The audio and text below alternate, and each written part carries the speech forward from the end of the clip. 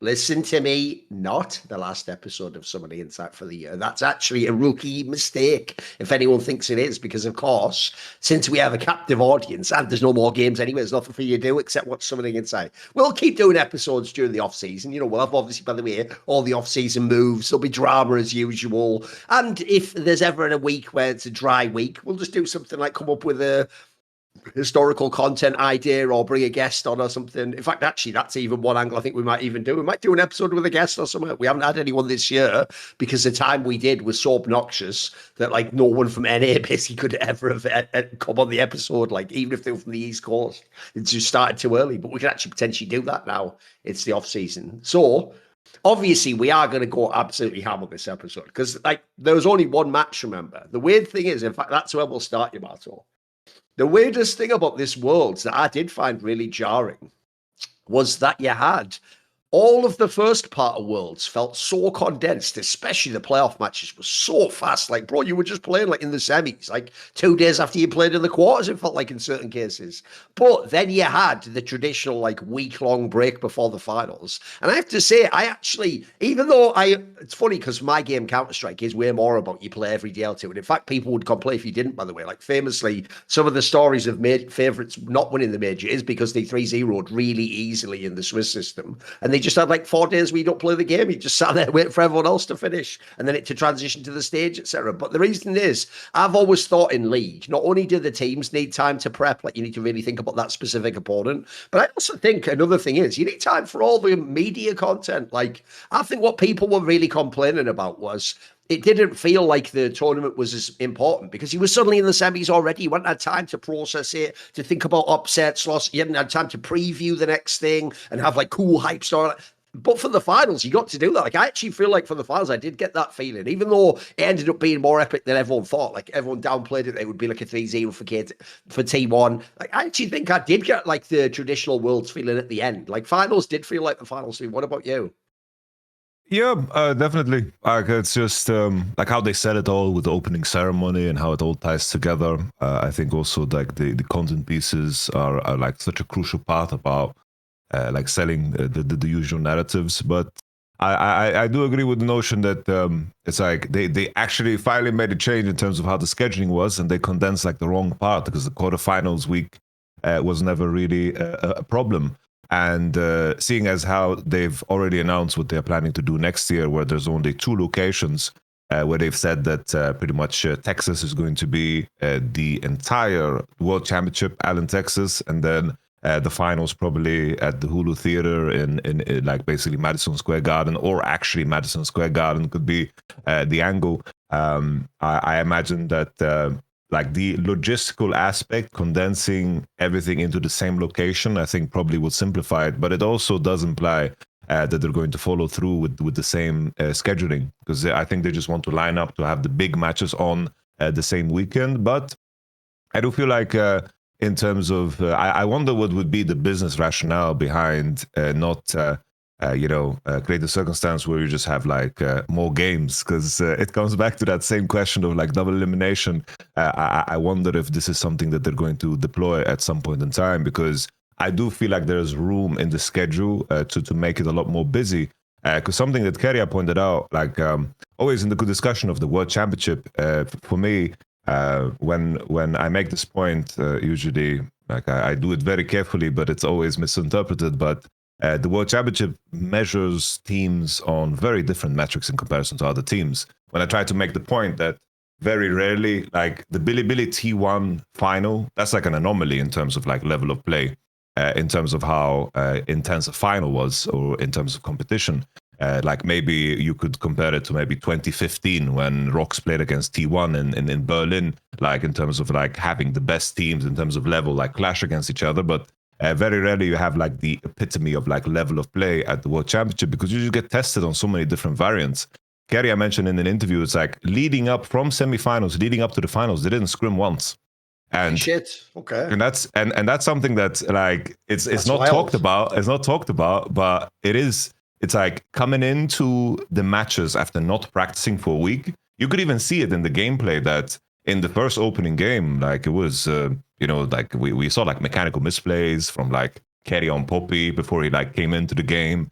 Katie as well. I felt they came online in the second game. It's like the logistics of practice is insanely difficult, and I understand that there are sacrifices that need to be made on that part to make sure that you get the right content pieces and you do all those shoots. I remember last year there was a story that Keria said, we were on a rooftop filming for like 6 hours and they showed that shit for 15 seconds in the video. So we were freezing our nuts off on the roof of a building to make this promo shoot, and they just used 15 seconds of it. I just think, for me, I think more games. That's where I fall on, because I do think that break is a little bit strange.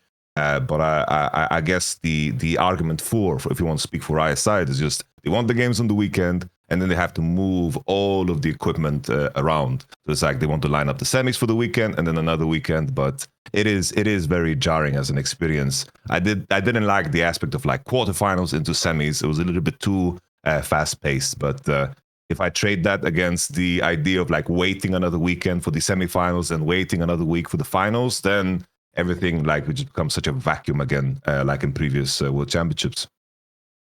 The thing is, I actually do think that the other reason I'm amazed that it doesn't seem like they even discussed the possibility of double limb so far or even hint at it is because, bro, you just immediately increase the viewership of the tournament. Like, if you think about it, if you do a double limb tournament, the three biggest, most viewed games are going to be the upper bracket final, the lower bracket final, and then the final. Now, you might say, yeah, but I already get the semis. No, you'll get those as well. You get the semis anyway, what would essentially be the upper bracket semis. Will still have great viewership. And also, the part people are missing is this. You not only with double limb do you make it more likely that the final is like more of a marquee matchup. I know this one actually, like, the funny thing is this one ended up being a good final with some really back and forth matches, but it was actually being carried by what looked like fake narratives, which was the whole telecom war thing, because like, I think even when people sold that whole angle like we did of like, yeah, but like in 2023, KT was the top. It's like, yeah, but the problem is because it never won. It never felt like a true rivalry back and forth like that. So a lot of that was almost just like, hey, it's cool that like back in the day, Faker was playing against fucking KT Bullets or whatever, and you're just like, what's that to do with this game? So the difference is, if you had a chance for the obvious team as like a GenG to meet them in the final, I mean, that would break every viewership record ever if Faker and Chovy actually met in the grand final of Worlds. Like, that would just be like fucking bonkers, probably like 2 times whatever the number of any other match would be. So I also think for viewership numbers, you would just kill it. Like, it's pretty much a slam dunk. You get awesome viewership if you do that. By the way, in this final itself, though, I'll tell you one thing I want to just put out there vaguely, which is, I do think they slightly overforced, like I said on the last episode, that whole like trying to make it one of each of the 4 semi-finalist teams was one of those Chinese elements of like, you had the bamboo shoot that hold strong in the night of the rain, and then you will hold till spring it returns again. You know, when they were doing that, when they were like trying to force all the storylines, so everyone was like some Pokemon faction or something. I also think they just did it wrong, because their angle, right, was that T1 with the bamboo, because obviously the bamboo, you know, is like really strong and it can hold. I actually think they even messed up that, because I'm someone who does a lot of narrative work, and I can tell you, they actually, what they should have done is for T1, they should have picked the one where, I forget what it was called, but it was like, you know, a sort of winter berry. Do you remember that one where it was like a red winter berry or whatever the fuck? Because that one would make more narrative sense, because I thought the narrative angle you should go with, because that would fit perfectly, is the idea that like the thing that are in spring and summer are all about like looking amazing, blooming, blossoming, you know, everything's going awesome. No, if anything, the reason why T1 should be the one in winter is because it's the idea they just survive in the harshest environment. That would be cool, because that is what T1's done at all these worlds, Yamato. Like, what people don't get is, if you actually can get past the smoke screen and all the jungle of all the stupid fan comments about like, yeah, but Worlds is all... What they do is this, you've heard it a million times, mate. They take the following statement: Worlds is the most important tournament, right? What's funny about that, Yamato, is we all agree with that. I don't know anyone who doesn't. Like, I even think the format of MSI is way better, but I understand that because it isn't called the World Championship and it isn't at the end of the year, it isn't the most important tournament. If people don't know, I do this all the time in Counter-Strike. In Counter-Strike, I actually think the format of what used to be IEM Katowice and IEM Cologne is the best in all of Counter-Strike. So technically, to me, that is better than a major, but it isn't actually a more important tournament than the major, because the major is the major. It has that status that forever matters more than even winning what might be a harder tournament. So anyway, the point is, we can all agree with the first statement: Worlds is the most important tournament. But then what they do, this is where they do a bit of what you call sleight of hand.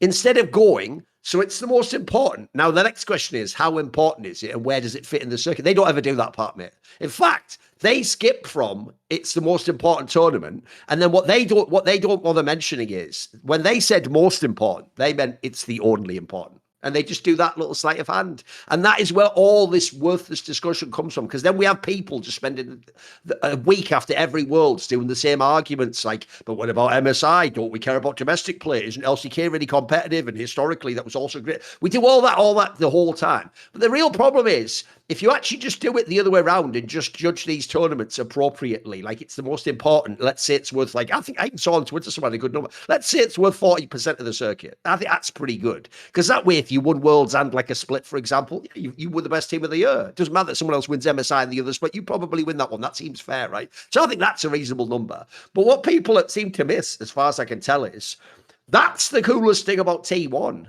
I'm going to spin it the opposite way to everyone else. Everyone else spins it this way, Yamato. That because T1 is also all about Faker. They take Faker's narrative, and that makes the whole narrative about that. T1's supposed to be the one that's always plays the best at the hardest time. I actually think they do, but in the opposite way. I think, if anything, I think the most impressive thing about T1 is this, Yamato. It's got to be the international flaw of the team. That's the thing. It's not that they go to their 10 out of 10 level. Like, put it this way, I've never seen at any of these Worlds T1, when they win the Worlds, play at the same level that GenG did earlier in the last couple of years or JDG did in 2020. They didn't go to the top level of what league was capable. But the difference is in the World Championship, when everyone else is shitting themselves and it's really nerve-wracking and people aren't playing their best league, and as you say, mate, people aren't even scrimming sometimes, and it's at the end of the year, at the end of all the patches. The difference is the flaw of their game is what's fucking amazing, mate. That's how they hang around in so many of these matches. That's how they like fucking just wait. If you notice, it's actually quite rare beyond like the shit like Weibo finals. It's also quite rare, bro, that they just stomp people in these finals. They don't.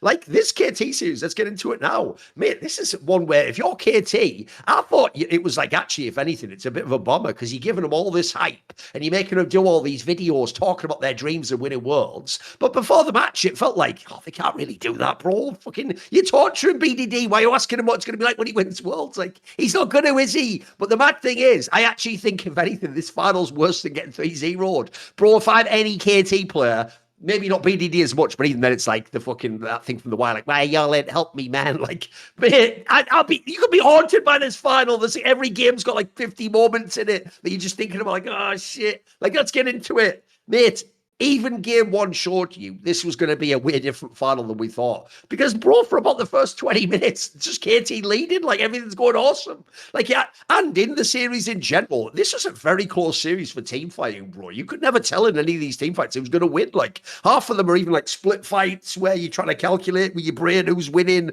It nearly always comes down to like catching one person. What did you think of game one? I thought game one immediately set the tournament. Like, you could tell it was going to be a good series. Game one, I think, props to score. I think in terms of where the draft started, we had the standard as like leaning into comfort, right? Like Wukong Rumble is the most stock standard KT draft that you can see. I thought, slamming the Ash Braum as an opener as well. Pretty good, yeah. To just chip away at the Gumuyushi pool, I think was really clever too. Yeah. We had the rise for the Prio, and something that we saw with Katie the entire tournament, which was the added nuance in comparison to what we saw in the year, was that Peter and of course Cuz just worked together super well. We saw them against very strong jungle support pairings, just find invades, find catches, and that's how the game opened, right? It's like they had Ash Braum, and the danger of what T1 drafted was that they went full comfort. It's like you look in the isolation at the pool, like you look at Zinzao, you look at Talia, Ambessa, and Varus and Poppy. These are like some of the most played, most classic champions of T1, but it comes with the risk that they don't have priors early. And we could see, like, already minute 4, we had that situation where Cuz and Peter just killed, of course, Owner. And you could see that there was a sense of kind of desperation almost in the way T1 played. There was a strange play where they tried to gank the Rumble up top with the Poppy. Rumble had like Ninja Tabi, and they managed to get a double kill. And the conditions of the game were like super in favor of KT leading up to that Drake fight. And I think what's so cool about how T1 play is that they have a sense of courage that nobody else has, I think, at the World Championship. there was this particular moment in the game, I believe it was at the third dragon, where a simple detail as just the enemy team putting perfect kind of on a flank with the rumble that made their position on the banana bush just a little bit weaker. And in that moment, Faker just stole the mid wave, and then they isolated perfect, and then they just found the engage. And then there was this crucial moment where Keria just read how Cuz was moving. Because if someone just wants to watch a replay, there's like this moment where the read is, most junglers are going to like space their auto attack based on the auto attack cooldown. And there was one moment where Cuz decided not to do so. And then, of course, Keria just read that and found the W on the Wukong engage. But if you just look at that fight, already the details of how quick T1 react to information really, really shows through. And then all of a sudden, the game was blown open, even though, in my opinion, the game position was very, very KT favored. And for those who haven't done so, I recommend anyone to just go and check out those T1 Discord or whatever the video names are, because the communication of T1, some of the cleanest comms I've ever heard. Right. Because they're just talking about, it's like, we are breaking through, we're looking to break, we look to engage, and then when someone says, I'm going to go, everyone just commits fully blindly. And I love the fact that when they're in a fight and someone kind of gets caught or kind of overpostures, they react to this so well. It's like the equivalent was like Perfect got caught by Talia in that same fight where he had to flash out. In that same game, we had a situation where Owner got caught, but instead of flashing out, he flashed in to just gain as much value as possible out of his Xin Zhao. And I feel like that's where like the nuance is for T1 and why they like came out ahead in this particular game one. The devil's always in the details. It was super good to watch. And I think this is like the strength of T1. When they lean into their comfort picks, we can complain about the draft and complain about the cohesion of things sometimes. But when you're playing things that you're so damn good at, you're going to be able to pull off some magical shit, like Owner did in this game, or like Keria did with the W on Wukong, or the 3-man poppy ult that he slammed, or some of the Embessa engages that we saw, or the Talia flip at Atakan, where Faker just slammed Kaz and, of course, BDD in that Atakan fight to seal the game. By the way, in general, another thing I noticed about this Worlds in particular is, bro, is T1 just like the best fucking Dragon team in the whole world or something?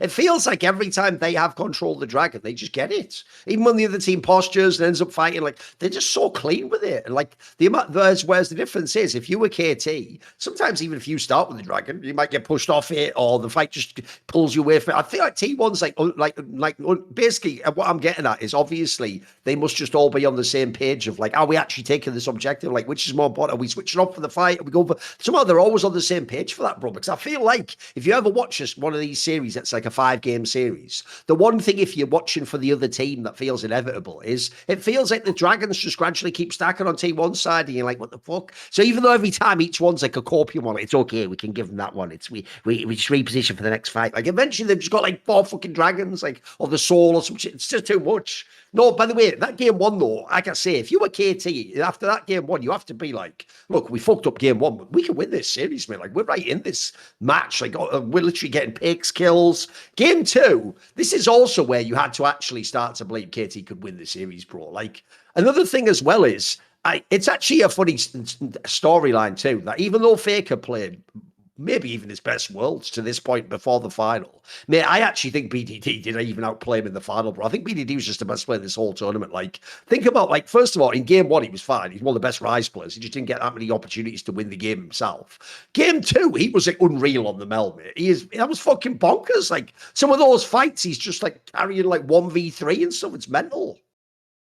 No, I don't know. BDD, I think it's tough to complain about the tournament that he had. I think always when you go deep enough, like it's like we there were moments where you get pulled back to the ground in terms of who Perfect is, Peter is as a player. Yeah, for example, there's another one. If you're BDD, like, can I carry this game, please? Can I get a chance, please? I'm fucking fed. Give me a break. At least, like to some degree, like at least we got some sense of we are on Earth, because there were many Oh, I know what you moments mean. where I was Yeah. like, what planet are we on? The level No, you know Perfect what's is weird, playing on, Yamato? Peter's This playing might on. sound BM because on the one hand, I did want BDD to win, but in a weird way, it's like the DRX thing. In a way, it's more. It's if instead in history, Yamato, someone looks at the scoreboards, and this one's a perfect example because every mid lane one, even game 5, is just mega for BDD. If they look, the scoreboard will tell them the truth, which is, wait a minute, the BDD guy's unreal, but like, is this perfect guy? Is this Peter guy really that good? Put it to you, they're clearly not as good as Carrier, for example. Like, that would have been more awkward if it was the DRX and you had to explain to someone like, actually, Kingen and Pioshik aren't the greatest jungler and top lane of all time. Like, that's more awkward because I know what you mean. Like, they couldn't. The problem really is this, Yamato. They couldn't survive 5 whole games. That's the problem. In general, most of them held up, but you're not going to get 5 world class games out of those players. Just too much to expect. Yeah, I think that KT did a great job of forming and really forging an identity throughout the tournament. The way they drafted and the way they played was a system that they replicated. Like, I think this was really the hallmark of a team that was just coached really, Yeah, they really looked like well. they were awesomely coached. Yeah. It's like if you look at the details of like 2v2 matchups, 1v1 matchups, there were a lot of moments where like the players are like 10 CS ahead behind, 15 CS behind, but in the grand scheme of things, they always had a very, very clear vision of what the role of each player was within the game, which I think is like so damn important. There's gonna be like better individual players than some of these guys, but they were so damn on the same page, and I do think that outside of BDD, someone that deserves a lot of praise is just Cuz. Like, because this tournament was insane for Cuz. Even this Oh, bro, people finals. memed on him way too much. He was really good in this. Even in the final, I think he was awesome. Yeah. I think like if someone wanted to go so far to say that Cuz was the best jungler of the tournament, I don't think that would be a But it crazy is thing to you say. know that point that everyone's made, which is right, that everyone did go too ham about Oda picking fucking Mundo because he was shit. Cos was fucking insane on Mundo. What are you talking about? He was baller, mate. And it's like before people go too crazy about my point about Cuz, it's like if we're looking at the whole tournament, Cuz was so damn consistent, and Absolutely. there was the Swiss stage. It's easy to forget, but it didn't look the cleanest for Owner. And there was definitely like a ramp up period for, of course, T1. And then when you get to like the first 3 games, Kaz was winning all of the smites. But then, coming into game 4 and 5, suddenly, there was this thing that Dom said about how jungle works within the game. It's like whoever wins the first smite wins all of the smites in the same game. And thinking about it is so damn true. It's like psychologically, it's like, you have almost like conceded in that sense, but I do think that Kaz's performance in the earlier games to, of course, get them to match point to 1 was just phenomenal. And I do think that KT, in regards to the point that I made about how they wanted to hard force that identity, really, really got to the point in game 4 and 5 where they tried to shoehorn that a little bit too hard. Caitlyn was something that they had success on, but that success was so damn fake in my opinion, because they did win games with Caitlyn against, for example, MKOI or Team Secret Wales, but something that was awkward for them and for a lot of teams too is that they can't find support pairings that make their composition coherent. And in that spot, they picked Tamkench into Kalista Renata, and I called instantly. No matter what the other details are about the draft, this Tamkench is going to solo lose you the game, because it gives Kalista Renata just priority in bot lane, and I think is way too important in the series. And coming into 4-5 as well, it's like the pairing of Yorick and Smolder. It's like at that point, when you're slamming Yorick the way they did, you're picking it because you're running out of champs, and you don't know yourself what to pick into Yorick, so you're fearing that lock-in. And while the Yorick matchup might be good into Camille, if you're going to be in a position where you play Smolder into Galio, T1 is going to find opportunities to carry water no matter what for the Camille like they did in the game. So I do think that KT just kind of ran out of steam and tried too hard to stick to that identity. And this is, of course, a challenge that you face always. It brings me back to the Bilibili T1 series in Game 4 last year, where we saw this, of course, just Bilibili leaning into this composition where they played Smolder and Ziggs, which was insane in the spot, but it was so antithetical to what Billy was at the time, because patience is just not a word in their vocabulary. And I think that's the challenge that you face. If you are so recipe based, you're going to really look awkward outside of that recipe. And that's why, like, for the entire year, we praised GenG, because they could play all sorts of different compositions, while KT is like, we need to be strong in mid game, we need to be able to have strong 3v3s on mid, and then leverage that into making sure that our side lanes don't get ganked, and then just show up at the dragons and team fight. But if you have Smolder, then the game just changes too much, and regardless of how good BDD is on Smolder, everything else is going to fall apart for you, because you have built a foundation that relies on very specific things.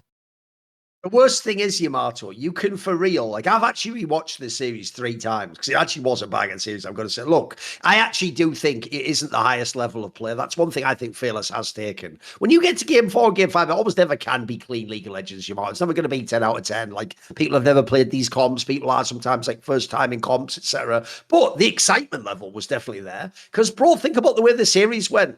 Like, even in game 1, when KT lost, they were doing really well for the first part of the game. They win games 2 and game 3. And by the way, game 3, they also look awesome in. Like, that was like one of the best games in the whole tournament for KT. Game 4, they are leading and in like a nice position. And then basically, if you remember, it's that sequence where they like lose the Attican fight into like a dragon fight, into like, at that point, T1's just like powered up. Bro, if you ever go and rewatch these team fights, especially the dragon fights, there are like a million different ways these fights could go. Like, I've got to say, that's why I say for T1, I really do think winning dragon fights like that is what won them this tournament. Like, because it's the margins, bro. The amount of times that those dragons that they're able to like separate people from the fights is unbelievable. And also, this is why actually I'm interested, like you said, that they got their comms, because it feels like the target selection in T1 is mega in some of these fights, mate. Like, the amount of times where, on paper, if you did a screenshot, like, I would think, oh, actually, KT can win this. Like, if they focus this guy. But T1 just, like, coordinates at the right time. It's unbelievable. But I also think if you are, like, not just BDD, but some of the other members of KT, mate, you're going to be up, like, this is the shit where you keep waking up, like, oh, wait, the final's over. That was 2 months ago. Like, you think about these matches forever, Yamato. There's so many angles you could have gone for, so many things you could have done.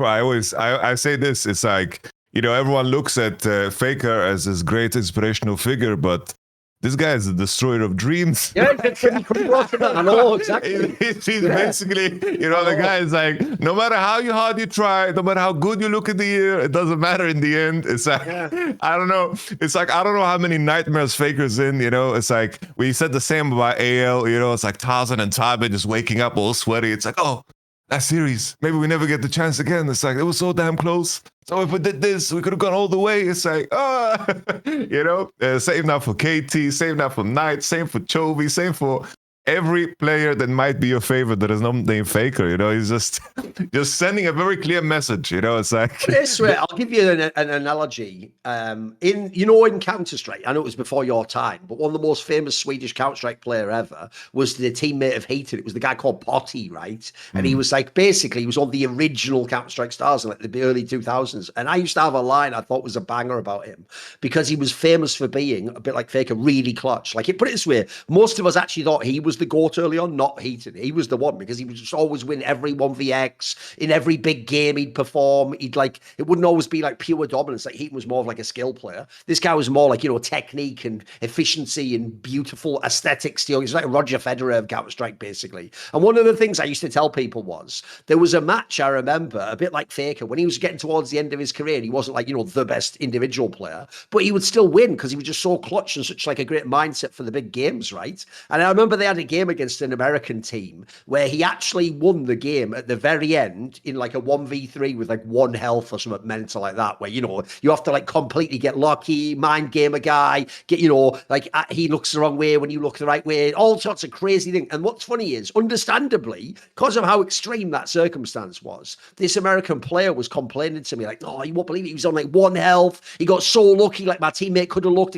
And I said to him, the problem you have is this though, mate. I said, for real, real, you have to just take a number and get in line because you're like one of like 1,000 people who have that story, bro. Because every time he wins the championship, there's a guy like you who's like, and you won't believe it, like I was leading and then he got, and it's like I said, and the problem you have is this, in isolation, I agree with all of you. You're so unlucky, that sucks, it could have, but the problem is when one guy has that story going his way like 1,000 times in a row, that's why he's the GOAT. You know what I mean? Like, that's not, you're just one of a million, because you're right, Yamato. In isolation, if you're BDD, you could be sat there in a bar like, oh, what the fuck? I played the best game of my life. I was awesome, and those bloody teammates. But then the joke is, you look down the same bar, and then not only is Knight there, like, yeah, then fucking, you won't believe it. Like, I told fucking Jun not to do that. But then if you keep going down the bar, at the end of the bar, all the way down, is like Tarby himself, like, and then Uzi I was like, I can't carry this game one from down. Everyone has that story, mate. Everyone has it. It's why in a fucked up way, Yamato, it actually is appropriate that even Faker has that story from DRX, where even Faker's like, and then I got boomed by King, and what? It's like, for once, Faker actually got to feel what that's like to go, wait a minute, I'm supposed to win that one. Like, yeah, they're all looking on the bar like, yeah, motherfucker. Exactly. It's frustrating, isn't it? But then, of course, because he's Faker, he didn't really have to sit there at a bar. He just won the next 3 world championships. Whatever. Fuck, right up. Fuck. By the way, you guys don't know this. Low key, that's actually the one thing I've ever seen in League of Legends. Not getting banned by Riot multiple times and having his core streaming taken away, which made him cry on stream. All the things that's happened to Dom, I actually think the worst thing that happened to him might be T1 winning 3 worlds in a row, because he hates that narrative so bad, guys, that you all tell him like T1 was the best the whole time. Remember, in this same time frame, they've won 1 fucking LCK, bro. One. They don't even make the finals nowadays. But like, you've all just ruined the game for him completely, because it's so obvious that they're not just the best team of the whole year, are they, you idiots? But you've got to give it to them. They are fucking fire at Worlds, though. Yeah. They're too good. I do feel like this one, was a little bit, it's like, I think the community wants to be, I understand it's like the nature of how people consume entertainment, right? It's like people commit varying degrees of time to it, and then they want to, of course, frame the narrative around what they know. I think this is just how people engage with entertainment, right? I think it's normal with any traditional sports. Like, I do the same with Formula One. It's like I watch the highlights, and I have opinions, which is crazy when I think about the context, you know? The thing, though, Yamato, I'll always make this point. It is totally fine to have shit opinions. Here's the difference, though, Yamato. You don't tweet at, like, the most famous analyst in Formula One. Like, you don't know what you're talking about. This guy had a very much. That's the real problem, though, Yamato. You know what I mean? We can all have shit opinions on Reddit, but I think that's fine. That is the place for shit opinions. My problem is just when people, I always say, I'll give you my equivalent of that, Yamato. If someone's a fan of CS, they don't really, if they're doing a GOAT conversation, have to only start with people they saw. But don't tell me, who was there, how good like Forrest was if you never saw him play. That's the obnoxious part, Yamato. But you're right. Obviously, I always say this. When we're not in our game that we're an expert in, we're all plebs, of course. I'm a complete pleb in like tennis or whatever. I've only watched like 4 of the best players or whatever. Some of them I only saw if they played that player. Like, I don't have comprehensive knowledge. Yeah, of course, we're all plebs. It's actually part of the fun of being a fan, right? Just having fucking opinions, sort of fun. No, 100%. It's just like the way, because like looking, because even the narratives about T1 and coming into a world championship, I still think like coming into this one, like every analyst out there put them minimum top 3. Some people put them 2. Absolutely. Like this was like everyone said that if someone's going to beat GenG at this tournament, it's going to be T1. Bro, almost everyone, as far as I know, everyone except maybe some like really optimistic LPL, everyone I know had all 3 LCK teams the top 3. If anything, the joke is it's not T1, it's actually KT we're all the most wrong about. Everyone thought, like, bro, my hot take show wasn't my take. On the hot take show, Zabatin said KT Ross is the worst Korean team to ever qualify the Worlds. It's actually KT people were down on. I think most people actually thought here's the part people are being really unfair about, Yamato. This Worlds was also the one that baited people into thinking T1 because of the Swiss. Because in the Swiss, they didn't have that harder draw. Like, they were fucking up games, bro. And they were looking rough. Like, the joke is in Swiss, aside from Faker, most of them looked kind of shit, mate. Like, it actually looked like it was going to be a bad Worlds. And look, I don't know that they were ever just going to go out, like, fucking immediately. But then anyone's legend was there. Like, I think actually, this was the one Worlds where I feel like most people were quite on point with the T1 analysis. Most people, like you said, I'm worst third. Yeah, because like throughout the year, there were moments where I think they were a clear second, like especially that period in spring, bleeding into summer before playoffs. And I feel like that's like relevant to the story. Even their winter when they played with Smash, like if it wasn't for that bullshit format, we don't know how they would actually fare in that play. Like that was the best of 5. They could have won against H&E, which was so damn close. Like they were pushing the damn Nexus into game 5. So I do think that T1's year was it was terminus, definitely, with like all the problems surrounding like AD. But I do think coming into the World Championship, it's like my point was, it's like the narrative of both T1 and GenG, people want to replay the same thing and place it into this box that even though they had struggled throughout the year and then they ended up winning worlds. I do think there is like a lot of nuance because we compare it to last year. They barely like qualified. This time around, it's like the last series they played in the LCK was a 5-game series against GenG, and that was like the clear favorite to win it all.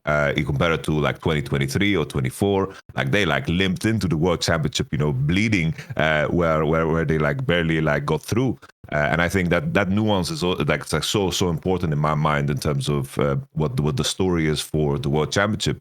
And for me, it's like if I think about this World Championship, it's like the main thing that I am saddened by is the fact that we didn't get to see like a proper conclusion of the T1 GenG story, because now we have a situation where GenG lost 1 best of 3 against T1, and that was of course in summer. The 29-1, like that one loss was T1 versus GenG, a best of 3 in regular split, and then in the best of 5s, GenG just had the upper hand because we were robbed even in spring of that matchup because of this dumbass format. We didn't get T1 versus GenG there, and now we didn't get T1 GenG at Worlds because for me, it's like a big part of the double elimination conversation is that we get to see T1 at their best. I want to see more series of T1 at their best, plain and simple. And I wish we had like a proper conclusion to that story. I really makes me feel blue-balled, about the whole journey. And also, mate, any rematch with T1 would have been baller. Like, if anyone's legend could have rematched them. Those are some awesome games this year. Some of the best back and forward we've had in League. Like, obviously, the GenG one, we just never got, as you say. Like, in a weird way, that's what made last year's Worlds easier to accept. You just directly beat Jovi and GenG. That makes it, in my brain, easier to accept that you win. And then, obviously, this time around, who wouldn't like to see the KT series run back again? That would be fucking amazing if it somehow happened. And no one thought it would ever happen in the first place. But, in fact, that's also the other thing people don't seem to realize.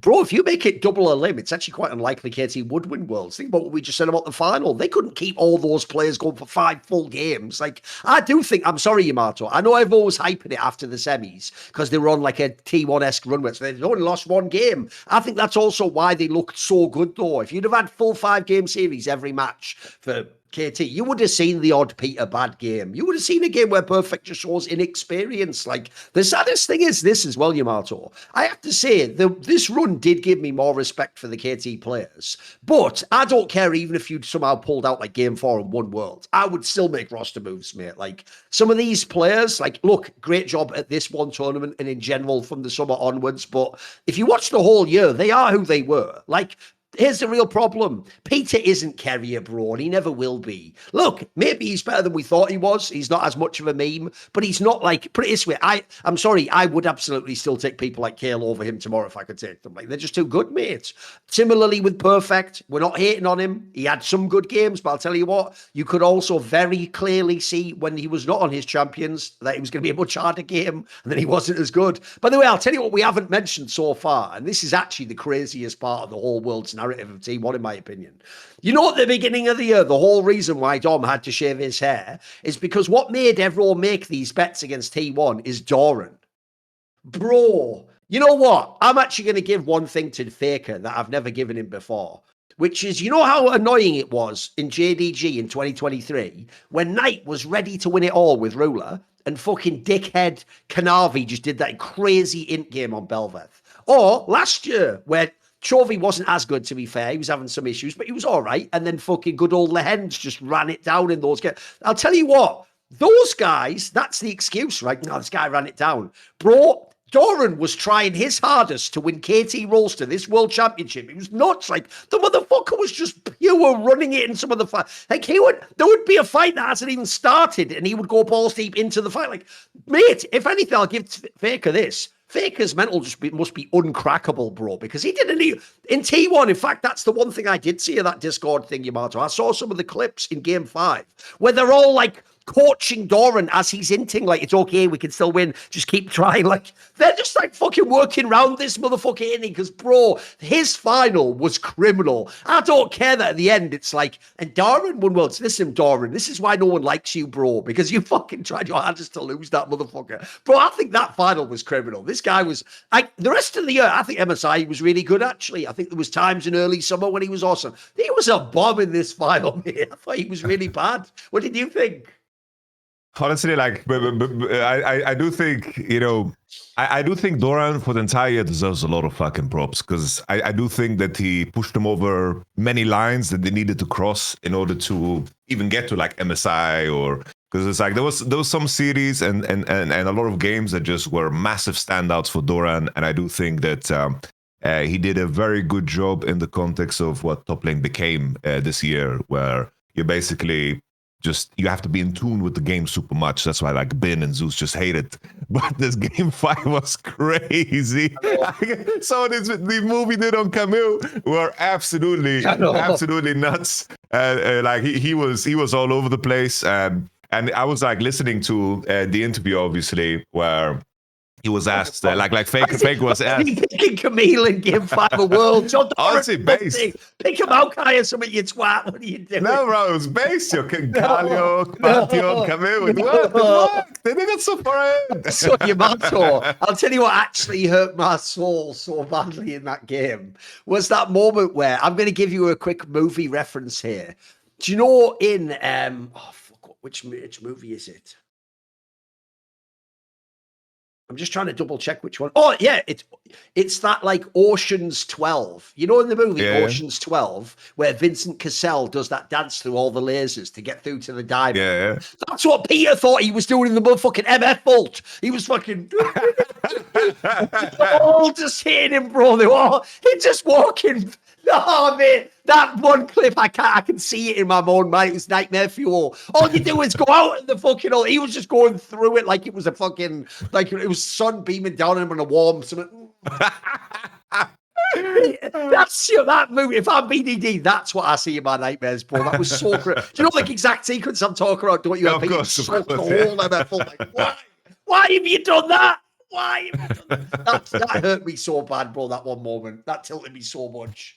No, it was definitely, it's like they ran out of steam, It's like you become desperate. You just want to win the game on every play. It's just how it seems like, It's like every play you need to win the game. You don't play position. They just funneled themselves through that. Like they were iron deficient, I just want to eat some bullets. It was something else, That's so gross. I was like, bro, I appreciate the sympathy and how they navigate around Thorin, because I think a very important part of the T1 story is that there was a period after spring 2022 where T1 just couldn't win finals. Like that was the big meme. It's like they play finals and T1 were considered the chokers. They were considered the big chokers because they couldn't win MSI final, they couldn't win world finals, they couldn't win summer final, and that of course bled into the rest of the year. It was also like in spring 23, and then it was at MSI. Obviously they lost earlier than the final, but they lost against Billy Yagao, the savior of LPL. We missed that guy, so he had some magic thing about him. But it's like they had to overcome so much. And I think what makes T1 so damn unique is that they overcame, and then they didn't make any roster changes in the in-between when they were so close to winning. And that's like incredibly rare. And then finally, when they got out in like on the other end, I think that in comparison to any other team, we've never had a situation where a core stays together this damn long. It's like they made the change with Zeus and Thorin, but like the collective experience that they have, like this is This is like that, you know, that couple, the two grandmothers that go for walks in the park, like the grandpa and the grandma, like they know each other inside out, you know, they know everything, like it's telepathic. That's like the equivalent of that in league years, because like sticking together for 4 years, 4.5 years is like it's a miracle in itself. So it's like when they're pushing and they're going so deep into those cities, it's as if they know already what to say, and they know all the cues for when someone says, pick me this. And then just on the tone, they know, oh, I just need to back him up and we're going to win the game. Like that level of trust is something that you're not going to be able to find anywhere else. Like replicating this is like looking back at some teams post-World Championships, it's like teams that won Worlds never really stuck together. It's like 21, EDG, like to 20, well, not even 2015 SKT, like which teams stuck together? IG, I guess 2018, but they collapsed during the side. There's not many though, yeah. G2, right? It's like G2 stuck together, but like that was like that. Those 2 years felt so damn long, but it's still just only 2 years, which is crazy to think about. And I think that collective experience, going through that and coming out at the other end, I think a lot of teams don't want to take the risk in staying together, because the easy solution in those moments is to just make roster changes. So, by the way, it even makes sense, Yamato. Think about it. It's not like sticking together did win them all the LCK. They didn't win any of those pro. Like the last one they won was in 2022, and essentially, like, look. This is why there's like a plus and a minus. You could argue that the reason they've won all these worlds is because, when they get to worlds at the end of every year, they have an experience pool no one has, where they've been to like the deepest waters you can go to and beaten every possible type of opponent. Look, that's a mega positive quality to have. But you'll notice none of that applies during just a random regular season week game of LCK. So if you want to actually win an LCK, you should probably do what GenG does and shop your roster every year and upgrade. And if you get a chance to, you buy this guy, or do what they did here in real life, get Zeus when you can get him, and then get this guy.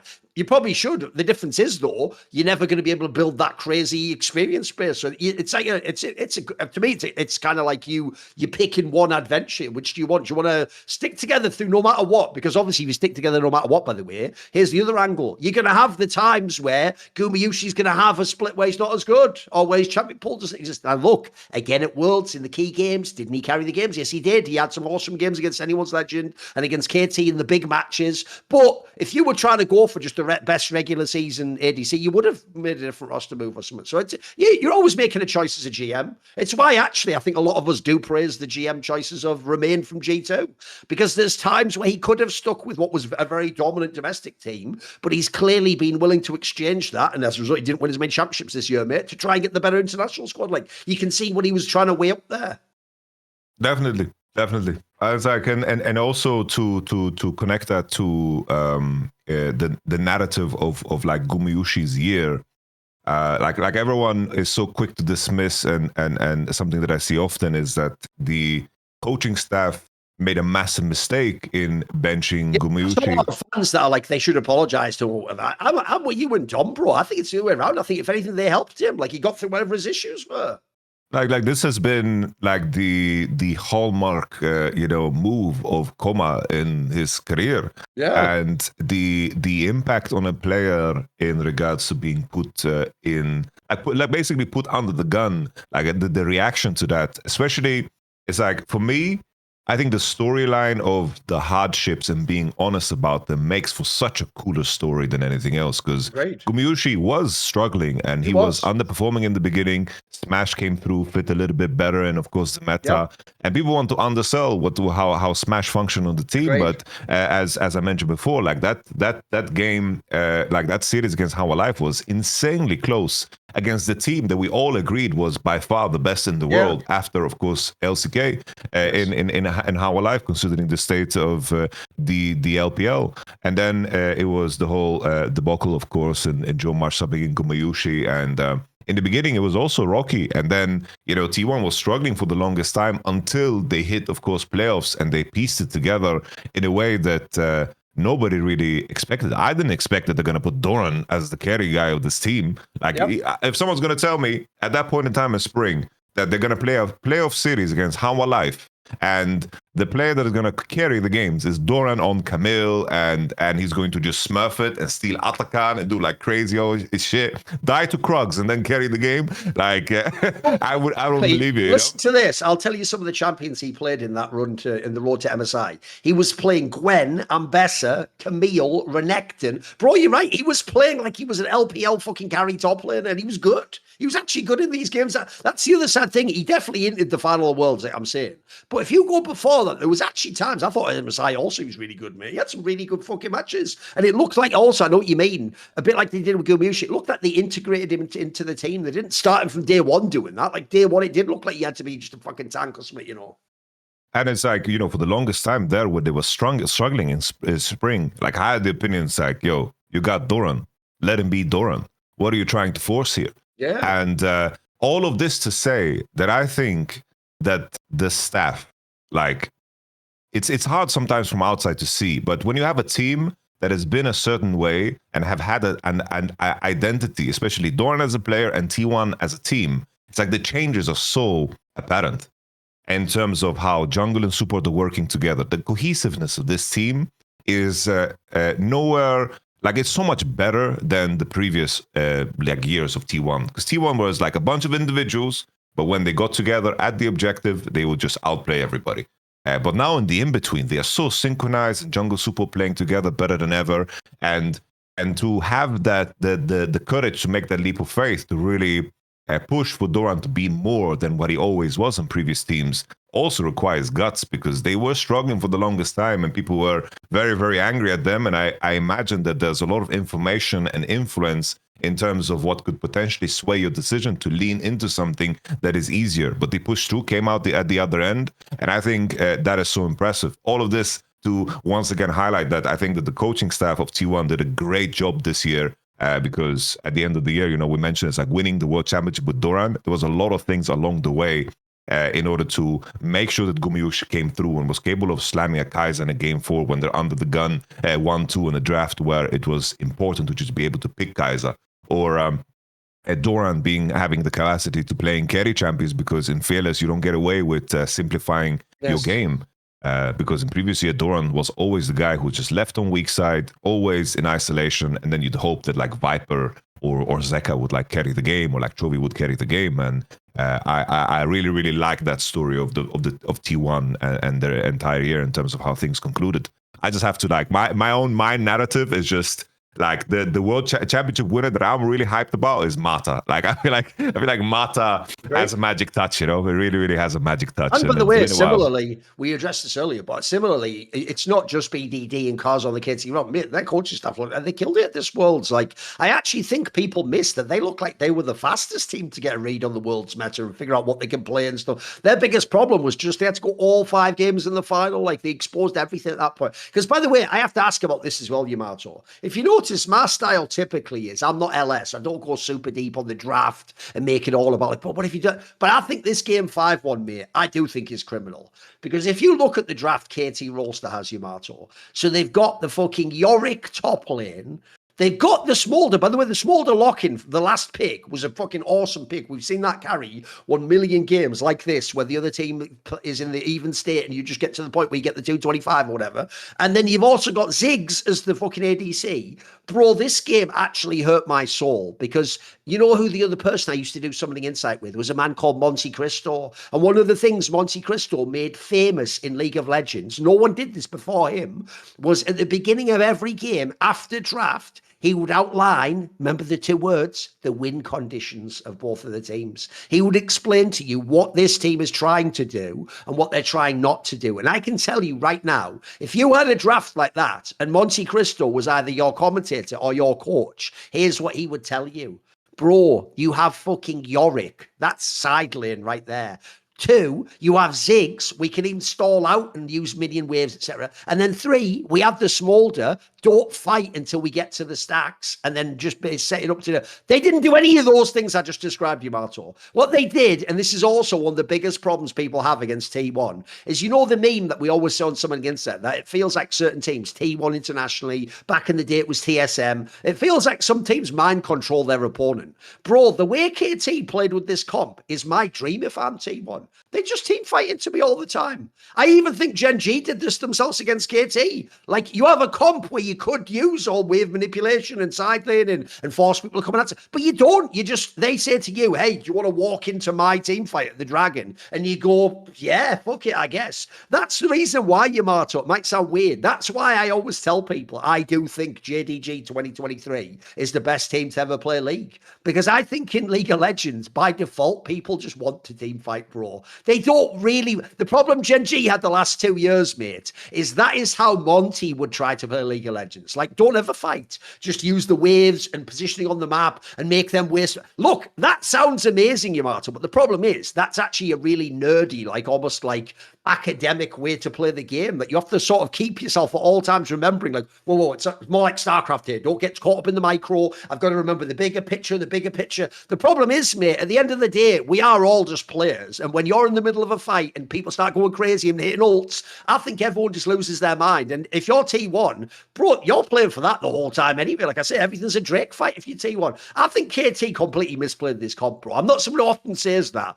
but I feel like with those two, like, especially that Smolder thing, bro, why were they fighting so many times before he got there? Like, he was this close to getting on the stacks, bro. All I'm saying is, think about if you're a fan of T1, imagine how many times you have played against a Smolder that you could never stop and it was fucking unbeatable.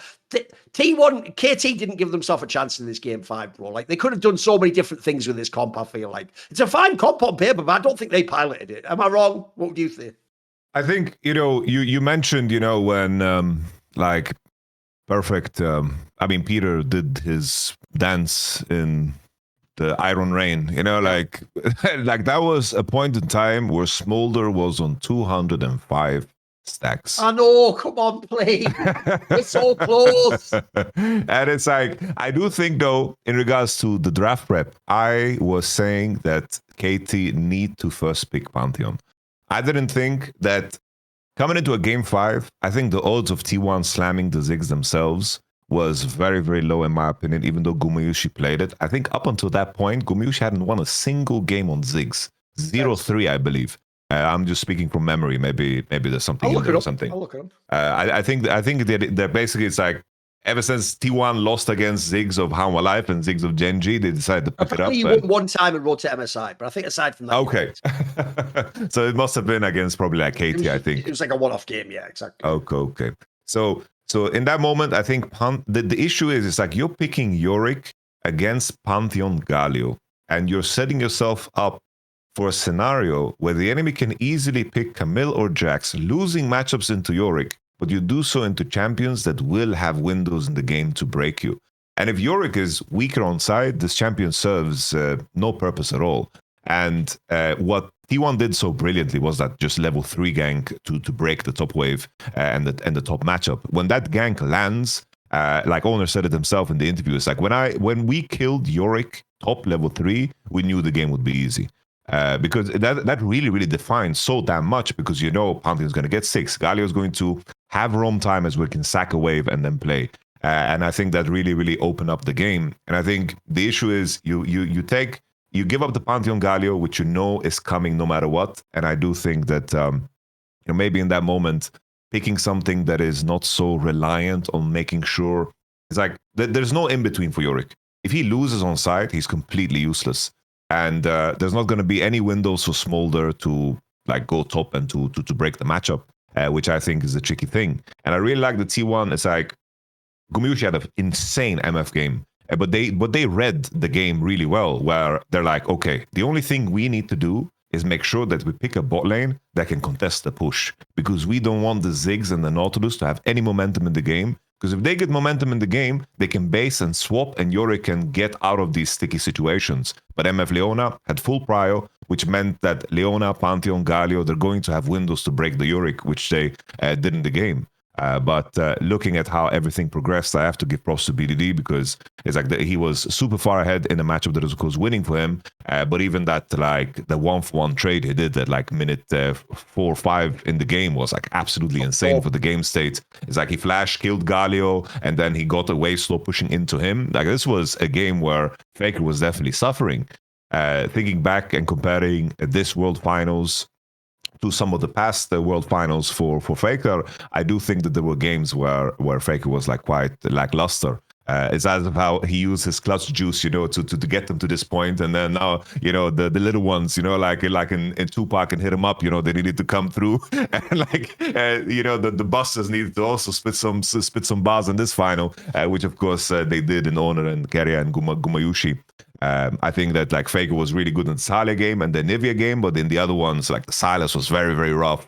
The Galio as well wasn't super clean, but in the end, that Peter dance in the bullet rain, definitely like a 205 stacks. That's the most painful part. It is. It's gross because like if you just wait, mate, you have such a great chance to do something in this game. The other thing that does kill me is like, here's where you have to actually watch all the episodes to get how our opinion evolves. If you go to the last episode, the one where it was after the semi-finals, actually Faker was having an unbelievable Worlds, mate. I think actually one of the best I've ever seen from him. Like I would really compare it to his original prime. He was actually even handsing people. But I think in the final and over the whole tournament, I'm sorry, BDD was the best player at Worlds, mate. Like this is actually one of the best performances. Like, you have to compare it to like Bin last year, Faker himself in 2017. Like these are some of the best performances you've ever seen. Like if you are BDD, I really don't know at the end of the tournament how you could really sit and do what all the Koreans do, where they go, I guess I need to try harder. It's like, what are you supposed to do, mate? Like, I think you already played better than most of the people who won Worlds. Like, it's unbelievable how good this guy was. Like, but I actually, listen, there was games he didn't carry, but there's very few games he ever had a bad game, mate. Like, he was just good. Like, even ones that the scoreboard doesn't look good in this final, he's always in the game, mate. He's always giving you a chance. He's just waiting for a teammate to step up or not to fuck up a fight or something. Like, I thought this was an unreal performance. Like, I have mad respect for BDD. Oh, definitely. I think the main, for those that are going to say like that some of the individuals on T1 were just much better. I think like you need to remember that we are putting in context the entire journey, right? BDD had to do heavy lifting already, like in game one against like MKOI. He did the heavy lifting against Team Secret Wales. He was insane against Top Esports too, and just the entire run was very, very clean. While like Keria when T1 going 3-2, I think Keria's performance was very rough in the beginning. I think that you can also call out like Owner, who was like inconsistent. Either he was like the best jungler in the world, or he was like really, really bad. There was no like in between. I think like the IG series really frames that well, because game 1 and 2 he looked really rough, and like Wei just looked like the better jungler. And then of course game 3 and 4, Owner was like completely in the pocket and in the box. So like putting that into context, like BDD never had like a moment where he showed like weakness. Like this tournament was absolutely tremendous, and I think, while people want to say, which I think is completely fair, like GenG, I think choking is not black and white, but this scenario clearly was. This was all like black in terms of how blatant the choking was from GenG. You still need a player good enough to break you. And BDD broke Chovy. Like he broke him in a way that I have never seen before in Chovy's entire career. Even when I think back to like 2018, the finals against KT, or like 2019, or anything really, like this was as broken as I've ever seen Chovy, and it takes two to tango, and BDD deserves props for that as well. Okay, well, we will switch topics in a moment, but first of all, why don't you tell us how we can switch regions if necessary? I will, but just in a moment. A few decades ago, private citizens used to be largely that, just private. What has changed? The internet, Thorin. The internet has changed, and everyone is just connected to the device. We are talking across the internet. There is very little secrecy, because of course we rely on our internet service providers. So I want you to imagine that all of the data has been, like all of your data has been collected and aggregated by your just data brokers into a permanent public record. Your record, your private life is exposed for others, and these data brokers are selling that information, and your internet service provider, or all these applications that you use, or this free browser that you're using as well, is of course making money somehow, and that is by aggregating your data and making a public profile for just you. I'm sure everyone's had that experience where you talk about something and then suddenly you have ads for it. It's like, oh, we talked about a toaster for 2 seconds and then suddenly you have ads everywhere on it. It's like they're in the loop, they're in the loop. And obviously you can keep your data private by just using ExpressVPN. Every time I go online, use ExpressVPN. Just, in my mind, in terms of protecting your data, this is the easiest way to do it. It encrypts 100% of your network traffic to keep your data safe from hackers when you're on, of course, public Wi-Fi, which I think is a super important thing. It's like when you connect to like Starbucks or whatever, it's like I always share the same scare story. It's like when I grew up, I remember in school, people had this application where any cookies that were traveling on the same network was something that could be like intercepted and they could just log in using the same cookies. And back then it was like not that malicious, people were just like writing statuses on someone's Facebook. And that was like the least, still it's like they had access to that part that is scary. You travel, you want to make use of Wi-Fi in a hotel, whatever, and you don't want to feel scared. It's like especially now in a world where everything is so digital. It's like all banking is done, wireless payments and all that jazz. I remember like growing up, our parents were like, no, don't put the credit card online. It was a little bit irrational, but also there is a little bit of rationality in that fear too, There's something to it, definitely. Yeah. And ExpressVPN, of course, works on all your devices, phone, tablet, you name it. Just tap one button to turn it on. I used it when I was in Korea, which was super neat because Twitch doesn't allow you to, of course, stream. Basically, it's like a 1080p because Twitch is not used. So I was streaming out of Japan, technically. Also, if someone's never used it on a phone, it's really easy to set up on a phone, actually. It's just in the background running. It's really easy, mate. 100%. And it's like, additionally, something that they added as well as like optional dedicated IP service engineer for like innovative zero knowledge design. Like basically, ExpressVPN don't even have your data. It's like, right. if for some reason, like the Department of Homeland Security is like, ExpressVPN, give me the information on this guy, he tweeted something, or like, you live in the UK, it's like, oh, he tweeted something, whatever, we need this internet data, let us know what he did, then ExpressVPN is like, we don't have this. It's like, bro, like, we don't have the information. It's not in our hands. So they can't be strong-armed into anything, which I think is super, super important. And that is that. Secure your online data today by visiting expressvpn.com/summoning. That is expressvpn.com/summoning to find out how you can get up to 4 extra months. That is once again expressvpn.com/summoning. There it is. Thank you, ExpressVPN. From plugging holes in internet security, the question now I want to actually ask you is this.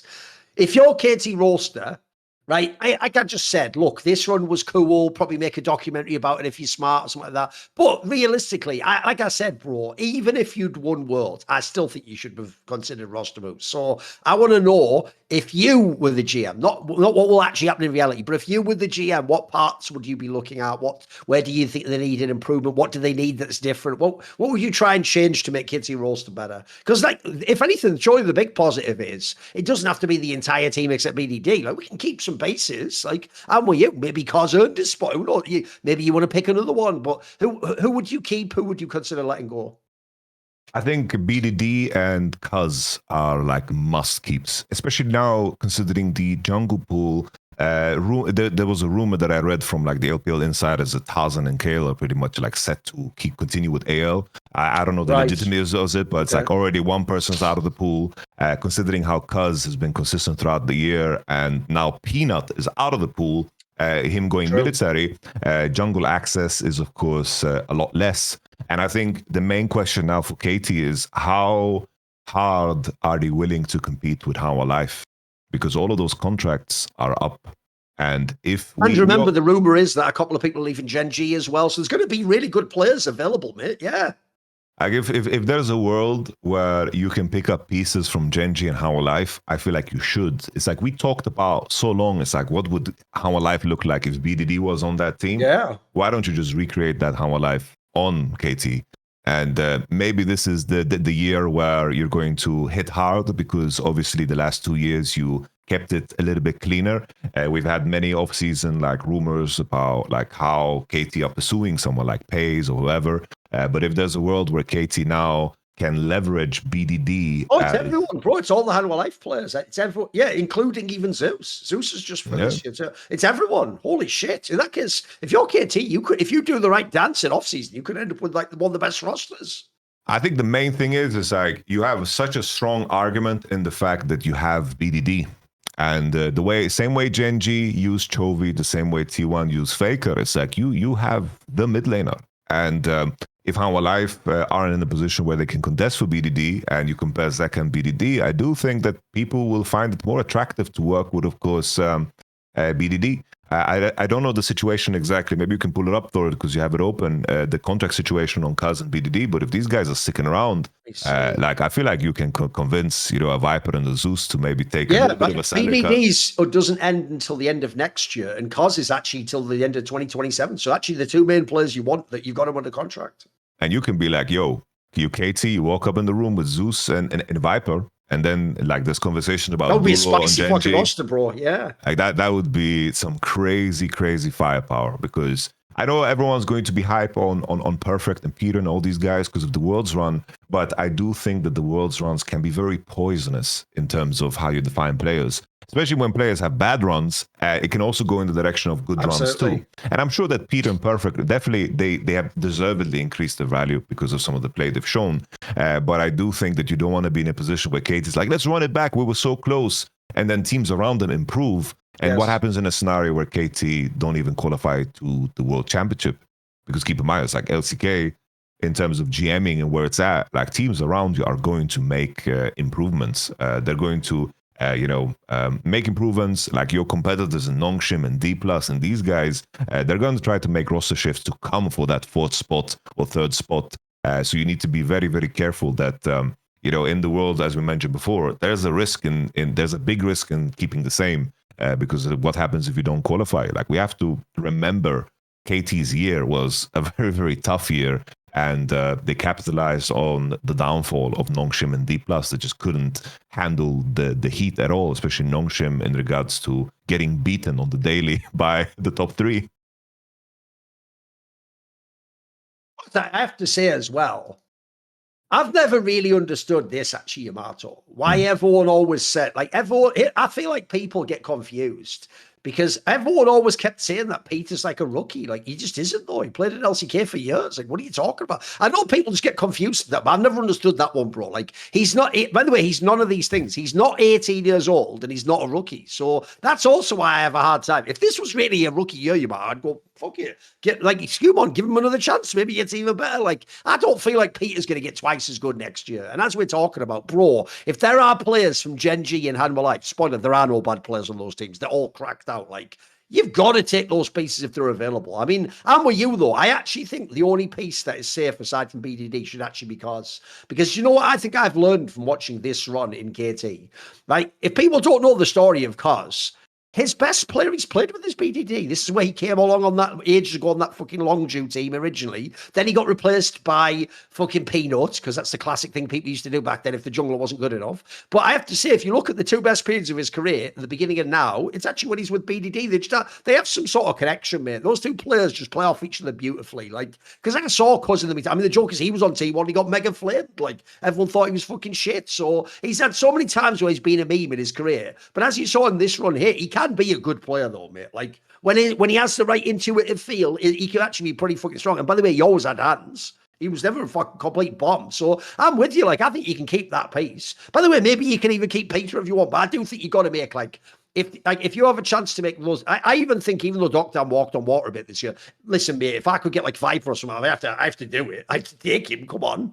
In fact, there's another thing I'd even be thinking about. If I'm Viper and BDD, I'd just get meet up in a bar. Like, bro, didn't we both just play the perfect worlds? Let's just play together, for fuck's sake. What are we doing? Like, why don't we just join forces?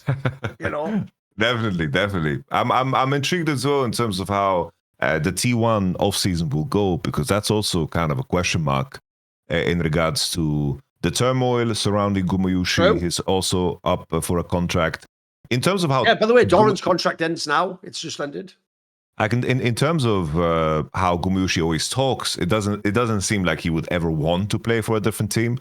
Like, if there's a world where like T1 make a change, I do think that Gumayusi has like positioned himself so damn well in terms of the community sentiment, right? It's like it's also awesome at all the worlds, that helps too. That you always remember at the end of the year at his best. It's probably his best tournament as worlds. It's like even if T1 would sign like Viper, it's like it might make sense, but the fire T1 would be put under due to Gumayusi being like the finals MVP and ending with such a crescendo. Like that is an evaluation that they need to make. But the reason I brought it up, like if we just think from a player sense, is like Viper has so much power in this offseason. And if there's a world where he goes to like T1, I would love to see like a Gumayusi on KT too, I think that would go hard. That would go so damn hard. Same with T1 players. Any of those T1 players leave, take them to the other fucking squads. Let's just do a proper shuffle where everyone goes to other teams, but we just keep the top 4 teams all have good players. It'd be mega. Because I'm with you, by the way. If you're T1, look, the real problem, like we say, is they just won Worlds again. So the problem is, in a weird way, actually, if you want to make the fans happy, Yamato, you're better off just keeping Guma, even if you don't win next year, because that way, when you don't win, they don't have any what if. But the problem is, if you replace Gumayusi and then you don't win the next Worlds, even if Viper or someone plays way better, in a fan's brain, they're going to be like, but we would have won if we had kept Gumayusi. They're just going to do that, unfortunately. Because I know what you mean. Like, I also think the same thing about Faker. Look, this Worlds was great, but you're not just going to have amazing Worlds every year. Like, you're going to have a year where you don't have as great a one. By the way, he was looking a bit sus coming into this Worlds. Actually, quite frankly, his champion pool was scoffed. Like, if you could get someone as powerful as Viper, bro, surely he wins with him. You know what I mean? Like, I can imagine Faker just doing his mid-game moves, just piloting Viper around a bunch of team fights. Surely they just fucking smash the whole world. I think it'd be mega. I think the main 3 roles, right? It's like carrier, owner, faker are probably like the 3 guys like that you never want to let go of. Like this is the core, and then you have like flexibility in the other positions. But it will be intriguing to see how things go down. Like I'm really intrigued in terms of the impact winning has. It's like winning is the best cure for any team issues. So. Maybe everything falls into place. I just remember like that. I've got a spicy one for you though. Yeah. Are you ready for a spicy one? Here's a contract that is really spicy though, bro. Do you want to know whose contract ends now in like a few days? Canyon's, bro. Ooh. Because here's the problem, Yamato. I've got to say, even though on paper that looked awesome, put Canyon with Chovy. Yes, but as we're talking about, if there's other names available, like if I could get Tarzan or something, maybe I'd do that more. I don't know. Like, because I feel like, I don't know about you, but I feel like Canyon just fucking phoned in the last half of the year. It just feels like this was one of the worst periods. They got away with it because people looked at Chovy and they looked at some of the other names. But I feel like he just fucking, this was not a great year for Canyon if you want to like put yourself as the greatest jungler of all time. This was, like the first half of the year is good, but even then, but I thought he was a bit scuffed even in the regular seasons, Yeah, it's just one of those players that have operated like a certain way for so long, and there were times where he got away with it. Like I think like his last year on Damwon was also quite like disappointing, but everyone kind of just said, "Ooh," I even said, "It's okay." Like look at the players that you're playing with, But back then, the 2023. The funny thing is like. Kana was flamed on that team, It's like, it's weird. We had like these moments where we saw Canyon playing Rel, breaking CS records on this champion where he was like very, very inactive. But then you just saw like those moments of brilliance in the big games. He was just like the big game hunter, and now it just feels like everything like caught up to him. It's like this year was the year of the demon junglers. It's like. While we talk about Canyon, we just had so many junglers having like the best career year of their life.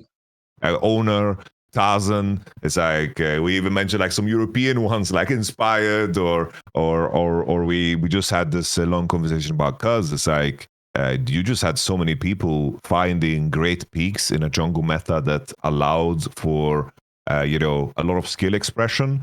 And this was supposed to be, the context what Canyon does well, but it just seems like his method of getting away with it has finally like caught up to him. And I wonder, for the longest time, it's like Canyon was the guy who was always rank 1 in Korea, always rank 1. Like I remember just watching his solo queue VODs, and he just put in so much effort and just seemed to like love the game. And now looking at his solo queue history, it's just not the same. And I wonder if this is just going to be the biggest wake-up call, and we're going to see a Canyon that is a demon, or if he's played bad enough to lose his chance.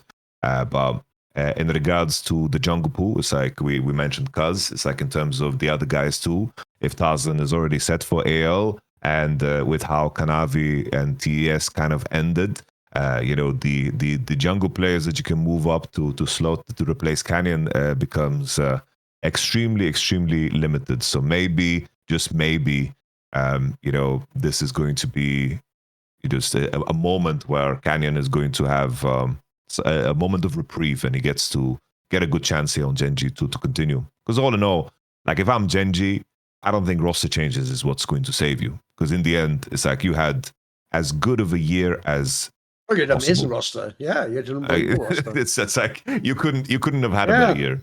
You couldn't have done more in the game. Since for GenG it's only 2 players, it's Canyon and Euro. For me, it's more like it's if they choose to leave. You know what I mean? Aside from that, if you GenG, I'd run the same roster back if I had the option. The actual team people don't realize will decide everything is Hanwha Life. Because on Hanwha Life, it's everyone. Obviously, Peanut retired, but the other 4 are all up in the contract. So what happens there is what could change the whole scene. Like, I mean, by the way, here's another angle people might not have thought of, right? Delight is obviously now available on Hanwha Life. He was awesome when he was in GenG. And remember, the whole story why we had to let him go and go to Lehens was like, we need the shot. If the story people claim now is that Chovy does all that shit himself, bro, like he might not even need like some support player to be the shot call. Like you could even bring Delight back if Euro leaves. Because I have to say, if I'm GenG, I would just make that offer. I would say to the players, look, I don't think it was the roster that was the problem. If you all want to re-sign, re-sign. If you don't, by the way, there's pieces out there. We'll go get Hanwha Life players. And look, if it's actually the truth that the Anyone's Legend players have already signed, that's a bit of a bomber, just in the sense that I hope they would be part of like the bidding in the off season. We could have some crazy, this team versus this team versus. I just feel like it would have made it sexier as a storyline. Because there's another thing. If I'm GenG, bro, wait a minute, you've got a Korean jungle and support that are world class available. Like I'll take those. Like that's exactly the positions I might be losing. In fact, you can even argue those might be 2 of the only players that could even be upgrades. Tarzan especially, but I didn't think Kale was pretty underrated. I don't think a lot of people just didn't notice how good his game was. I think he was mega, mate. So no, like I actually think this could be one of the most hype Korean off seasons ever, mate. This looks mega. Agreed. Yeah, I'm with you on the Kale Tarzan point. Like it's hard to find any any form of maneuverability.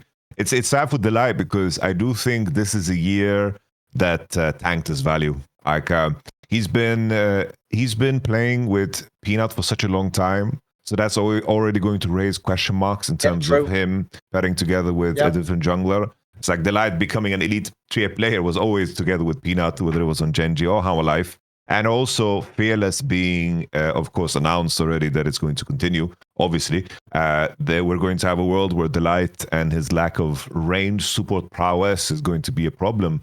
Because even Peter, as a player, showed his foot forward at this Worlds with Lulu games, with Renata games, and he did quite well for himself. So I do think that this is one of those years where maybe a team can get a very, very cheap Delight, because he's definitely a player that on certain champions has showcased at certain points in time that he could be the best. But at the same time, we know the leadership of Peanut and the impact of missing someone like that could be maybe blatantly obvious, because I do think that this pairing, there was a reason this pairing was made, and Delight missing that is going to be intriguing to see how that kind of plays out. But if Delight, for example, goes to a D+, I think that would be like insane for D+. If you want to make a move after Barrow, and him proving himself in that context would be super, super nice. So I wonder how everything's going to go for the guy. That's true. There is also D+ to remember. Like, they're only a couple of pieces from being relevant again. Like some of those pieces, people will forget this part, Yamato. Like, aiming is just like a person who has some sort of choking issues in playoffs. He's really good aside from that, mate. I actually think the Shiwu guy's mad underrated. I think that's like one of the better fucking like actual like rookie type players I've seen in a few years. The LCK, I think he's good, mate. Like, I actually think that's a player for the future. Like, if you'd have asked me before this Worlds, who do I take, Perfect or Shiwu? I would take the Shiwu guy all day long, mate. What are we talking about? I actually, in my mind, anyone that has to work with the current version of Battle, they get like, I just want to see them without Battle and just see, like, I think you play under such weird stress You don't know what the hell is going on or what you're gonna have, and it's so spontaneous and random.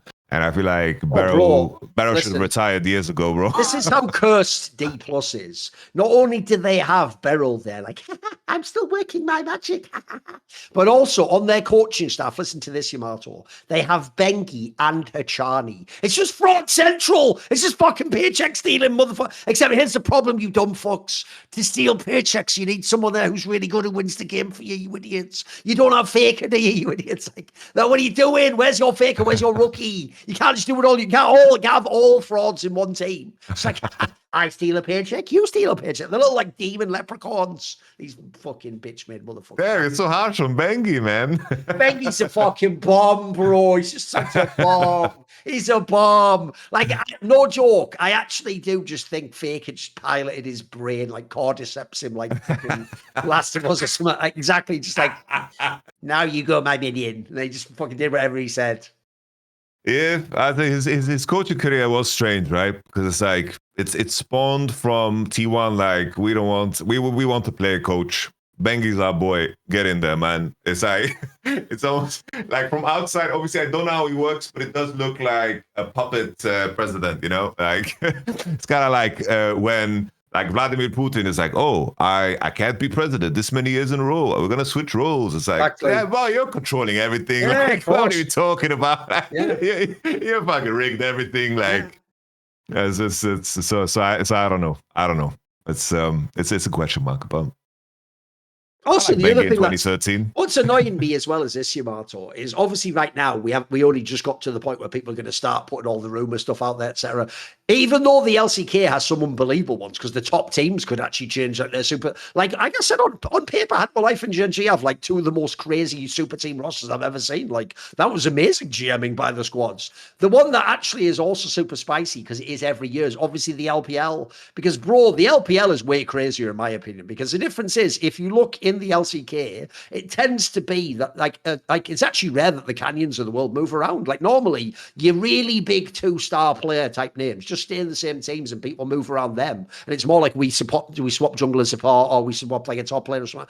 The LPL is the one where not only do people just completely leave franchises they were in for years, but bro, you get the weirdest off seasons ever where people go from like as you saw, bro, the teams that just left the league was RNG and FPX. Like half a decade ago, those were the best fucking orgs. Like, and EDG's like semi-irrelevant. Like, it's actually the turnover in the LPL is nuts. Like, some of their off seasons are just mind blowing, bro. Like, and I want to know what happens to IG, what happens to fucking TES, etc. Like, surely some of these squads blow up, surely you reconfigure them, etc. You know, like, by the way, there's one we can have a little bit of speculation about. If there's ever a squad you have to change, it has to be Top Esports, Yamato, because we've already seen what they're capable. They can be really good, but that particular core of players, like, I'm sorry, 369, Cream, and Jackie Love.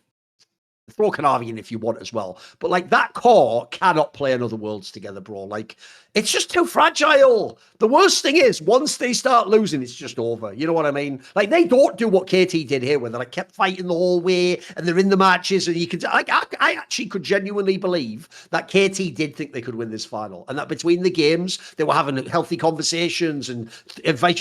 TES, the second they start losing, bro, they seem like they must just have the worst fucking internal dialogue of all time. Like they're their own worst enemy. Like, I think you have to break this squad up. I know it was really good in the in LPL, but it just doesn't work. You've got to try a new combination of players for me. It's so strange because it's like we've read so many rumors about they're going to basically create like a bidding system for the players, and like the news surrounding that is so vague that like I can't believe it until it's like official. There's like players just put themselves in the player pool, and there's going to be a bidding war where the rosters being created is like people is like a damn you know, what's it called, like a draft pick, like we're getting like rookies out of like collegiate teams. It's like we are going to end up in a scenario where like I don't know how much the teams or the players can dictate how strong the rosters would actually be. Because the issue for LPL has been the concentration of talent has just been so awful. And especially now with Billy being as bad, and at the same time having such a big plus in AL, having like players that usually wouldn't be elite now level on like basic B elite. you'd hope that all the talent would like consolidate itself, because You'd think surely Tarzan just goes to BLG for fuck's sake. Surely if you join together, you just win at that point in time. You know what I mean? or imagine like just Knight goes to AL. Like That would also be an unbelievable move. Yeah.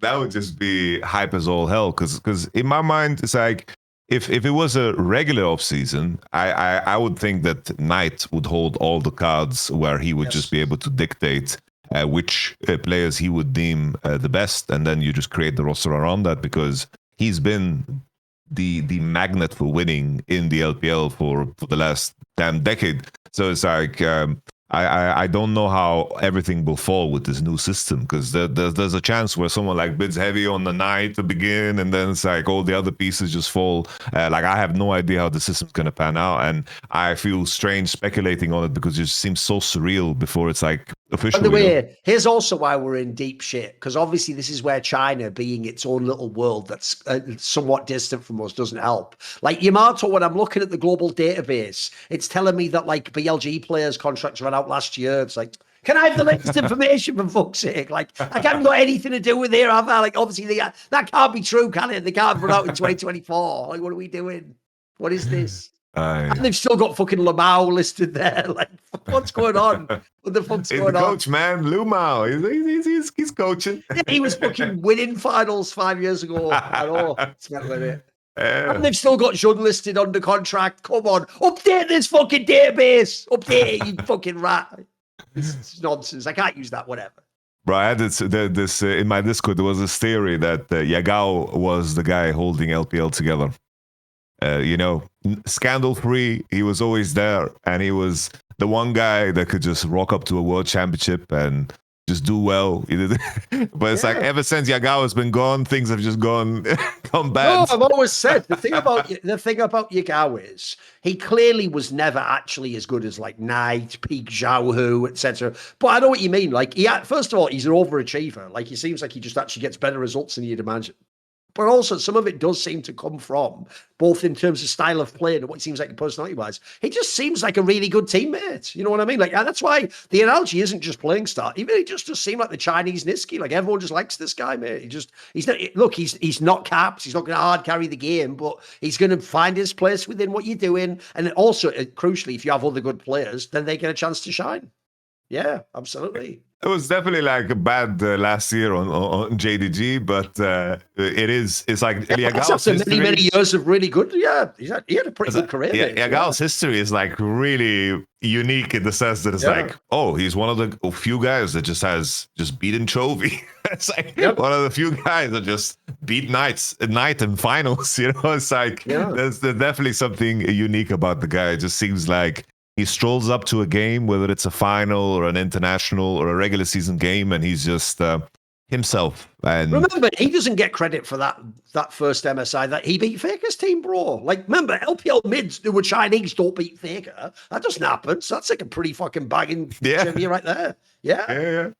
Oh, that MSI it's like a certified classic. You know that. Even at this in the same year at the World Championship, we had of course the 3-2 series against GenG, which also is like Yagao just farmed victories against some of the best mid laners in the world during that year. So the respect to Yagao.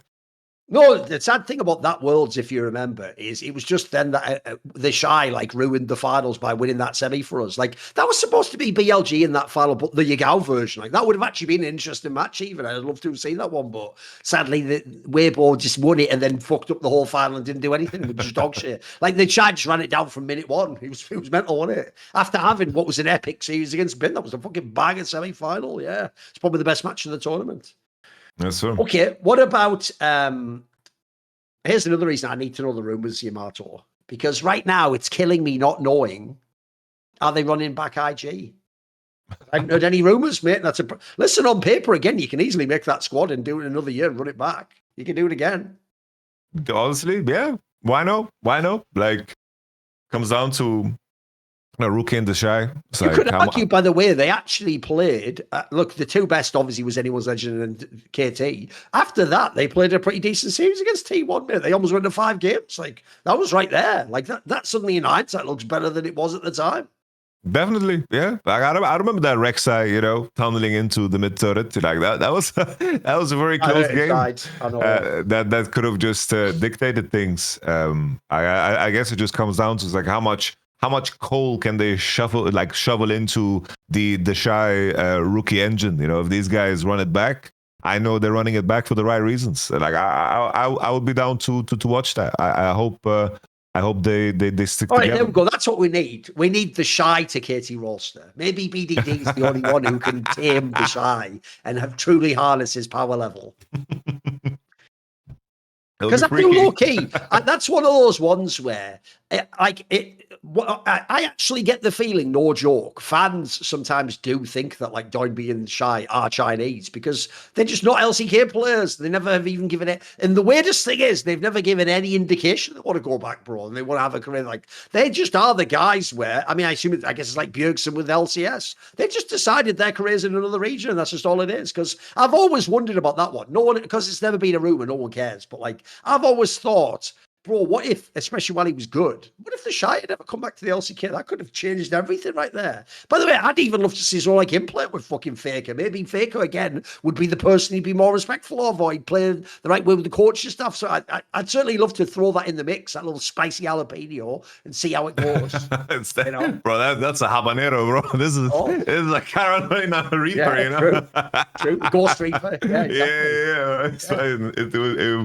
It would be nuts, Try to think of what else. It's like, did we ever talk about like the Busio move? Did we talk about it? No, we'll do that in a second though. But I have one last one about Korea though. The one last one is this. Look, based on what happened with this Worlds, I don't imagine personally T1 will be making a roster move. But since Hanwha's entire team's available, does they stay on Hanwha even?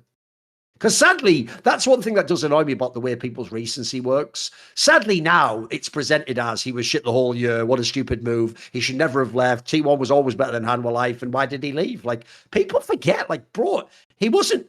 I just want to remind people, when they won the first tournament, LCK Cup, and then first stand, people didn't just say Zeus is the best top laner. They said he's the best player in the world. And I think at the time it was accurate, bro. Remember, again, same thing with the T1 angle.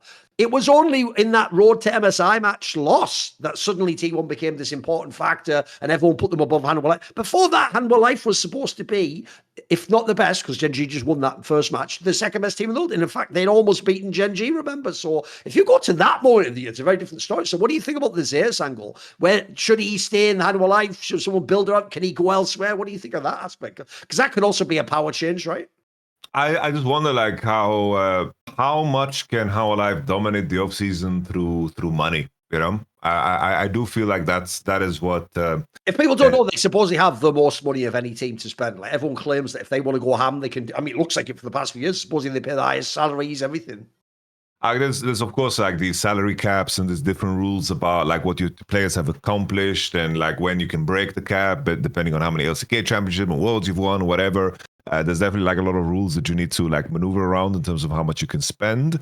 But I do think, like as mentioned before, like the fact that you look at mid laners and junglers, it's like KT having these two guys signed is such a big advantage on off season. You're just starting on the right foot. Like if let's say if Viper was simply like re-signed like earlier on in the year and he was extended to 2017, like 2027, then suddenly you would have a situation where you would have so much more leverage. But now, just because nobody is signed, all of these players will just become so insanely expensive. Like How Alive don't carry any leverage here, and considering the results, like I think these are just all elite tier players that can shop around and drive up their price. And I don't know if LPL would ever like put their dip their toe into the conversation. We had like this cool rumor that came up. I don't know how much truth there is to it, but How Alive at some point inquiring again about Bin, that they are inquiring about Knight this year. If such a move ever happens, that Saying would as be fuck, absolutely bro, yeah. nuts. That would be like if we had Knight in the LCK, that would be one of the coolest Especially things ever. because here's what's dope as well. That is one of the rare cases, just like an Uzi I could have been in the past, where it would be justified bringing a Chinese player over. Normally, you'd say, why would you do it? It's Korea. You could just have a Korean-speaking player. But those two players, mate, I could imagine you could play around those players even without all speaking English and still be amazing. You could win everything with those players, yeah. If it's also, it's like if LCK's plan is to just take a gun to the LPL's head, like this would be, Yeah. this would be. Oh, imagine the viewership spike. Yeah, whatever team gets those players, bro, might have like the most viewership in the LCK. Yeah, totally. It would be crazy how screwed the LPL would be. Absolutely. It would get to the point where like the riot CIA would just like call Faker into Rumors like we need LPL to win worlds to save the game. Like, can you do this for us? like they would have to do like some crazy thing, because I would be worried about the future of the game because of how big the viewership is, of course, in China. I think people would be surprised how many Chinese fans are T1 fans. Like this is just the big part of the viewership, and the consumers. The majority of them are in China, so it is scary. I don't know what would happen if Knight would leave the LPL on that front, but strictly from competitive, like that would be insanely hype, because obviously I do think that Zeka, like this whole thing about being the best player, best mid laner 1 month a year, like that's not enough. Like you don't get away with this if you want to be on a team together with Viper and the likes of Zeus. Like there needs to be, you know, stability there. And on the flip side, if the LPL would pursue like a Viper and a Zeus, like these are the type of players you want to spend big money on if you want to bring them over. But if How Life already offers that money, I see it hard for someone to convince them to come over to the LPL, considering the state of the LPL currently. But maybe. Also, the hype would just be crazy. Like you're saying, first of all, you would like any time that whatever team they're on played T1, you'd probably break viewership records with all the Chinese fans. And also, I actually get the feeling, because I saw this when they were really good at the beginning of League of Legends and at certain times in StarCraft. If you're a foreigner and you embrace being in Korea, Koreans, even though they can be like very sort of like xenophobic in the sense that they want Koreans to win, they also like the novelty though of like some foreigner coming who's really talented and who wants to be in winning Korea. Like if you were the Nanawars of the world back in the day, or obviously in early days double lift in League, they were fucking loving these players, mate. Like that was like a novelty to them, a thrill. So I also feel like those players would also be very popular too. I think they'd have like crazy attendance. People would be super high. Obviously Chinese fans would come over for the finals. So no, like I actually never thought of that angle, because like it just didn't seem possible in the past. But yeah, if the LPL's dying out, mate, and especially if the money ship's limited there, maybe there is a world where you do a move like that. Because I tell you what, it would be a hell of a marketing move, like you're saying. Like it doesn't even matter if it works. Like just the who wouldn't watch that is what I would say. Everyone would fucking tune in, mate. That'd be crazy.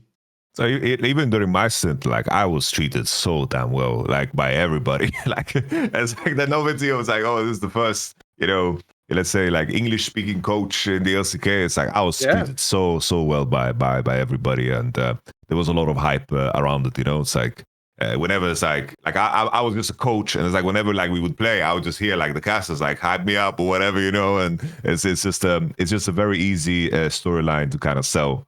It's like I don't know how much like these reality like competition shows that you watch that always like show up on Netflix, but there's always like one like American dude or someone like there was this show called Devil's Plan, where it's basically like these like board game-esque kind of battles that you have against each other, and then it's like if you win, you survive, and if you lose, you get like thrown into a theoretical prison, and you play like elimination matches. And they also had like a StarCraft player that was that lived in Korea, but was, I believe, American in that mix too, you know. So like I do think that's a very, very easy, you know, marketing line for sure.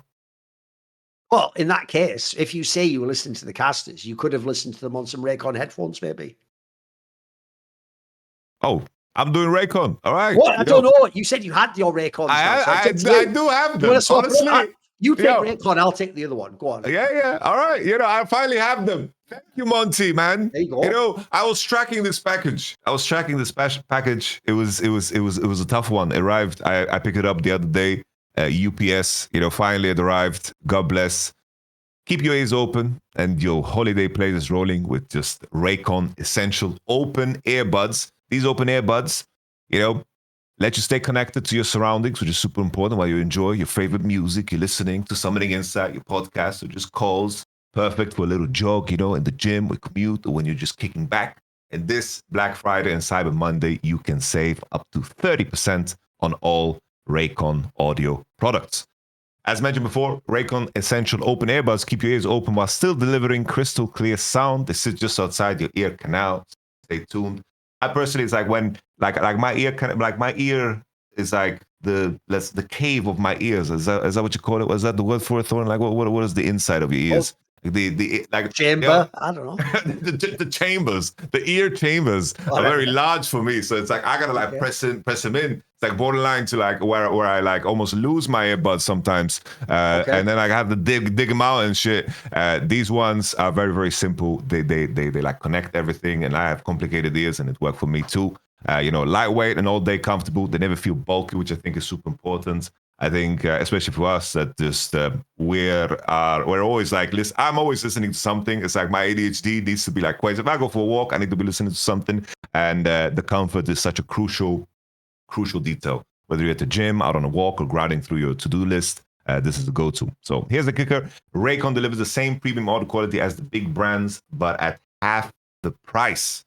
Adding over 3 million happy customers and a 30-day happiness guarantee, and there's zero reason to overpay. Why are you overpaying? Stop overpaying, Like, bro, time is money. And if you're overpaying, you're losing time and you're losing life and all, everything is connected.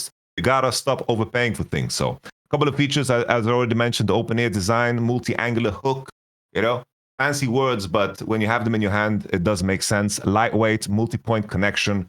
Thorin always mentioned it, but you can connect it to multiple devices and switch seamlessly without the hassle. I hate that thing where it's like you have to connect to the Bluetooth and then you have to Google. It's like, how do you activate the Bluetooth? And then like sitting there and then you have a noise and it's like, and then it connects to your older device and you need to forget the device and all that jazz.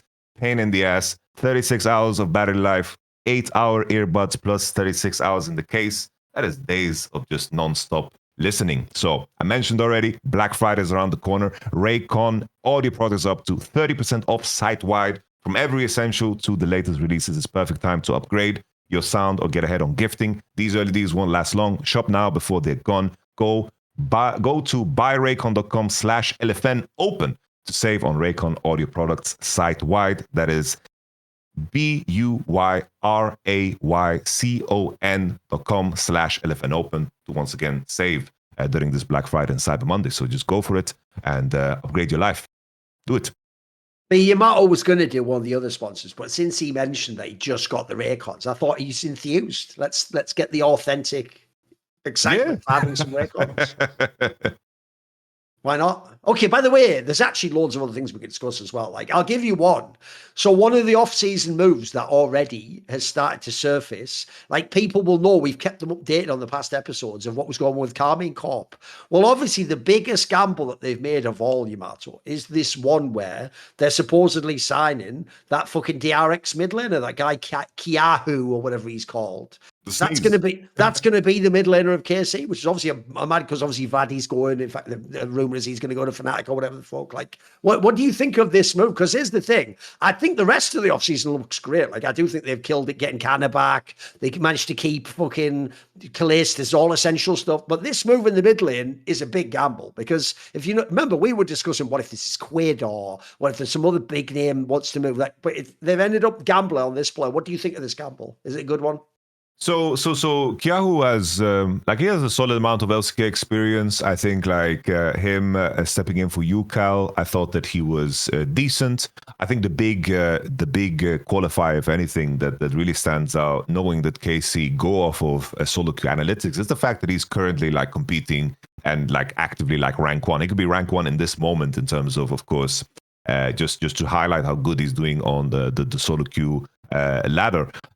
This is considering KC, how they have found some of their other players and some of the other talent, it was through solo queue data analytics. And for those who don't know out there, it's everyone has their proprietary analytical blend in terms of how they aggregate data and compare it against everybody else. They basically the gist of it is like they choose 10 to 15 certain data points on certain champions and then compare it against the entire field. And what happens then is that you kind of notice who is the best performing Silas on a server, and then they kind of like the analysts, they kind of fine tune which data is important, and then through that you can find who's actually performing good in the game. Besides the LP. And obviously, I don't have access to any tool like that right now, but I could imagine just because of KC's history that Kyahu was potentially a standout. There were some other names mentioned, like Quid, like we always talk about, like leaving LA is a big, you got to convince people really, really hard, like very, very, cleanly. It's very difficult. And on top of that, there were mentioned, people floating the name Zini. There was mention of Saint, and apparently like Lyon as an organization is just spending big bucks in this offseason with inspired hiring. So a lot of these names that they were contesting for, they just kind of fell through and they ended up on Kyahu. I think the big gamble, if anything, is just Reapered is the connector, right? It's like Reapered is the connector, and they got Reapered and they insisted on getting like a Korean talent in the mid lane, right? And I think that ties into the whole gamble aspect of KC too, because looking at Reaper's record in C9 as he returned, there were 2 rosters that were supposed to do so much more, but they did not. Like the massive failures the last 2 years of C9, and Reaper, of course, has his fingerprints all over that. Historically, of course, Reaper, like I remember watching Reaper play when he was on SKT, it's like Reaper is a legendary player with a lot of experience on his hands, but you have to wonder how much was the push for Reaper just because he has English, like he can speak English and he can speak Korean. And sometimes that as the main qualifier can put you in a position where maybe you're going to be lacking something. I do think that in terms of KC and their offseason, I do think in terms of Western League legends, the signing of Busio is like the biggest signing of this offseason by far. Like I don't think there's any news that is going to be bigger than the signing of Busio, because the support role is very, very contested, especially after the Mickey news joining SK was out of the picture. It is something that impacts North America so heavily, because I think the moment Busio decided to go to KC, Inspired had no reason to stay in FlyQuest any longer. And I think that impacted FlyQuest. And at the same time now, KC made probably like the biggest upgrade they could in the support position in bringing this talent. And now you have this situation where you have like the 2 most exciting prospects for both North America and Europe on the same team playing bot lane together. Like that is just as big of a win as possible, because we've mentioned this on the show many times, where this year is a contract year for Kalist. He's not happy on this team. He's leaving. He wants to win. So KC making these big moves in the bot lane and in the top lane are massive wins. But I do agree, like the Reaper Kyahu connection, like that's where there's question marks. But I do think that there's some good green flags for Kyahu as a player, definitely.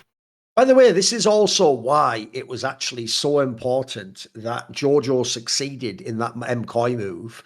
Because remember, in the past, the only moves like that was like Cody's son at the end of his career went to like an ERL team or whatever. Like not super relevant, wasn't even one of the top LFL teams people don't know. So that's like that move alone won't do it. But I can tell you, I'll give you a quick analogy from Counter-Strike. What happened was, cause a few years ago, the American player, he's actually Canadian, but North American player, Twists, used to be a Team Liquid player.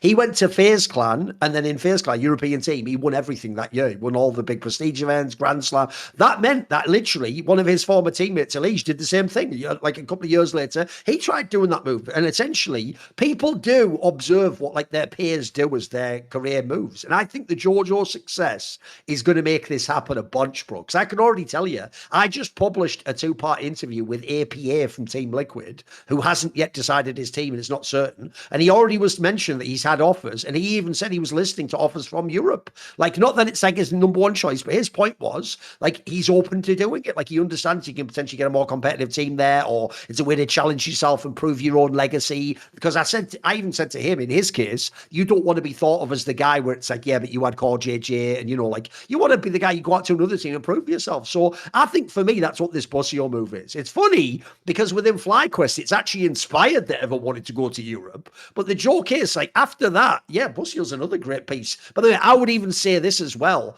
Another name that I've never heard so far say they'll go to Europe. I would hope you would be open to it, as I hope Blabber is open to it. Bro, there's only so much you can accomplish in NA. Like, if you're in NA, you really better get like the best GM that gets you the best roster, and then you've got maybe a chance at doing something. If you go to Europe, you can just fuck around like Jojo did and end up on a team that's really capable still. Because I agree with you, Yamato. Like, I'm not the biggest Busio fan, just because I think people like LS impossibly rate him to their roots, bro. Like, LS has him like a hair below fucking Carrier or something mental, which is like, child please. But okay, within the context of Western players, though, he is mega. Like, the real problem he has is because he role swapped, people don't realize he looked really bad because that was the first year of the role swap. Like, he did look terrible when he initially role swapped. I think now, like 3 or 4 years in, he's actually gotten to a very high level. And crucially for me, I'm just looking at that and thinking this, Yamato. So much of all the good things I was told about Targamas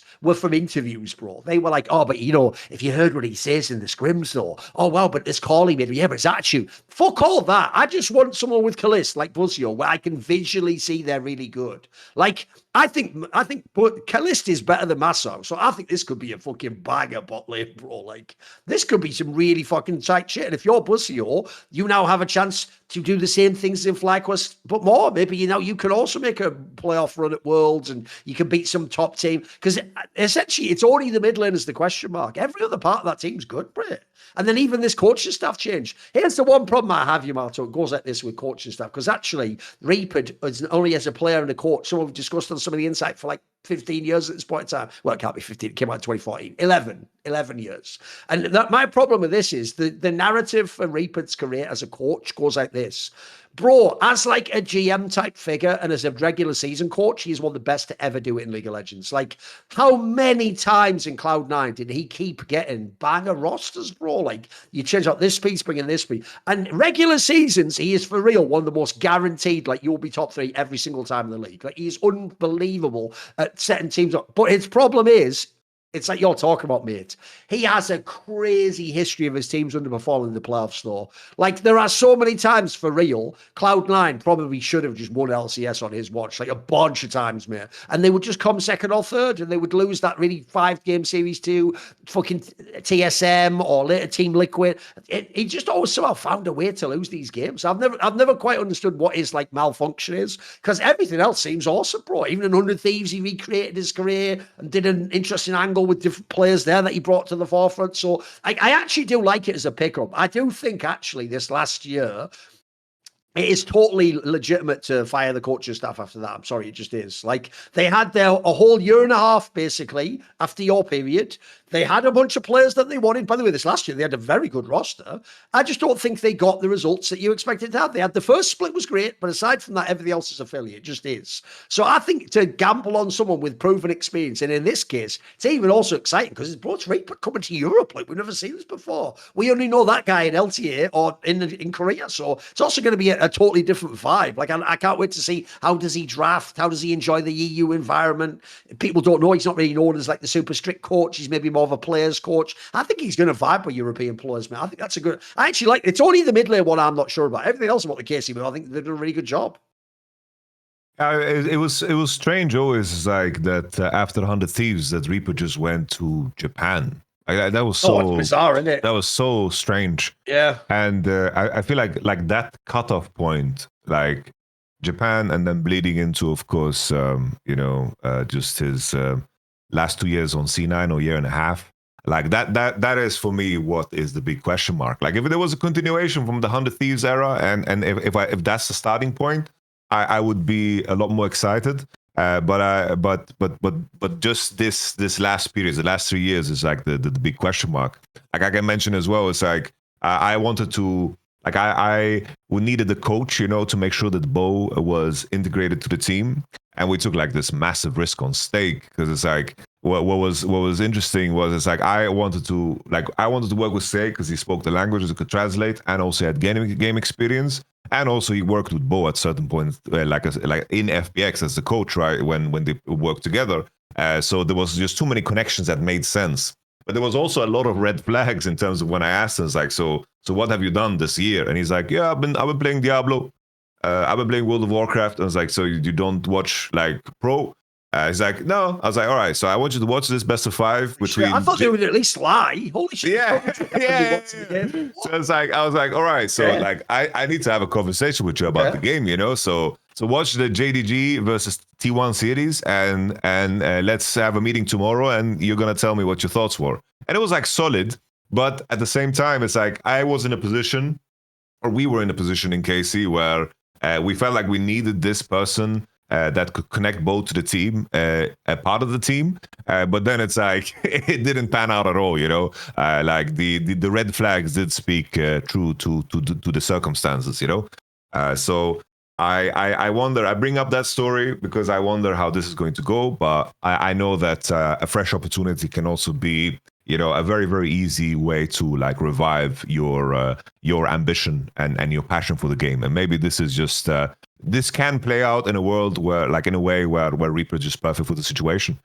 So we will see. It's like there were periods I remember in early C9 where he was like benching players and like having good control over everybody. It was like the golden glue Svenskeren, like the double mid lane, mid jungle combos that they had, and he was making, you know, changes. It seemed like he was like fully in control of the team, and maybe he can recreate that here on KC.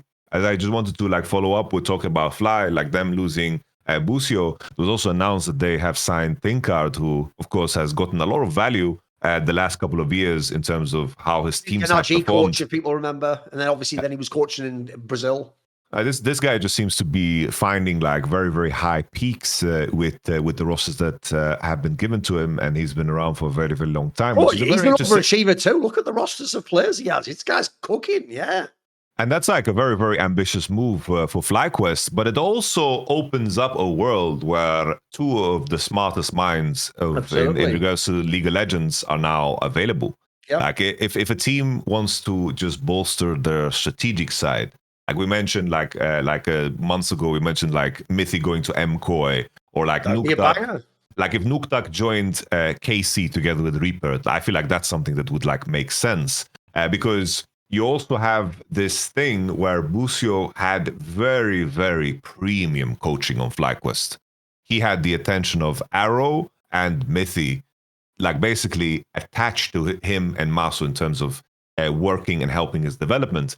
Moving to Europe, and of course, being an environment where maybe the coaching staff isn't as bolstered up, is going to be a new and interesting challenge for Busio. So I wonder how that's going to pan out. But currently, looking at KC's off-season, I think that they've managed to piece together something really, really good. And I think that the question marks are there, definitely. I think that's going to be the case for anybody. But this is definitely a team that I can imagine winning splits in the LEC, and of course qualifying to the World Championship with ease, which speaks to the failure of this year, right?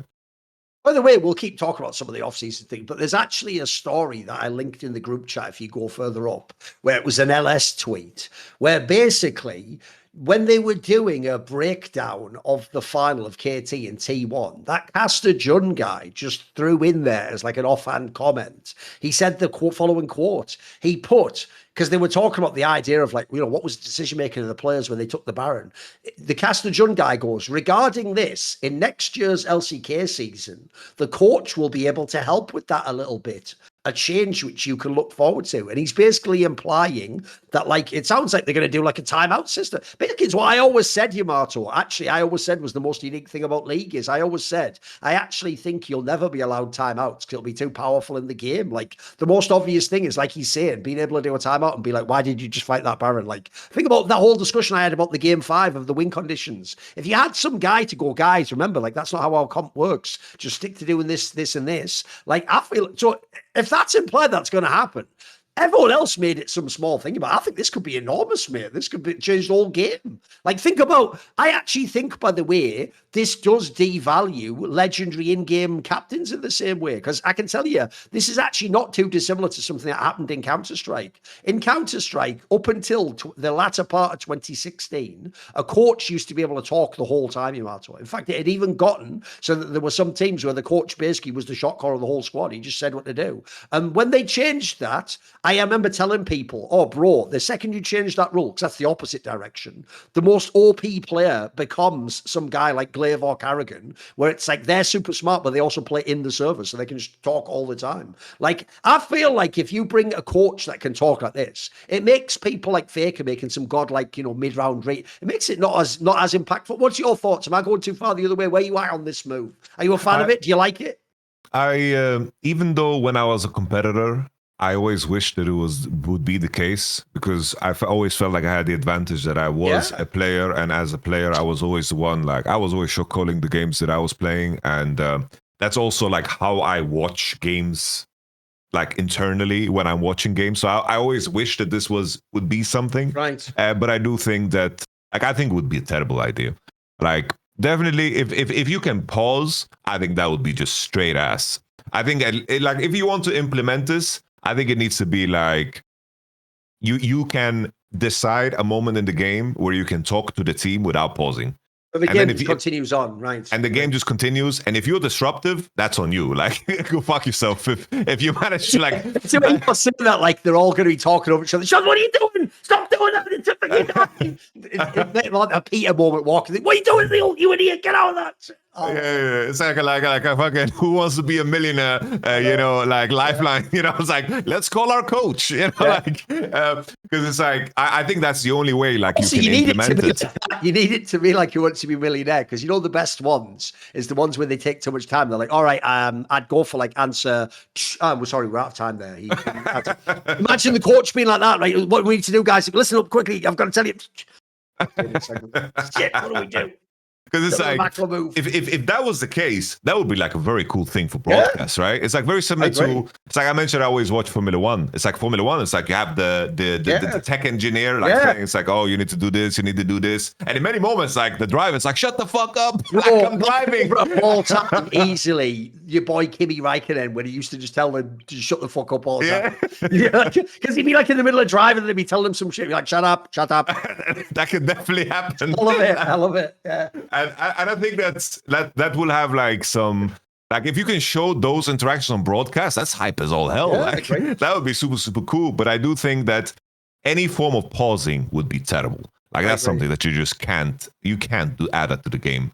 I agree also with the notion that it, like, removes from the magic because we're so late into the game. But I also understand that League is in this world where I think that the novelty of things, they need to, like, chase that somehow, to keep, people intrigued before they figure out how bullshit it is. Kind of like the Swiss format. It's like the Swiss format in itself, now everybody's recognizing that it's bullshit. But we've been saying it since day one, like, bro, it's like, bro, you're 1-0 and you're 1-0 and your next matchup is Team Secret Wales and these guys get how alive. Like, what are we talking about? We've always called that, but now it's so blatant. Where everyone talks about, it's like, who's gonna get screwed this time? Like, that's the community sentiment, and I wouldn't be surprised if Riot is just going to be in a constant state of let's just keep the novelty going. Like, let's say next year they add WASD movement, and there was this tweet as well where it was rumored about, like, there was conversation about League 2, where they're gonna make like tech developments, tech improvements to change the game. And I wouldn't be surprised if they roll out WASD movement, and that's going to be like very, very novel because you're gonna have a couple of players that play it and use it, and there's an excitement in that. And I think that Riot need to consistently chase novelty. It's just so difficult to keep people engaged. The current generation of, like, players and like viewers. So much to consume. It's an obvious thing to pivot into, right? So the story goes, this one is a very, very vague one. It didn't seem like it was some, like, super, essentially just something from the Chinese community, I believe. But whatever, people there believe there's some basis to it. Their rumor basically is, and I have to say as well, Yamato, I feel like I have a better angle on this than people who are only from League. They almost made it sound a bit like what happened with Counter-Strike, where we used to have CSGO, and then they announced that there was going to be a Counter-Strike 2, but it wasn't really like the CSGO they catch, like, they essentially morphed CSGO into CS2, and CSGO you can technically only play it almost as like a custom old build. It's not really a thing, like you can't load up servers. It's essentially it's Counter-Strike 2 now, right? The reason why this is a very interesting thing, timing wise to me, Yamato, is because one, I think League One, if we want to call it that, has already lasted way too long. Like I used to tell Monty this on this show like 10 years ago, of like they used to talk like in 2017. You remember around the time when they changed the map and stuff like that? They used to talk like, well, it's too late to change to another version of League now because we're too late deep in.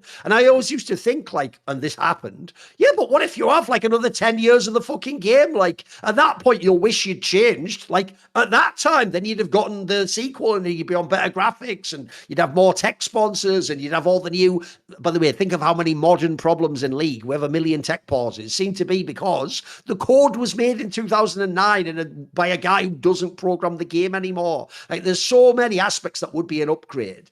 So I get the vibe. The reason why I find this plausible, Yamato, is actually not based on League's history. It's based on where the esports industry is. So first of all, one thing about esports that's actually kind of a dark secret that I think we're going to have a hard time overcoming is it does seem like esports as a genre has stagnated in that there is no next game after League of Legends.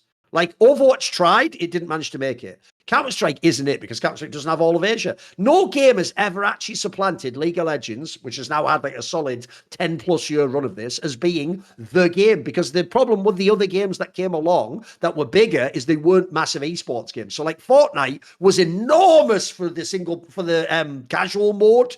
But even to this day, you barely know beyond streamers who the famous Fortnite players are because it didn't nail the esports side of it in the same way. And so you've never had the next game coming. So first of all, if you're Riot, there is no next game right now. You're going to be with League. And then crucially for me, this is the biggest detail.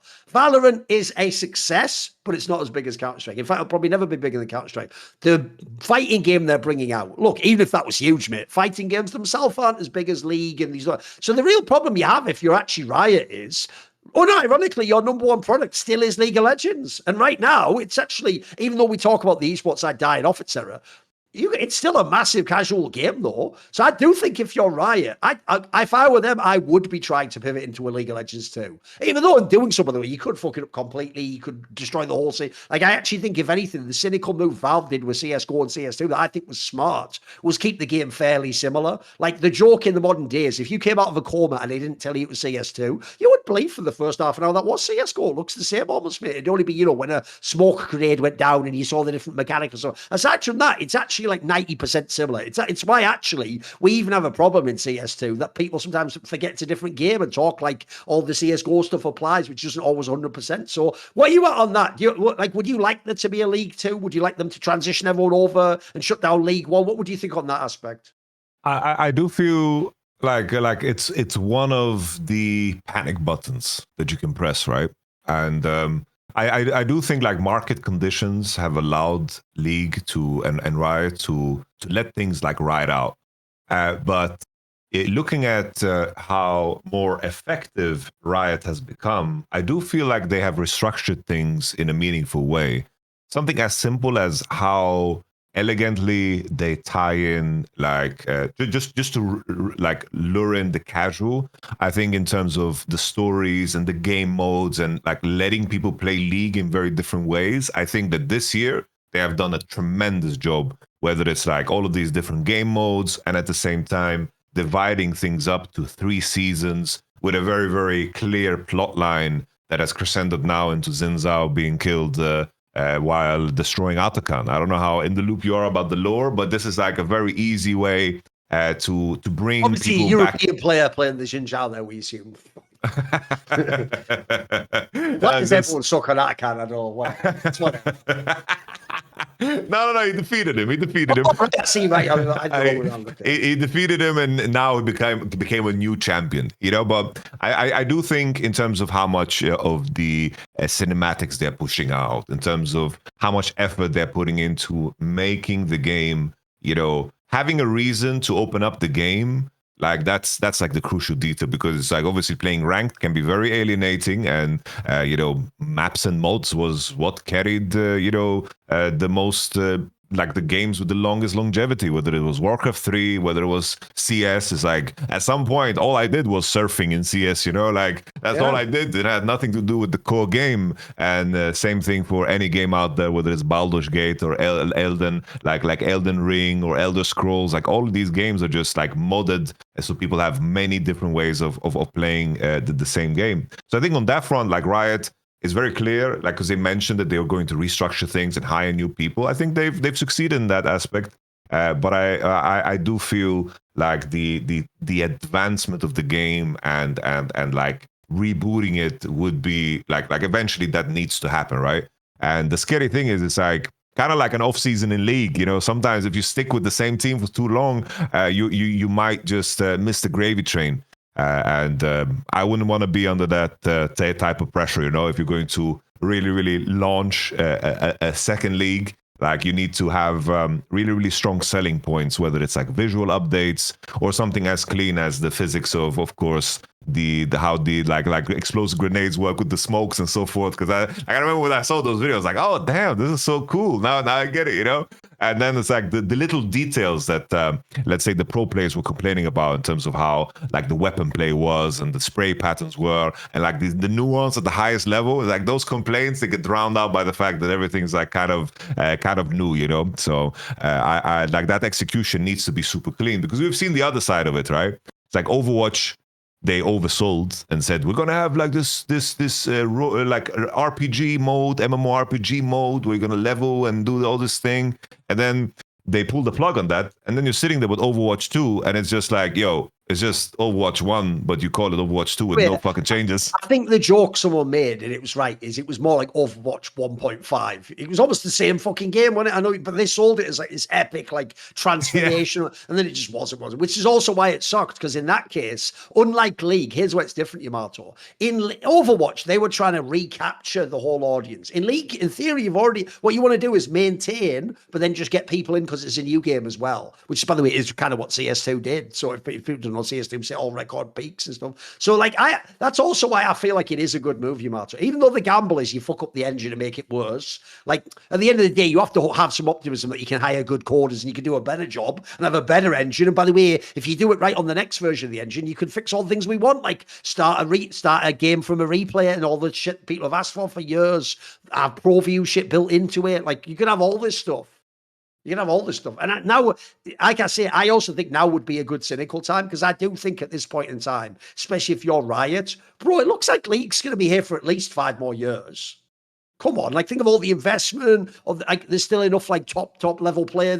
By the way, we're still doing mad viewership numbers at Worlds, etc. Like, look, it's certainly a concern that the LPL interests dying off, and that in Korea you don't have as much money. You know, that's all true. LCS might die, but there's still enough of a game there that you could easily keep this going 5 more years, mate. It's a big esports game too. And also, spoiler, Faker hasn't retired. That's a big deal too. Like that story, essentially, that's one thing people don't give credit for in League. You know, when Mark Merrill did that stupid thing on Twitter where he was pissy with Dom, and he was like, well, you know, you're welcome for having a free game that I allowed you to have a career on.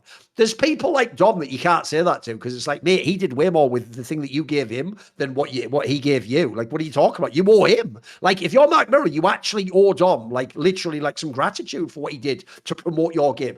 Faker's the ultimate person that's true for, mate. Like, you can argue Faker has hard carried the narrative of Worlds the entire time of their history. In fact, there's even years where him not winning Worlds is the narrative. Like, that's like a big deal. And then I'd also throw this out there as well, which is, because I think the opposite to all the shit I saw on Twitter. On Twitter, everyone was like, because Faker wins Worlds, that's why no one cares about the LPL anymore. It's like, bro, I think it would have been way worse for Worlds if every year it was a different winner. If every year, you know, if 1 year Chovy had won, but then the next year Knight won, and then the next year Peanut won, and then the next year, what would be special about it? Everyone would have just won by the end there. Like, in a weird way, I think dominant periods are really good, because actually think about, even if you're talking not about T1 winning the last 3 Worlds, the narrative of the losers sometimes is interesting. Well, BLG, maybe they even played well enough to win, but they didn't manage to do it in the end. This one now with KT, BDD was like the best player in the world for a month or something. Like, that's kind of a cool story. I don't buy it myself, and I do think that the second T1 doesn't have Faker and they're just a normal team, that's when you might see the viewership just die, man. Maybe then people just leave. Like, think about in games like football, when people like Messi, like, fucking step back, bro, there's less interest. There just is. It's true. For sure, for sure. I think like people find comfort in continuity. And Faker and T1 is like the one thing that has been continuous. You've had casters change. Like, I remember where like the LCK was synonymous with Monty and Doa. Yeah. And it's like that shifted and that shifted again and that shifted again. And that's like, now it's like a big deal. Of course, the Chronicler leaves. People enjoyed him together with Atlas. He left. Well, why didn't anyone tell me? Couldn't you have mentioned that? At least 700? Bro, you know what? I'm going to do a classic Thorin rant here. Mate, one of the greatest players of all time, retired. He got like half a minute within the game. They gave Chronicler like about 7 fucking send-offs. Like, what's going on here? Fucking hell, mate. I'm surprised at the end they didn't interrupt Faker winning Worlds and just go like, what do you think about Chronicler leaving? Like, but look, so he has left. Okay, thanks. I'm glad that he's got to be. I did that, bro. I made the same point. It's like I was just counting how many goodbyes we've had. It's kind of like it just seemed like they like changed their mind. It's like, oh, you're booked for these show days, and this is your last show day. It's like, oh, actually, it's your last one. Do this. They milked it, bro. They really milked it. But like to my initial point, it's like the continuity is comfort. It's like watching the same show and knowing how it goes and all that jazz. It's like. If everything changes around the game, the champions are different, the teams are different, the players are different. At some point, investing time into something is just not going to feel as rewarding. Because the tricky thing with esports is that the game always changes. But if you compare it to any traditional sport, it's like anyone that played football growing up or anything, it's like it's still the same game. It's like, oh, the referee is checking a fucking camera at VAR. It's like that's the only new thing. Fair play, It's like I can understand that, Like these referees are getting too many death threats. It's like they have to check it on the camera. I get it. But everything is like so relatable and continuous. It's like you can stop watching a traditional sport, come back 10 years later, and odds are, bro, the same players might be playing, unless it's American football and they're just getting tackled and all their bones are breaking and they get CTE. But for most of them, that's the case. With esports, longevity isn't a thing, and at the same time, the game constantly changes. So it's so many challenges that are just fighting each other at the same time. And I think Riot is insanely lucky that T1 has been as competitive, that DRX made that journey that they did. Because it's like when you talk about double elimination and people say, well, we wouldn't have the DRX story. It's like, yeah, we wouldn't. But the odds of that happening still to this day is astronomical. And if we're going to keep a flawed format, in my opinion, for the purpose of pursuing that, like that's like going and buying lottery tickets and hoping that you're going to hit the jackpot. It's like... that you have to look at all the other examples of the boring finals that we did have, because there's definitely plenty of them if I look back at history. Yeah. I do think... Also, by the way, as you're talking about, do you know how nuts that is, bro? This is why Riot has to change the format. 3 of the last 4 Worlds winners were fucking 4th seeds from LCK. What are we doing? Well, how can teams be coming from planes and winning Worlds? Like, just admit your seeding system doesn't make sense. So you're taking CF4 and FlyQuest, and you're saying at the beginning of the tournament, I will treat them as better than the 4th seed. The 4th seed wins Worlds, you fucking mug. By the way, you know what? Since Chronicler's never been on this show, I think. I don't think he has. And he's not like a friend of the show. I don't even fucking know the guy. I'm going to do my full toxic rant. Here's what I hate about this. This is why sometimes people tell you, like, yeah, I don't like long goodbyes, because they're so drawn out, bro. It's not a movie. This is like on his last day, they were like, oh, hey, Chronicler, like, it was great casting with you and all that. So let's just have coffee one last time so we can say goodbye properly. They're having coffee. And then, you know what? The coffee's just going so well, the conversation, that, you know what? I tell you what, I'll walk you to the station. Oh, okay, cool. Yeah, I mean, we could say goodbye now, but yeah, I can extend out a little bit longer. They're walking along. So what's it going to be like when you go back to the Netherlands? Blah, blah, blah, blah, blah, blah, something.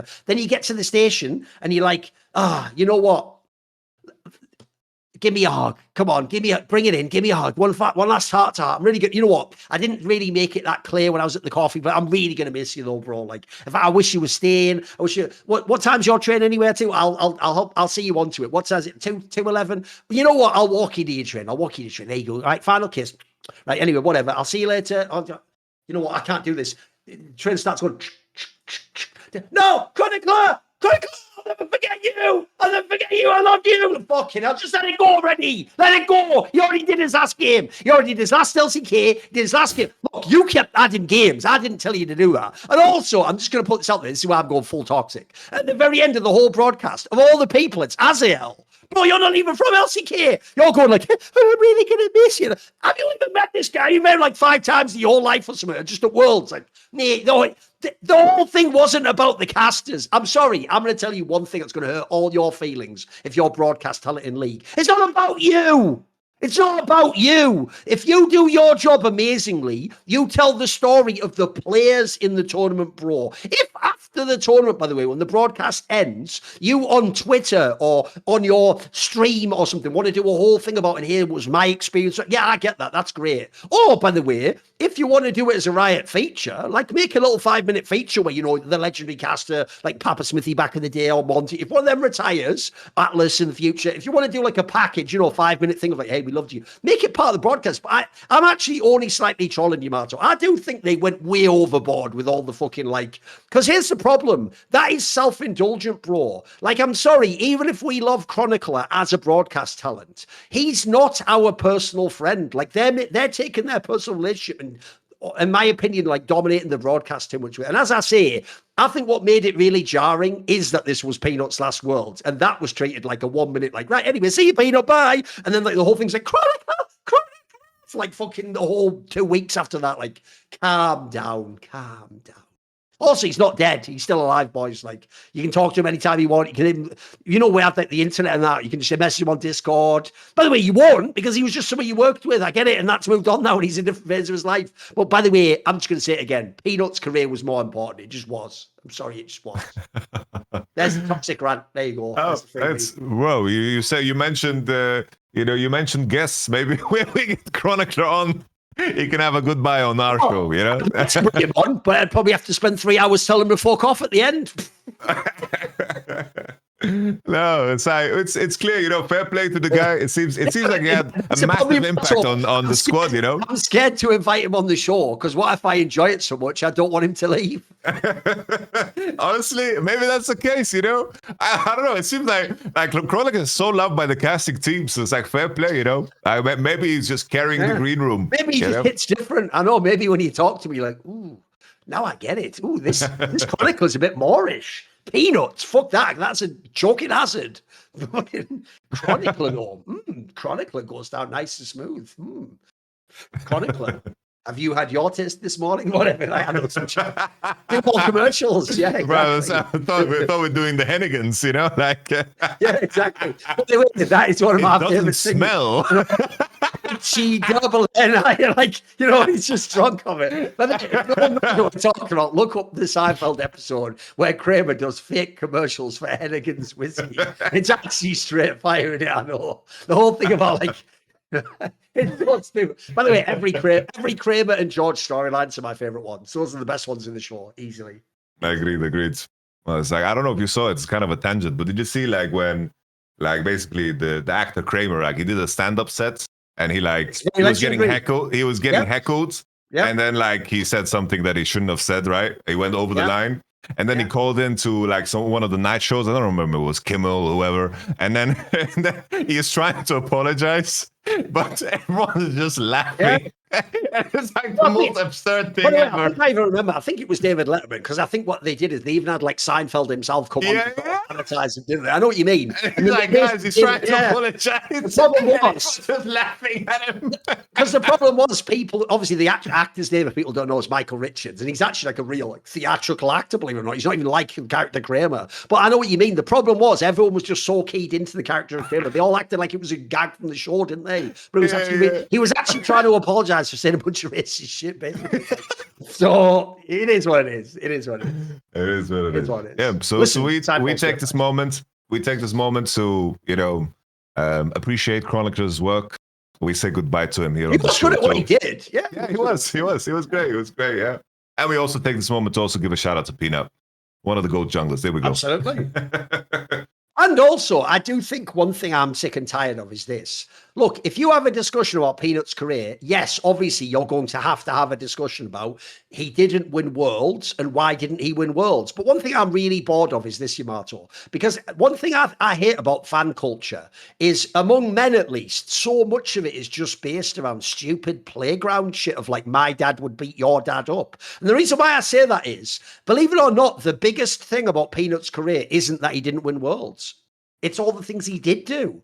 Like, bro, the guy won like 1 million fucking LCKs for different teams. He was the MVP of the LCK. He fucking went to China at one point in time and qualified to Worlds. Like, this guy had a fab. Like, yes, he didn't have the best jungle career ever. That's the main doc on him. He still had like one of the best careers of any player ever, though. And the body of work he has is extremely impressive. Like, the longevity is crazy. He was among teams that were like world contenders, like more than maybe almost any other fucking jungler ever, bro. Like, this guy was on a lot of very, very good. So you have to also celebrate what they did do. I hate that thing where you only look at what they didn't do. Like, that conversation is not as interesting to me. You look at what Peanut did do, it's a fucking dope conversation too. Yeah, if we mentioned the people that have like Peanut would be also one of the guys at the end of the bar with Uzi and Absolutely. Tabe. Yeah. It's like Rock Tigers, you know, like Peanut was right there kicking the shit out of people on Lee Sin with the squads. And then he joined T1 and like he won an MSI and they're on their way to, of course, win it all. But then, of course, at the World Championship, they just fell short.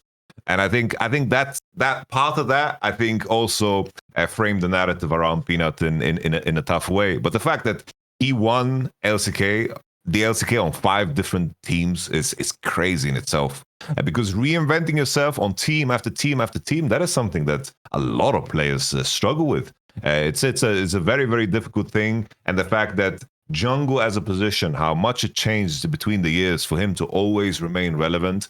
I will always have an immense amount of respect for the Yankoses and the Casas and the Peanuts, because the longevity is something that, the new school, they are slowly getting there, but still it's like, playing at the highest level for like 10 years of your career is absolutely crazy to even begin to conceive. And he was supposed to be done. Remember when he was like in China with LGD, he had to come back and join Nongshim. Now look, in hindsight, that roster looks way better now because now Dogdam looks good. Gory turned out to be good. At the time, that was a roster of nobodies, and he was the MVP of the whole league, bro. Like, that's why he got those shots on GenG and Hanwha. He earned his way back to the top as well. Just a fucking legit ass player. Yep. Shout out to Peanut, man. You know, it's weird. Like the whole the exemption from military. It's like having the timing where you're so damn insane in conjunction with the Asia Games. Like that is that it's crazy that has such a big impact on what you can and cannot do at your career. Because to remind everybody out there, it's like the team that they sent, of course, was Kanavi, it was Chovy, it was Faker, it was Keria and Ruler, and I'm trying to remember the top laner. Was it already Zeus back then? Do you remember? What year was it? This was 23, right? This was 2023, I believe.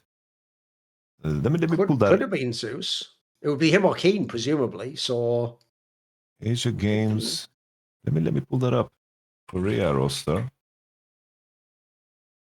South Korean national team. It was Zeus, yes. It was Zeus, Kanavi, Faker, Chovy, Ruler, Keria. There we have it. All right. And then they're gonna do that next year again. So it's gonna be interesting to follow that. Who's going to get the exemption, you know? Oh, it's because it was 2022, right? Okay. That makes sense. Okay. It's because the problem with that one is they list them all by the like fucking name, don't they? They like change to the surname instead of the alias when you click on the Leaguepedia or whatever. It's like Choi instead of Zeus at the top lane. Anyway, whatever. With all that said, Yamato, it is also time for another classic sale, because did you know our wonderful clothing partner Into the AM is running one of their epic sales? So first of all, as usual, you always get the 10% off when you use our code, which is intotheam.com/LFN. And you can always apply that code discount to all the bundles they have. Like they have the classic 3 graphic tees. I've got like the pastoral designs and the Neo Tokyo Cyberpunk design. You can get 3 of those for $61.95 that you would then apply the 10% discount of the LFN code to. You also have basic tees. Like I've got one where it's like a black and a... By the way, I have to say, Into the M feels so good and feels so comfortable. Now that I wear those ones, I hate going back to my normal t-shirts. Get 3 basic tees in a bundle for $52.95. Also, you can then put 10% on. But because of the sale coming up, their Black Friday sale is coming up. All items, listen to that, all items are up to 60% off from the 13th of November.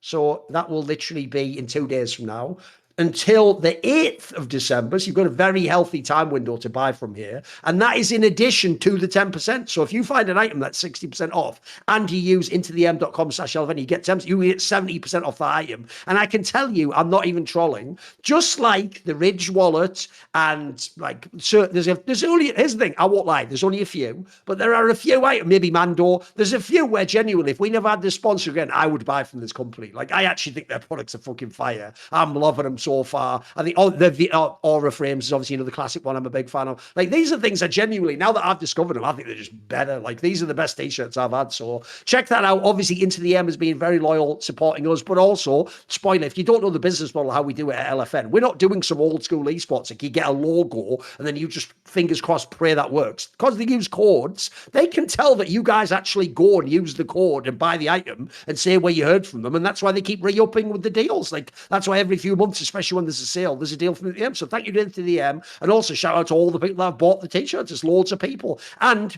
I actually saw, this is going to be something quite cool for the future, there actually are a bunch of like newer branded things that we're also coming along with for both Into the M. We did that shirt with the dragon on, and we've got other stuff coming along as well. So anyway, let's continue on, Yamato. What do you want to talk about now? Because now, I tell you what, there's also a lot of good rumors in Europe if you still want to stick with some of those.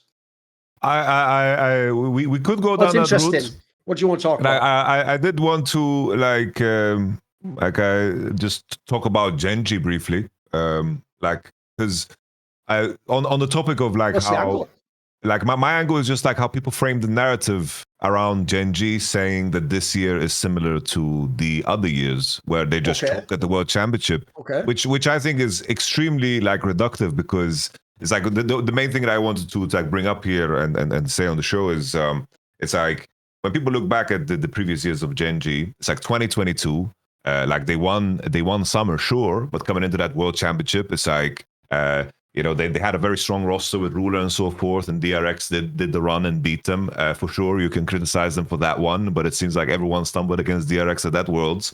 23, GenG didn't even have like a super team. Like I think that that would be like incredibly strange to say, considering he was a nobody at the time. Yeah, it's like they had pays. They basically like restructured the team and so forth, and they had players that people didn't really think super much of. Like in terms, they had like Thorin, they had pays. It's like it wasn't like a super team, GenG, and it was also in the context of course, LPL being like the dominant force back then. It was like Billy and JDG just dominated MSI.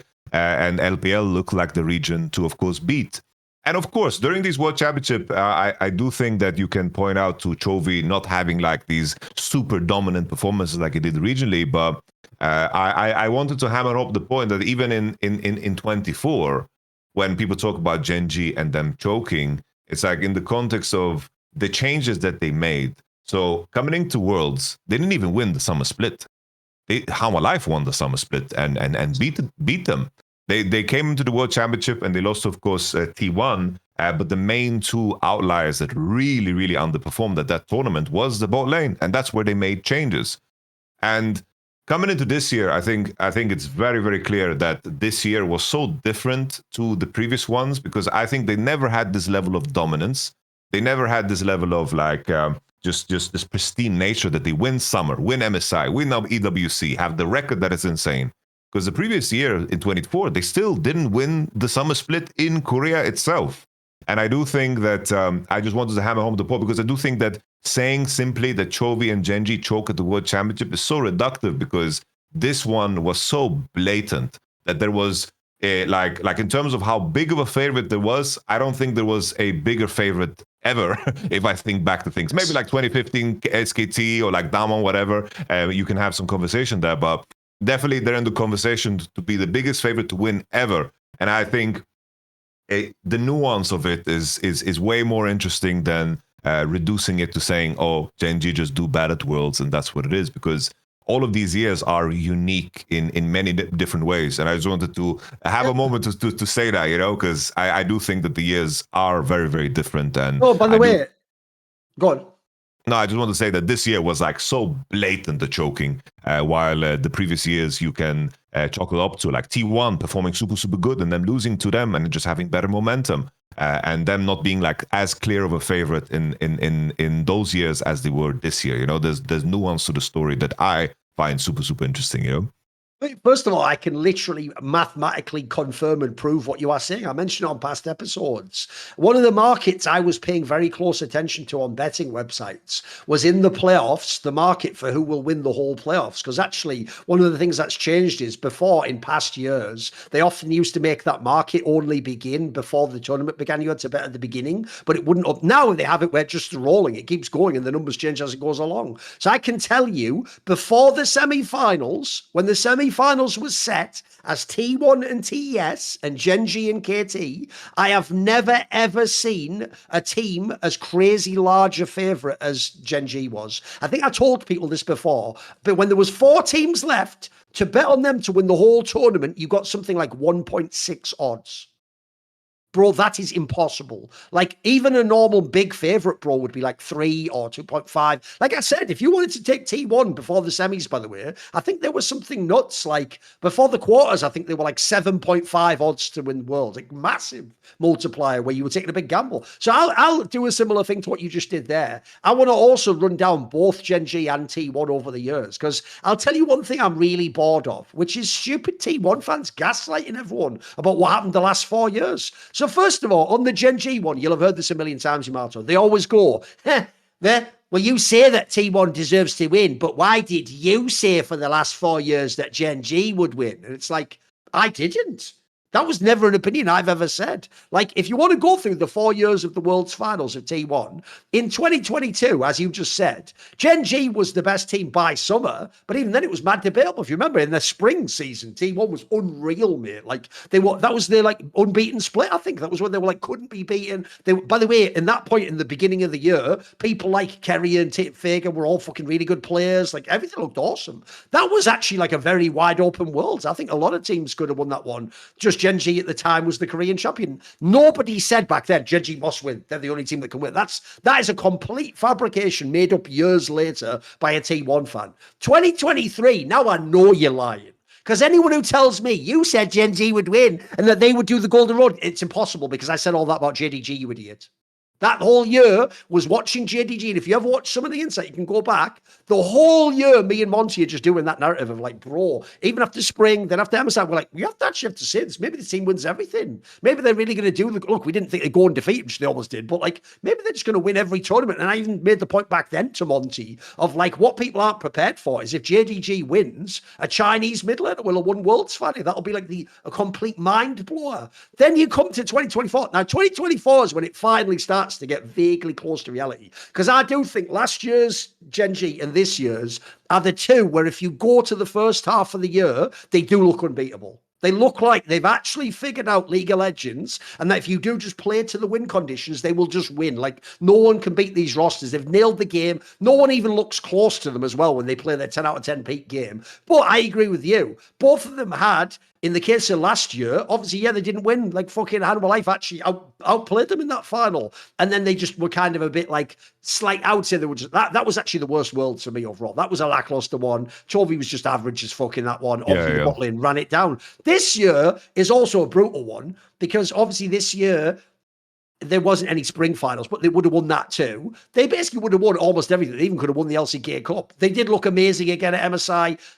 this time it was different, but this time they even look like the most clutch team. You would think even that they win all the game 5s. And then I'll quickly do the T1 one, because the T1 narrative, by the way, this is how you know it's from T1 fans. The T1 narrative is just fake as fuck, bro. Right? On paper, if you wanted to make it look like every year T1's just nothing and trash and then win worlds, this year doesn't even work for that. It looks like it does, because if you'd say to someone this year, Marto, yeah, but they came 4th in the LCK and then they barely got into worlds, just like the 4th.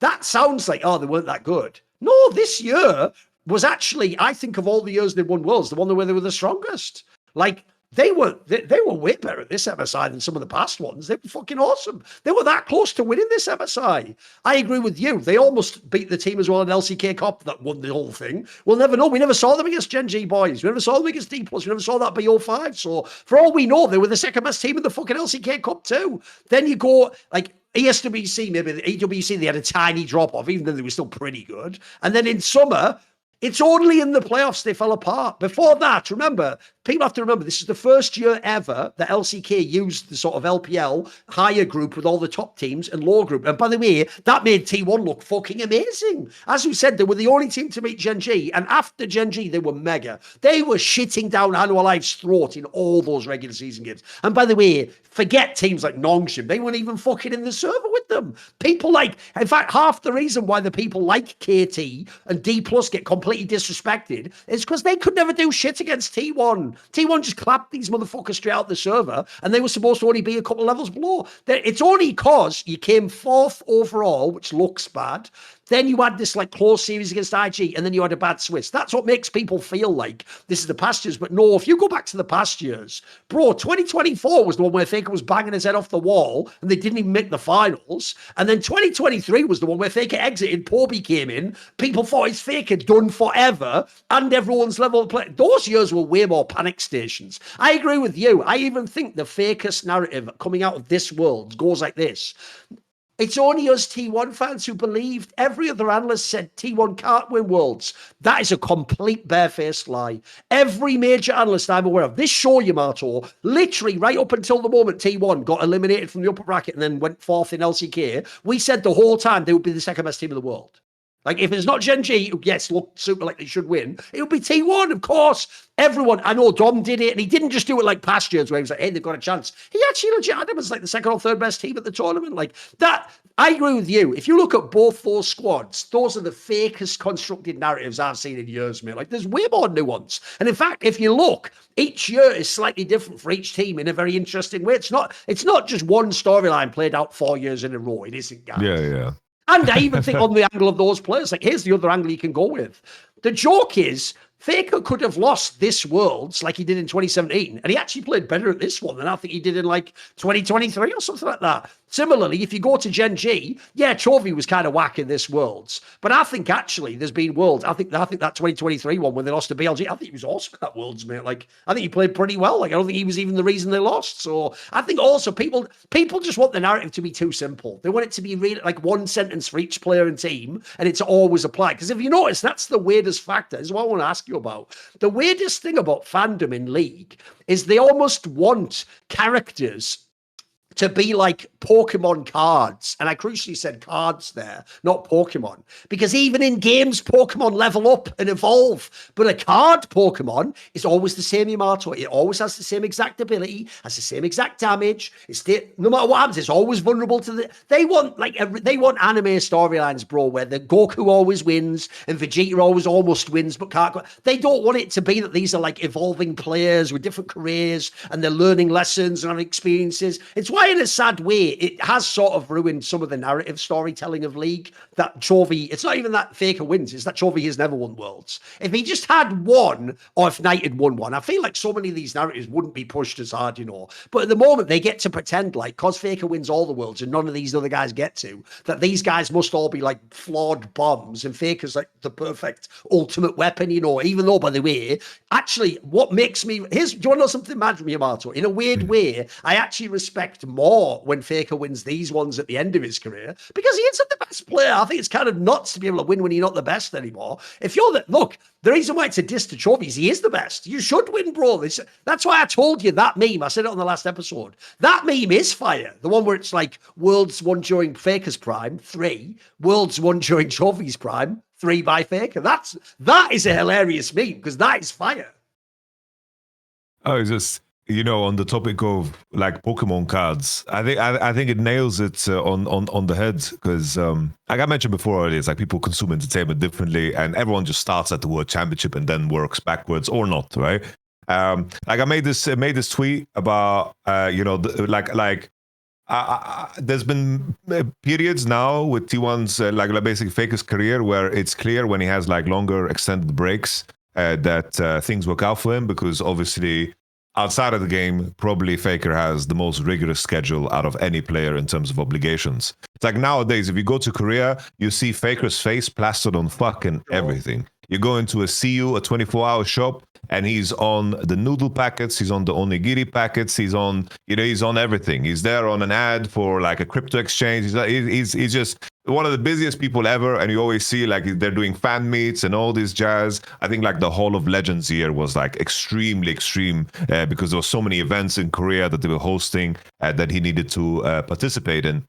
So I made a point that, in the context of Poby, it's like Poby is a player that could be good enough to, not too good to be like instantly a starter on any LCK team, but good enough to maybe sub in on occasional matches against like, in regular season just to give Faker that additional time off.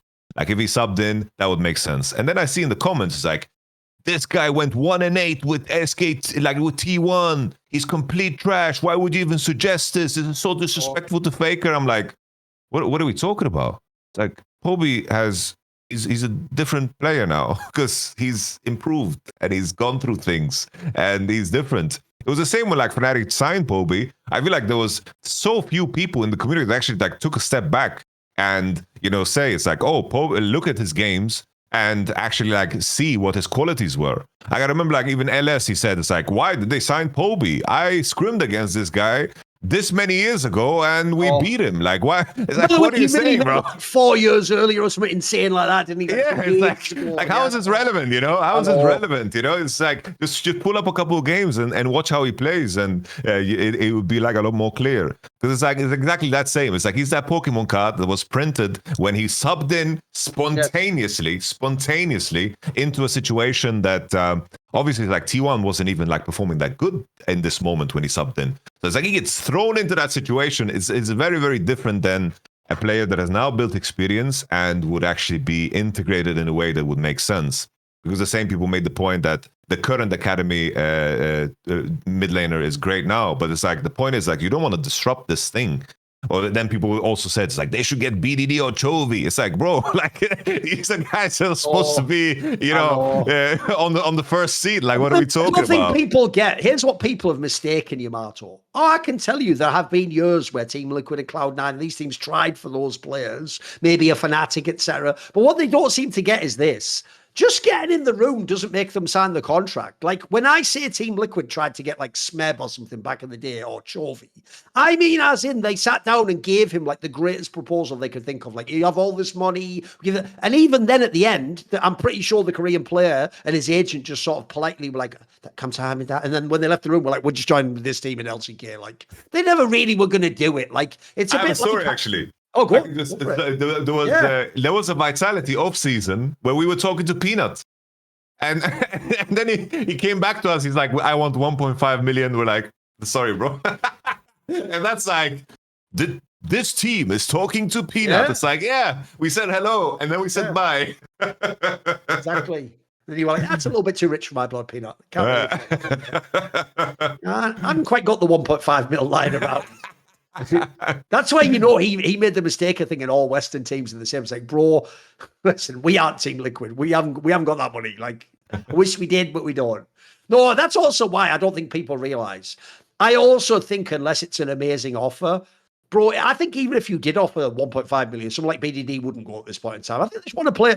Here's the thing. The ultimate goal for every one of those players is play on a top Korean team. And I'm sorry, no matter what you think, KT is a legendary Korean org. That is like being on, again, like Manchester United in football. They might not be the best now, but I tell you what, it's still Manchester United, mate. Like, that's where you go to be a legend. They all want to play for a top Korean team, and they want to win worlds on a Korean team. Like, they're also not idiots. Like, I think people like CorJJ have accepted they're not going to win worlds again if they play in NA. They know that. They just know it's a different kind of a mission and a quest. So, in his case, he won worlds already, so he can sort of do that, can't he?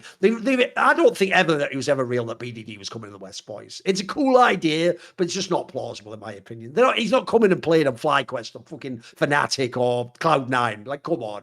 Come on, bro. It needed to be during like VC money days, you know? Because it's like, the funny thing is like, we mentioned the 1.5 milli for Peanut. It's like, maybe if it was a little bit later, because like Vitality paid these sums for perks, right? So Yeah, it's like, you know, it's like in a different timing, way, different world. That reminds me, in my APA interview, shall I tell you a hilarious detail I didn't know until now? This is actually mental. Well, I was pointing out to him how crazy it is he even got to break into the lineup. Because remember, the original selling point of the roster before he joined was they can all speak Korean. And in his case, spoiler, he doesn't speak any Korean at all. And this is what's hilarious. This detail's even funnier though, Yamato. When he joined that team as mid laner, he even said, "Oh, they didn't stop speaking Korean." So he was just playing like a solo queue game, Yamato, like real else yet, and they were all speaking Korean to each other. And he's like, "Hey, I'm going in." Like, what the fuck is this? And he is so fucked in the head, bro. It's so insane. And so I had to just be like, "Haha, that's funny. Like, what the fuck are they doing over there? Like, what are you doing?" And then he even made it sound like they were being like charitable to him, Yamato. Like, no. But then eventually, sometimes they would like switch and translate and be like, "What are you saying?" It's like, "Don't even just speak English. I don't know Korean. I'll play a fucking mid lane for fuck's sake." That's so I don't even know, bro. I can't even. I just imagine this guy like tuning it all out like a solo queue game, like, I'm up 15 CS. Meanwhile, like Umpty and CorJJ having an argument in Korean. Like, but okay. Are we doing Baron soon, guys? Shut the fuck up, Shibal. Also, actually, I've realized where I fucked up. What I should have said to him was, every time you died, did they say Shibal? Like, that's what I really need to know. As if they're just cursing you out like a bitch. Like, that's the one I need to know about. That's what I need to know. By the way, there is actually so much news we can discuss, though. Like, supposedly the rumor is that Vladi will be going to Fnatic. Now, here's the interesting thing about that move for me, Yamato. If you think about the other moves of, like, the rumor is Oscar and him might be leaving, Razork, it's available, he can go, Mickey X is going to SK. That implies to me that the two players you have got in Fnatic is you're going to have Upset and Vladi. Mate, as much as everyone memed, that's not a bad starting point, though, if you put some other decent players around him. Like, you could quickly get back to a contender again with those pieces. Bro, I can add this too in terms of, because you always have like the Spanish speaking podcast, so you get like the translations. Yeah. Apparently it's like Fnatic is in a position where they are choosing between Upset and Razork, and apparently Vladi wants to play with Razork. So there's a world. Ooh, okay. There's a world where this off season ends and Upset is not on an LEC team. Oh, not at all. How is that even possible?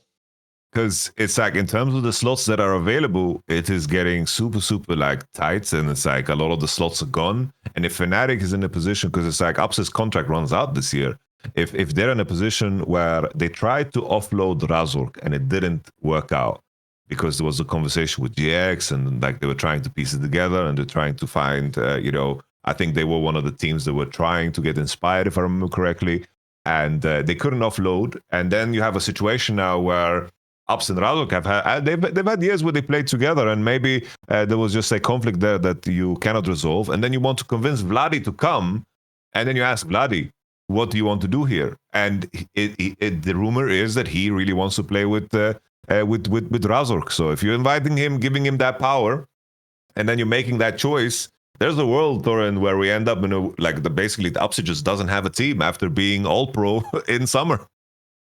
He was the MVP at one point in time too, mate. He was MVP of the league. No, the reason why that is bonkers to me is because I don't care what people's contract status is. Upset is better than fucking Noah. Upset is better than Flackhead. Come on, mate. He's probably better than Kazi at the moment.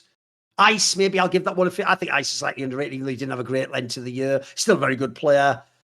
I mean, look, I get why they won't replace Super with you. I think he's better than Super. That's just one thing I don't get. You can say Upset didn't play as well in playoffs as you expect. By the way, if you haven't noticed, go ask Viper. I think the hardest position in the game to play if your soul and his failure is fucking ADC. Like, that's one of the carry positions. It's not 15 years ago. You can't carry your way out the game. Like, everyone has fucking gold nowadays. So I think the only people who should be safe is the ones who are already on the top teams. Like, I get why Hans Sama wouldn't be replaced by him. Obviously, Kalist is the piece in Karmiko. Look, there's a few players I get why you wouldn't make the change, but the idea he can't be in the league is mental. He's way too good for that, mate.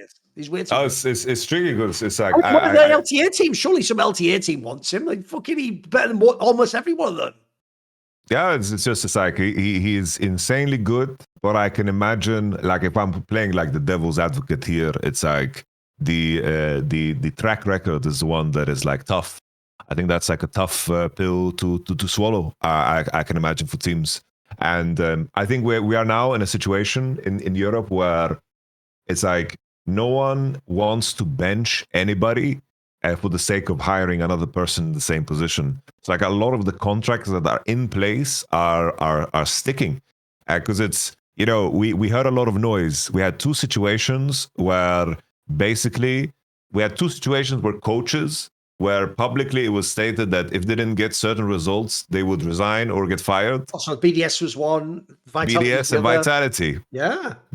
I think that they're going to stay. Like, both of these coaching staffs are going to stay. After all that. Yeah. It's like the contracts carry so much weight. It's like people don't want to hire additional people because the labor laws are goated for the employee here in Germany, you know? So, like, this is what's just going to, be in place. So the maneuverability is very, very tough. But definitely, like, I hope Upset plays because it's like we both agree that he's really, really insane. But I can understand the challenge from the other side too. So I'm intrigued to see how everything kind of pans out. It's like SK made the commitment now. It's rumored that they went with Yopa, right?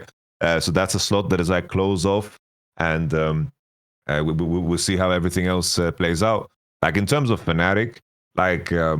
I wonder what's going to happen with Poby because I do think that he was like decent and he's a player that should have like the opportunity to play. But I also understand from Fnatic side, it's like you want to have a big name player that is going to like actually carry some kind of a big upside because Vladi did show very, very high peaks and. You have the coaching for staff Fnatic is you just tell the fans, forget the rest of the year. Remember what he was like in winter. Who wouldn't take that player? Of course we'd gamble on that guy. In fact, here's what I even tell the fans. Bro, the only reason we have a chance to get him is because of what went wrong in the rest of the year. So we're gonna be opportunistic and hope that with our coaching staff, he'll be more like Winter Vladi than he'll be like Summer Vladi. There you go. That's the sale. Because I'm with you. Like, look, Poby shouldn't be playing for Fnatic. With that said, though, again, I'll do the same thing as I did with Upset. You're telling me Poby's not better than like Camilo? Of course he is. Shut the fuck up. Like, he could definitely play in one of these other teams. Absolutely. Like, I even think if you're a smaller squad, you could also be opportunistic and get Poby and have like a very solid mid laner. There's like Navi, there's Team Heretics, there's even there's one more that I'm spacing out on. There's SK, they could have been, except they're doing the leader angle. They could have done SK too. Yeah. Totally legitimate player to pick up. I hope the chap gets a chance, because I understand from Fnatic's side, it's like Fnatic's off season, they no longer have the money. They don't have the pedigree, they don't have the reputation, and they also don't have the players that attract players. It's like you're in a situation where you're stuck on a contract with Oscarinin and Razork, and like Razork is a player that I can imagine like coming into next year can still become good because he just hasn't been good.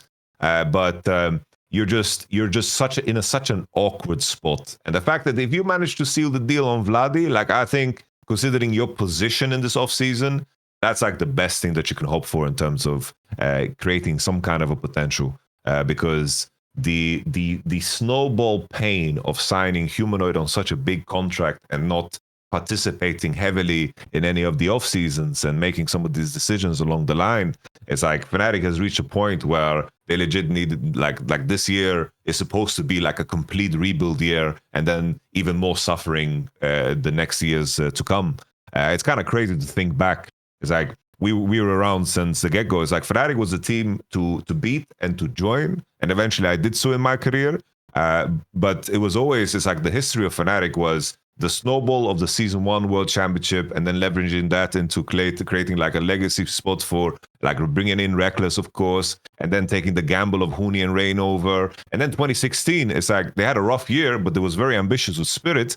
Bleeding into 2017, they always were, they kept their ear to the ground about which players were the next big players, because they found Caps. And regardless of them, if you want to flame them for losing Caps or not, it's like in the end, Caps had so much power in that offseason, he could choose whatever the hell he wanted. To find Nemesis as the replacement, finding Bwipo along the line. It was like a very strong period of how they moved very, very smooth and were the organization that moved as good as KC do now in terms of them acquiring like those players first. And Fnatic just lost all of that. And I think their momentum was just so killed because even though the humanoid signing was so damn good, the fact that they were stuck with such a big contract meant that they just couldn't move around at all. And then they made the decision of getting like Rux, Advien. They were saved by Rogue, that they got Trimby. But then you moved away from Trimby as well. And there's like so many moments in time over the last 5 years of Fnatic that now have accumulated to the point where you really, really feel the pain. We've said it so many times on this broadcast, like on this show that like it was felt weird to call it broadcast on the show, that if you could participate in any of these off seasons, maybe you would be the one, with some of these talented players. But the methodology of Fnatic is just so cursed and so terrible over the last couple of years. Oh, I'll tell you when they died, mate. I can pinpoint it. It is 2023, and here's why. Because think about these three names, Yamato. Well, you're one of them. You could have joined as a coach. No thanks.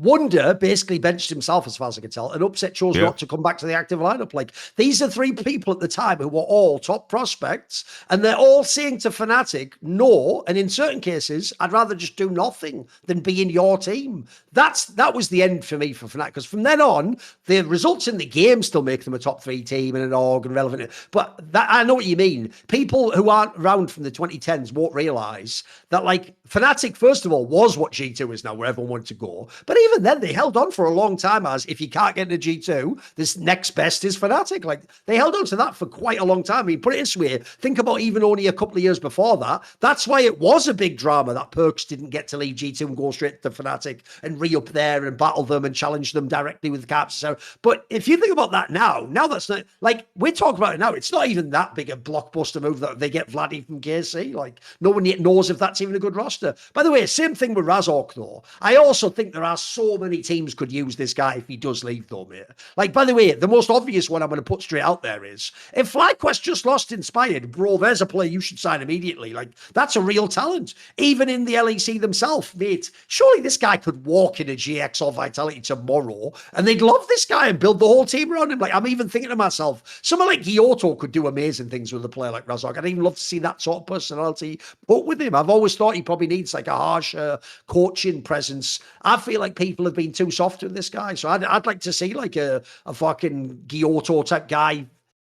Put it, people don't know Gyoto's had like fucking screaming matches with players, mate. He's a guy who's really intense, super passionate. So surely he has to get a team, though. There's no way he's going to get upset out the fucking league. Surely. Yeah, I think what it seems, what the rumors seem to be, like based on what's said publicly by the journalists, it does seem like Razork is going to be staying on Fnatic. The Oscarinian piece is weird because as much as people want to criticize him, I do feel like a rule should be, if you want to replace someone, you should always be forced to say with who. And that's a very tough question to answer right now. It's like, who? That like you want to take a complete gamble on somebody like Ragnar or somebody that has been playing like in ERLs for long. It's like those guys. I do have a deep amount of respect for like KC and Team Heretics for really utilizing the academy team, because it has been quite disappointing that some of the other teams don't utilize it at all and don't even form partnerships, because that is supposed to be like your edge within the region. And now we have players like Trayson from Team Heretics that is probably going to play on the main roster. KCB, like the roster, like all these players look like exciting prospects. And that's where, that's where the future lies. Because in the end, it's like Oscarinin was a player that Fnatic brought up from their own academy team. And as much as you like, as much as the criticism towards Oscarine is fair, considering he was an ERL prospect that they brought up because Wunder wanted to bench himself and he slotted in, I think it was a fine value. But I think that's at the core of everything. It's like the concept, like in terms of how you utilize your money, it does seem like Europe is in a place where like an organization like KC is making a lot of money, making a lot of revenue, and that's good, and they can like swing that around. But a lot of the other orgs, you know, they are pinching pennies. You know, like it's very, very difficult to find maneuverability. I have to say, let's do it. We only briefly touched on it. Obviously, that inspired move is bonkers. Because here's the problem with that move, Yamato. So, to me, I am very shocked by this. I thought there was only two options for inspired. You either just re-up with FlyQuest and rebuild a squad around yourself there and stay in the same spot with most of the same teammates, same coaches if you can. Or, to me, you do the move that was implied. Like you come to Europe and you go to like a Fnatic and you try and battle G2 and you try and see if a European team can be the best. This move to me is completely out of left field. So first of all, the org he's going to, like Lyon or Lyon or whatever, that's not some historically giant org. Obviously, that's one that to us, who are Western European, that's fairly irrelevant. We barely know anything about them. Then secondly, right now, it's not yet confirmed what the full roster is. Like some of the other players they already have are just like, I mean, they seem like they're all right players. The rumor is they get some cracked out bot lane. That's what people say. That's why he's doing. What do you think of this? Because it implies to me, I have to say, this story to me sounds like one, this org just did some amazing presentation to Inspired. It sounds like that, first of all, and they've gotten him to buy in. But two, it sounds to me like he actually does just behind the scenes super heavy fuck with some of the players they're getting. And he just thinks that even though to me and you it might be like an underwhelming list of names, he's acting like it's going to be the best team of his career or something. What do you think of this? I was very shocked by this, Yamato. I think Inspired as a player definitely could be like an upgrade for so many teams. It's just like this off season is so poorly timed for him. Like considering like the top teams in Europe, they don't have like a big reason to move jungle wise because we have Yikes, Cumont, Elioya, like Fnatic as an organization. Like I mentioned it before, but they just don't have like a lot of pull right now in terms of money or pedigree or even like roster building, especially after they lost Mickey. Like if they kept Mickey, Vladi, and then Inspired, maybe there would be some pull here because he could actually envision a world where he could compete in the region. But he probably knew that Busio is in conversation with KC and leaving FlyQuest, so he saw the writing on the wall. And I wonder, like the main question for me, what this signaled to me was that Team Liquid, it's like even though there's been so much talk about River, joining the military, like looking at the age that he's at, like it's something that they can, there's workarounds, I think. At least historically, that's been the precedent. So I don't want to speak out of turn because obviously I'm not like a lawyer, versed in like conscription laws, like as that's not what I'm versed in. But considering Team Liquid, like they didn't go for Team Liquid, kind of implies to me that they kind of have kept together the River Quid dynamic. That's my guess because I don't see who else they would get there. And then you think then about the options. What was explained to me is that the Lyon as an organization, their ownership group is extremely rich, like extremely rich, and they are making some big moves. It's like Saint as a player, I think is super cool, but the ADC position, what has been rumored, is Smash or Berserker. And the last time I read was that Smash is the number one the number one candidate, that is like a thing that could happen, is likely to happen. And then it's kind of like clean. That's pretty damn interesting. You slot in like an Impact or a Dokla into that roster, and suddenly, that's one of those like cooking rosters where Inspired like finds a way to like win a championship, like he's done in the past with your EGs and your FlyQuest. So I think like the money was probably a big pool, and I think he just assessed like these are the rosters that I can actively win with. There's nothing available for me right now in this off season, which is unfortunate. That I'm just gonna go for the big bag. Wait, The Smash one is exciting because I have to say, one thing I also hate about how T1 fans have gaslit everyone this year is that whack narrative that they all made that the Smash guy wasn't good and that somehow like Koma betrayed Gumayushi by fielding Smash. Bro, Smash was better at the beginning of the year and he deserved those. In fact, it wasn't until basically he had like some minor failures that he got replaced. Like, I actually think, put it this way, you know how you said about how people judged Porby based on his time in T1? Mate, if you're judging Smash on his time in T1, it's a way more favourable one. Like, this guy could walk into most Western teams in my opinion. He looked really good. And he was everything he wanted in a young ADC, like young, aggressive, fucking goes balls to plays all the mega carry champion. Like, he's a sick player. I would love to see this guy play with Inspired, yeah. It's like interesting because Smash has experience working with an English-speaking support. Which is underrated. Like, it's a very crazy connection. Yeah, that's a crazy connection, and I think that goes a long way. You know, like figuring out a way to work together with your support is a very important detail, and he has that already in his back pocket. Like Smash would be an insane signing, and then you just have to plug and play like the usual North American suspects in the other positions, but. Like Inspired as someone that worked with Impact in the past, and like I can imagine that he would want someone that is just stable top. If Impact wants to keep playing, that would be the place to do so. So there is a world where it shapes up to be super interesting. I guess something that we can add as well, like it was pretty sad to read the news from C9 in regards to Loki, that he basically that was a bummer. Basically, to loop everybody in that is listening, is just he basically just needs to step away from playing in North America due to personal and family reasons, which is obviously like a very, very sad way to discontinue a partnership. Because I do think that Loki was like the most interesting player on the C9 roster. Very good, yeah, super interesting. So I hope the guy lands on his feet and doesn't have to like sacrifice his career for obviously reasons that are super important to him. Another player. I also hoped I hope him and Thanatos eventually go back to LCK and play in a proper team. And I don't mean like Berserker where you go to one of the worst teams and you want to. I mean, they could actually be like relevant players, mate. They could be on real teams, yeah. Especially Thanatos. I think one day he could be on like a D plus or a KT or something. He's a legit player. No, I agree. That's a bomber. Thanatos is such a strange player because like. I never watched CL, but I always hear like the noise from CL, and Thanatos was always like the guy that everyone was like, "Oh, damn, this is the real dude."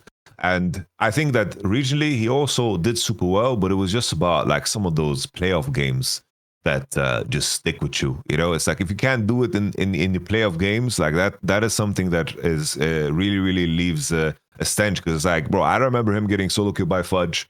I remember him getting solo killed by Castle in those playoff games. And I think if he played as good as he did in the regular season, he carries those games. But he just didn't. And if C9 continue with Thanatos, I'm really like it's such a the idea that Dom joined this team full time.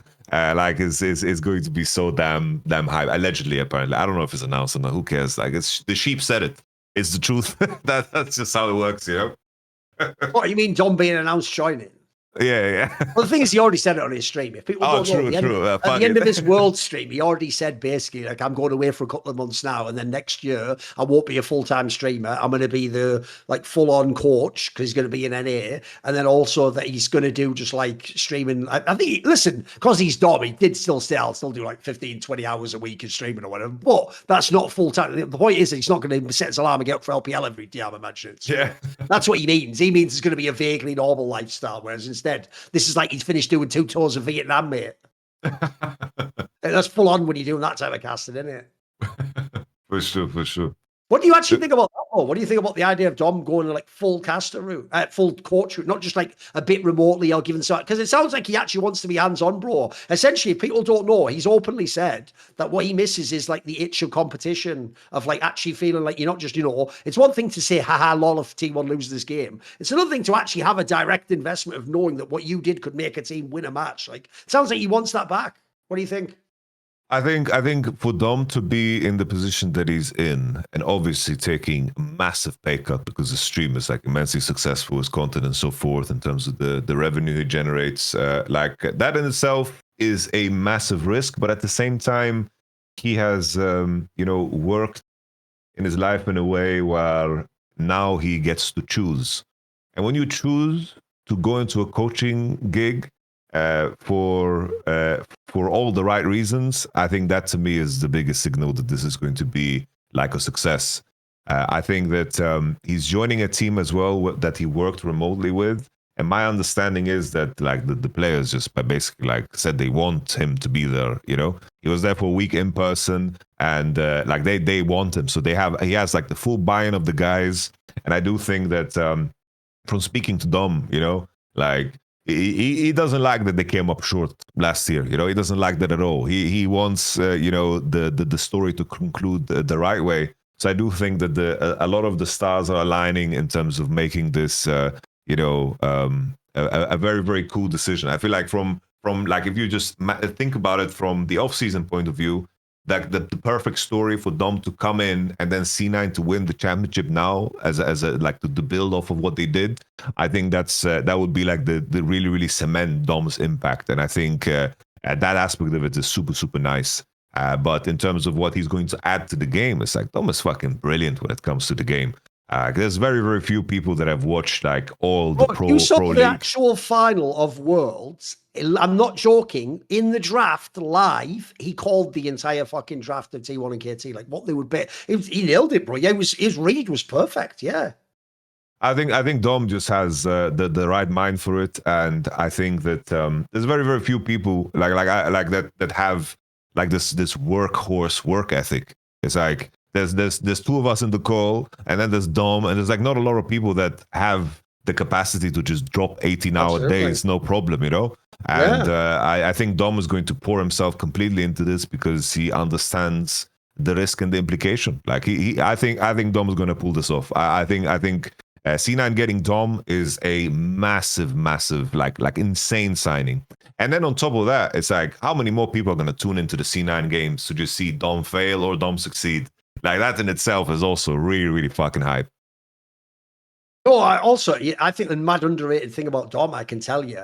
Put it this way, I've told this story before. One thing I was actually shocked at is, in life, when you have a skill, you often will actually, ironically, think that other people have the skill. You will think, well, it's not that big a deal because I have this skill, so I'm sure everyone else can figure it out. So one thing I always take for granted, Yamato, is I actually don't go around bragging to people like, I have an amazing memory, you know. I just always think, I'm sure most people can remember a lot of things. And I've told this story before that I once basically asked Papa Smithy to do like a certain type of show, and he basically just straight up told me like, I don't think I can do it, mate. And I was like, what do you mean? And he goes like, I'm not like you and Monty. I don't just remember like every fucking season and what the storylines are. And he said I'd have to go and do research. Like I'd have to go and look it up. It'd be like a load of homework. Mate, Dom is one of those rare people where he also has a very good recall, mate. Of like, if you notice, he doesn't just recall the event. He recalls like what he said at the time, what the community vibe was, what the meta was. Yeah, I think he's also like, yeah, he's like one of those people like the LSs of the world where they're like a tome of knowledge about League. Like they have their own perspective on it. And I do think he's actually done the best job I've seen of anyone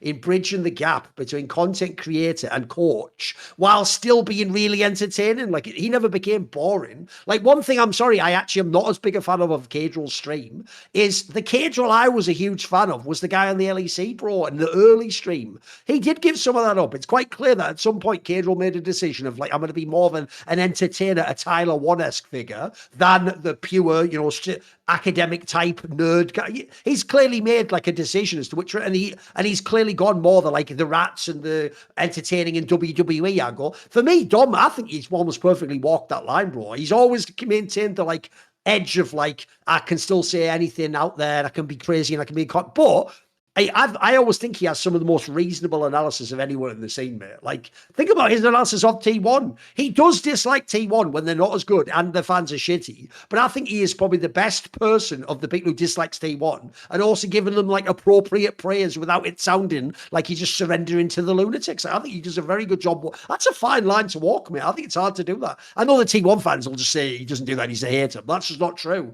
You can go listen. I think he has some of the most reasonable T1 analysis I've ever heard.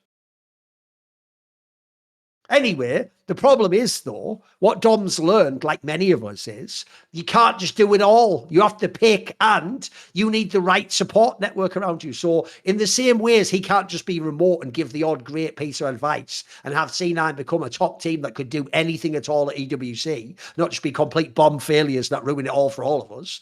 In the same way, if you're going to start your own online business, It's really intimidating, isn't it? You probably think to yourself, I don't know how to make a website. Even if I do, how do I connect it to e-commerce? Then, like Yamato says about back in the day, everyone's scared to put credit card information. How am I going to get people to be customers, man? Well, the good news is this particular ad and episode is brought to you by Shopify, and they have all the things you need to support you in your journey through e-commerce. Millions would agree, businesses out there, that the tool you need is indeed Shopify, because Shopify, apparently 10% of all e-commerce in the US, from household names like Mattel and Gymsharks, or like toys and gym outfit gear, to people that have just started and are new entrepreneurs, all use Shopify. It's like a widespread, ubiquitous platform. They have their own design studio with hundreds of ready-to-use templates that you can already get going and have a really lovely looking, professionally designed store that's immediately up and running to match your brand style. You can accelerate content creation. They've got all AI tools that help you to write the descriptions and the headlines and to enhance your photography, etc. So it looks like a very professionally made site. If you want to get the word out there, they can help you with email, social media campaigns, SEO, so that you have the best search engine results. And also, they are just experts at e-commerce. Like, how do you manage your inventory? How do you do international shipping so you're not only selling in your country? How do you process returns when people want their money back? All sorts of things. If you're ready to sell, then you're ready for Shopify. So turn your big business idea into a cha-ching Shopify business idea with Shopify on your side. Sign up with your $1 a month trial and start $1 per month trial and start selling today at shopify.com/summoning. Go to shopify.com/summoning, all one word. Shopify.com/summoning. Cha-ching. Check out Shopify. Thank you to Shopify, and thank you to anyone who uses it and makes their own site. It's a really useful tool. Okay. Should we do some Q&A? Let's do it. You ready for it? Let's do a little break. We'll come back, and then we've got a bit of time. We'll do like 20 minutes or something. We'll do some Q&A to end on a strong note. But again, this is not the last episode of Summoning Insight. It's not.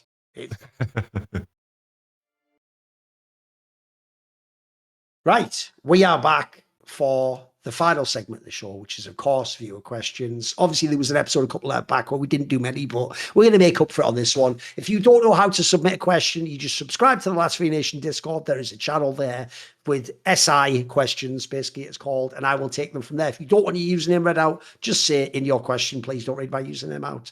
Otherwise, your username will be read out. Now, Nadnerb says, which player's career was most ruined by the Korean exodus?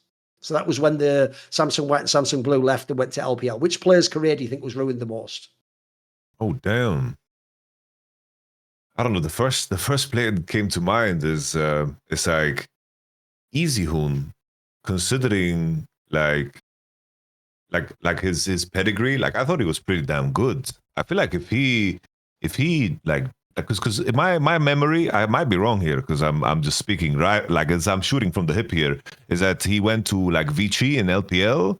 No, that was later. He went like 2 years later or something. Remember, the first year he was instead of Faker in LCK in the first year. Oh, Korean Exodus was the end of 2014. Okay, I'm being crazy. You start, Thorin. Let me think. Well, I mean, put it this way, he suggests names like Dandy, Dardy. He even put Name, because the joke is Deft replaced Name, didn't he? And sort of fucked Name's career up. So, I don't know. If I had to pick... See, the problem is, obviously, Matt had success. He had success with RNG, and he had some good runs, etc. I think Dandy and Dardy are pretty good shouts, because I do think those are two players where they were very good players before they left, and then afterwards, their careers just sort of didn't do much. But I'll tell you an underrated one is actually the top player of Najin White Shield is Save. Because if you remember, Save, Rookie, and Kakao all went to IG, and he could only have 2 imports. So eventually, they just put the Save guy in like the LDL or something, and he never came back. That was it. Like, he just like, see ya. People forget there was a year before that in 2014 where he was like contending with my boy Flame for like the best top player in the world. Like, he was mega, mate. He was a really good carry player, played all the like Shyvana and all that shit. So that's like not a bad shot. I do think Dardy is a pretty good one though. Mate, that guy was really fun. Look, if people remember, he was the original King of Spring. He used to, before Xiaohu, he was the guy that in every spring would be insane. And I do think his level, like, mate, that guy was a playmaker. He had some fucking baller fucking moves he would make. I think he could have been he could have been like one of the real rivals for Faker, but his career just went to nothing because he went to that M3 team with Looper, if you remember. Dandy's not a bad one either because he did do almost nothing. Like, if people don't know, it was only a couple of years later he was trying to like qualify for LCS in like fucking NA Challenger. That's how cursed his career was. So I do think that, pretty sure there's a lot of names you could pick from this. I think most of them got ruined, mate. Who do you pick? No, I think if it's tied to 2014 specifically, then I think you mentioned all the good suspects. I was thinking Korean Exodus was like a living thing the entire time. I know what you mean about Easyhoon though. Like, he was actually like a good player in Korea, so it's kind of mad that he just became irrelevant when he went. Him and Bengi just fucked off and never did anything, did they? It was insane. Yeah. It's like they brought like Koma with them as well to Vici, and it's like it just didn't amount to anything. And then it's like it kind of like put the spin on the whole topic of who was really like important on the SKT, you know? Because I did think like the whole like during the time, it's crazy because back then I didn't like the narratives around like what Easyhoon was for Faker, because I just thought Faker was so damn good, and I hated the fact that Easyhoon was playing games. Like I remember your video, like that was a legendary video, like how Koma is ruining fucking esports. It's like it's crazy that back then I had to like I was getting into fucking scraps and beefs with Easyhoon fans. Like that Easyhoon fan group was rabid back then. I remember. Right, what about Need for Speedo says, how accurately do players know the math behind ability damage, combos, shields, etc.? Do they know the numbers, or are they going more by feel? I think it's very, very based on feel. It's kind of like how, you know, like if you tell someone that plays football professionally to make a pass, they don't think it's like, I need to use this amount of power to get this distance on the ball and so forth. I think it's a question of you read it, you get a feel for it, and then everything just becomes instinctively, because there's just too many variables going on at the same time for you to mathematically real-time calculate. It's like you're just like 10 champions with different item sets every fight that you're in. So you have to intuitively calculate it. It's like similar to how like as I mentioned, the football example is like how your touch is intuitively. That's like basically the same in the game of League.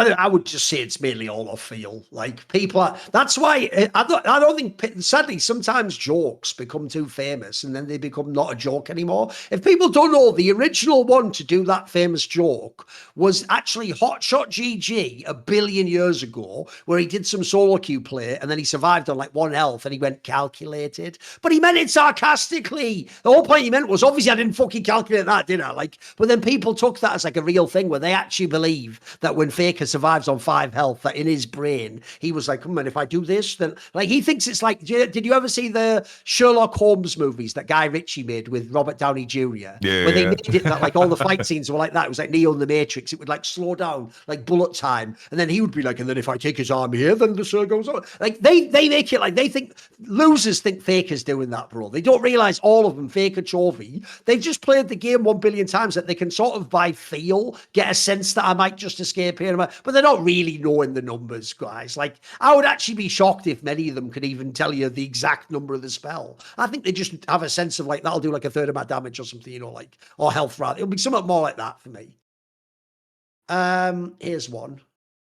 So Bean Burrito says, Thorin, since your MMA GOAT video, because I did a video on my side channel at the end of 2023 about like, who do I think the best ever is in MMA? By the way, the whole premise of why I made it was actually to explain to people who are casuals, shut the fuck up about Khabib. He actually didn't have that many title fights. Like, he actually had a very small resume, unfortunately. If you know the history of MMA, there are some people who have like mate, John Jones and Anderson Silva might have like 10 title defenses or something mad. Like, they have like impossible resumes. So anyway, this guy I say is since I made that video, several fighters have made significant accomplishments. Most of the current champions have titles in 2 classes or several title defenses. Have any additional active fighters entered your nominee list, or are you tracking or approaching? Basically, the short answer is the 2 most obvious ones that would be on this list that weren't before, based on both resume and like dominance, would be Islam Makhachev. Like, by the way, I always tell people this. This is how I know if you follow MMA. Islam is who you guys think Khabib was. Like, he already has a fucking better resume of fights. He's beaten some of the best fighters. I think that first Volkanovski fight was epic too. Like, he has a very good fucking resume. He would be on my GOAT contender list. Like, he'd be right up. And then the other one, obviously, is Alex Pereira. I mean, look how many times he's beaten, like, what, 5 champions or something mad. Like, he's got a fucking crazy resume. I know he hasn't got as much longevity, but then again, he also had like 3 fights a year, so he sort of made up for it. So I think I wouldn't put any of these people as the GOAT, but they could get into like the 5 or 6. Like, they can be put in there. I think they would probably squeeze out some of the ones that weren't as relevant. So yeah, I would probably put those 2. Right, here's a question for you, Yamato. Big Boy says, who was the better team, 2024 or 2025 G2? Ooh, I think the context to apply is that I do think that the LEC was way more competitive this year than last year. I think that goes without saying. It's like, I think like Koi, KC leveled up so immensely that it's not even comparable. It's like last year we had Frescaoi on MKoi, and we had BDS and Fnatic being the 2 and 3 of the region, who never, even when G2 was at their worst, could take a win off of them. But still, with that context, I have to look at what G2 did internationally as the best measurement of how good they were. And I think that when it came to the ceiling, like, even though the floor might have been higher for this G2 roster, the ceiling just wasn't there. And I think it's normal with Skumond being on his first year. I think that Skumond had just as good of a year as Yike, in my opinion. Like, I think that Yike had a very easy time because of how dominant G2 was in his debut in 23. But 24, like, Yike was kind of all over the place. But when they were playing the internationals, they were actively like competing in 24, in my mind. I still think that the world's run that they had in 24 was like they just had a higher ceilings. Like, they were competitive against T1, competitive against Bidi Bidi. Like, they had games, but you saw them this year against Top Esports. They weren't in those games at all. And that's Top Esports, the team that everyone loves to say that they're just filled with chokers. Like, they didn't have a chance. They didn't have a chance at all. They won 1 game, but that was just what Top Esports offered to them. And I think in terms of ceiling, if that's what we are measuring the teams off of, I do think that last year's G2 was better.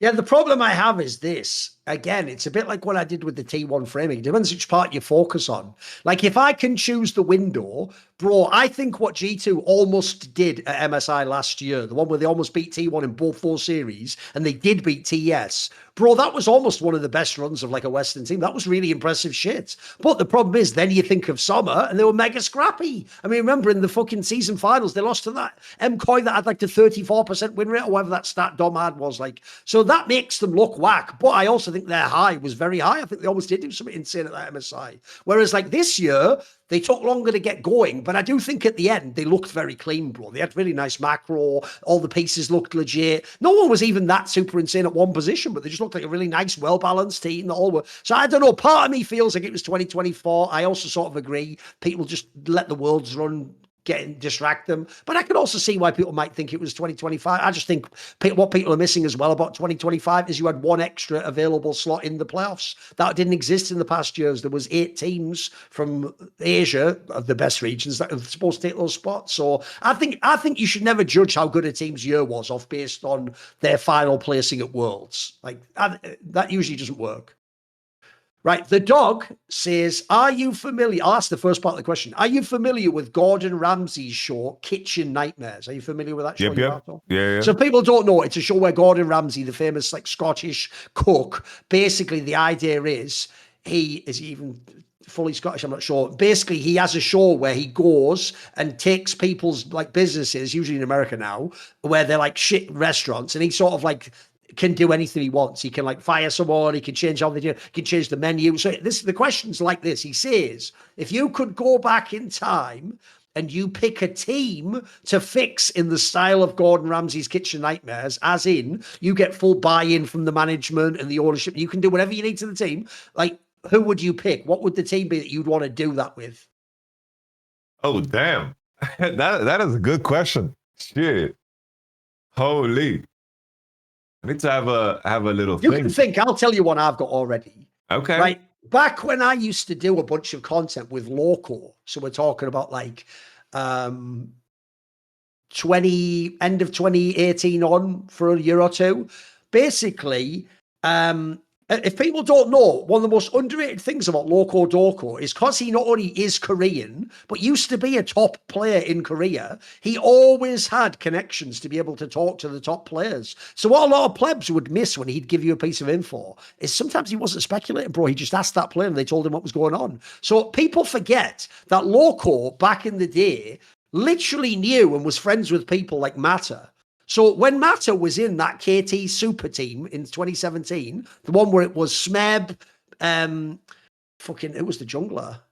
It was Score. Smeb, Score, Pawn, mid lane originally, the one with Ukal later, and then the bot lane was Deft and Mata, right? What people won't know is, I'm pretty sure Loco just knew this from within the team, but he told me early on in that team, this is why he still picked T1 to be the better team, even though on paper that team looked like the best team ever made, the KT Super Team. The reason why he didn't think the KT Super Team would be as good, and this is why I'm getting to this point, is because in that team, the mistake you made was you had Smeb from Rocks Tigers. Well, Smeb supposedly was like not only a shot caller in Rocks, but obviously that team had like the Go Even Prayer Gorilla bottling. So they should just play the top side all the time so Smeb could get his game off. And I was told the problem you had in KT was Smeb still wanted to call the game that way, but then in the bot lane you had Mata, who was a legendary shot caller, and he wanted to play the whole game through Deft. So you basically had a team in which this guy wants to be the carry top laner, and the other guy's like, let's funnel everything into, and by the way, Deft was insanely good at the time, the best ADC, right? That in itself just doesn't work. You can't have a team torn apart between top and bot lane. And I do think if you have a look at that roster,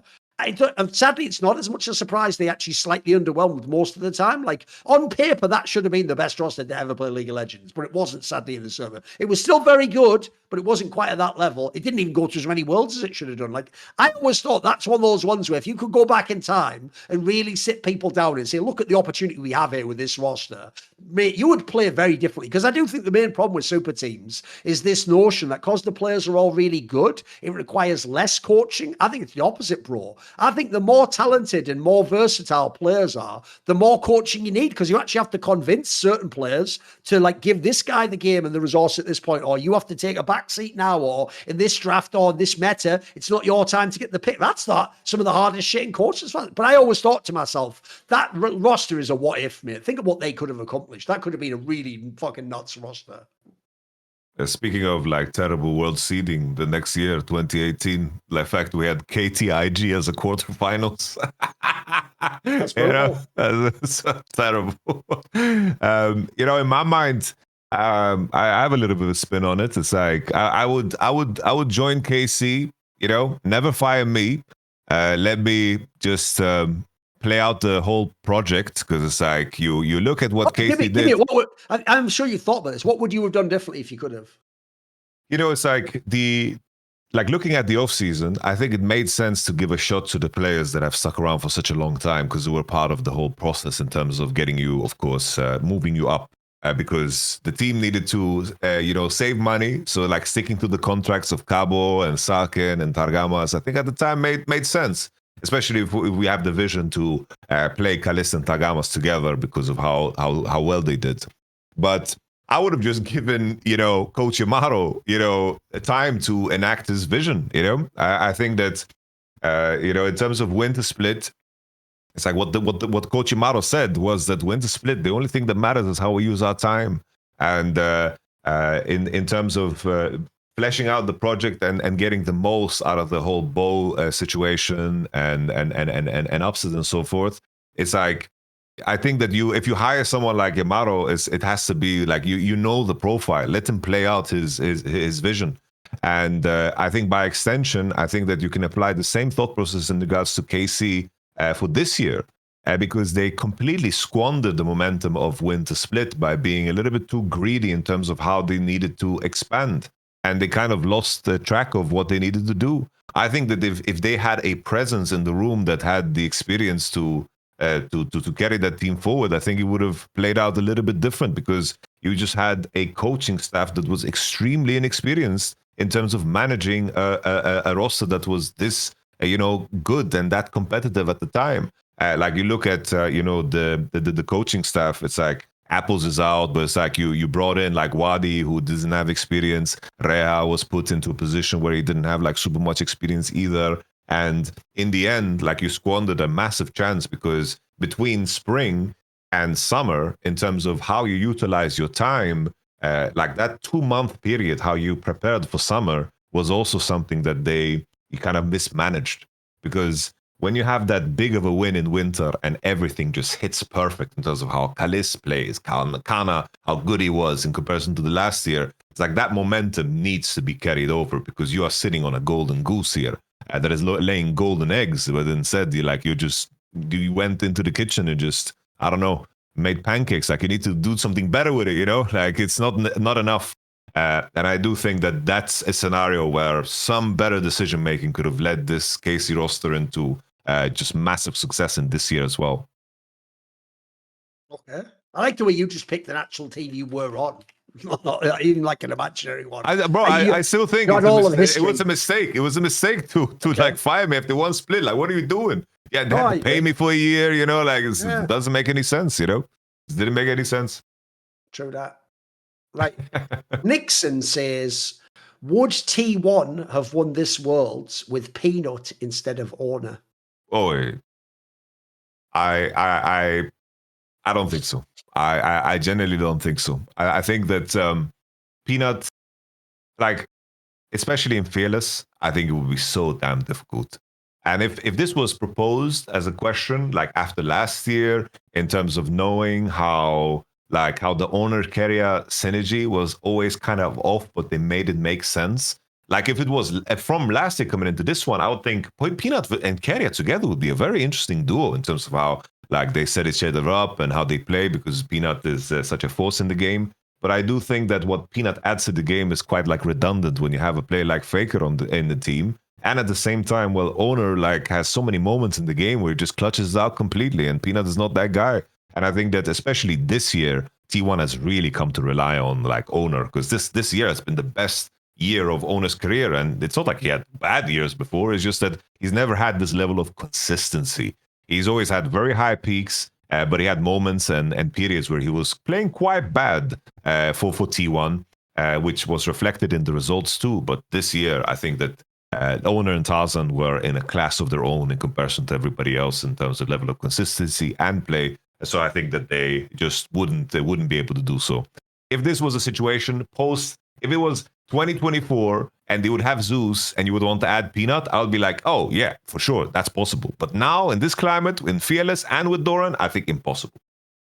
No, I was going to say the same thing. Any other year, I would actually say yes to that deal. I would say, you know what, this will work. I actually think that means Peanut and Faker will offset each other's weaknesses and they'll win the fucking league. The problem is, this is the worst year to ask that. Like, you can make a very strong case. Owner was the best jungler of 2025. In fact, if anything, I actually think he had the odd bad game in playoffs at Worlds that make people forget how good he was. Like that Mundo thing, sadly, is what everyone remember about this Worlds. That was fucking trash. Like, that was actually one of his worst moments. They won in spite of that. So I don't get that. So I think he was mega this year. Like, but that's a player. Like, essentially, if I'm T1, I said this in a past episode, the only 3 players I would want completely locked up in my team is the jungle mid support.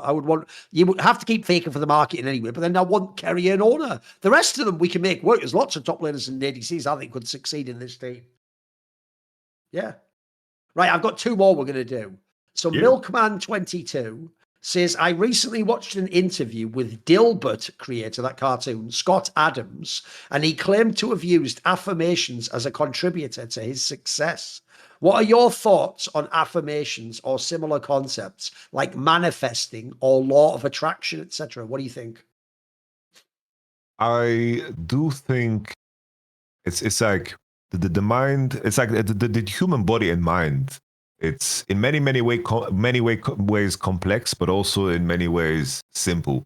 It's kind of like if you are tired, if you do actions associated with being tired, you will become more tired as a snowball.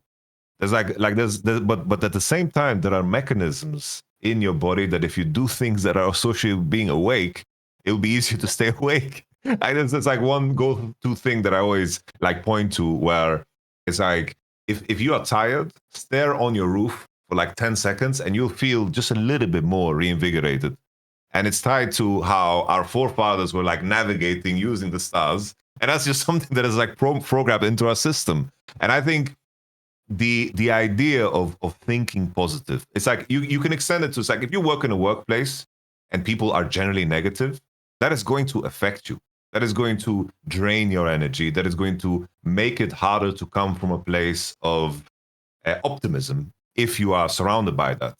And I think internally, the dialogue that you have with yourself in terms of where you place yourself, the ambition of what you can achieve, that's where the beginning is. Like if your state of mind is that you can't do something, you'll never be able to do it unless it's just sheer luck. So I think the idea of putting yourself in the right state of mind to succeed is, I think, is the first step towards any form of success. Because I don't think that anyone that, for example, won the World Finals, I think a big part of, for example, T1 is the fact that they step on the stage and they believe they should win and they are going to win. And I think how well you've internalized that message through practice and how you build a pure form of confidence, I think the first initial step is believing that you can achieve the greatest thing, because it also bleeds into everything else that you do.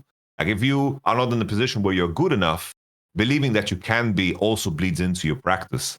The amount of effort you're going to put into the process of getting better also is reflected in your idea of what you want to achieve. So I do think that affirmation and how you speak about yourself internally is something crucial towards success, because I've never heard of a player or a person in any walk of life being the best or being extremely competent and they're like, yeah, I'm terrible and whatever. There's forms of like imposter syndrome or like a sense of paranoia. But I do think that there's a world where that can be like, even that can be like a healthy thing. A healthy paranoia was like, oh, do I deserve where I need to be? It's like I need to prove myself every single day and work even harder. Like that's also a form of like conversation that you have internally to put yourself in a position to push harder. I do think that affirmation is like a very crucial thing in terms of like predicting success.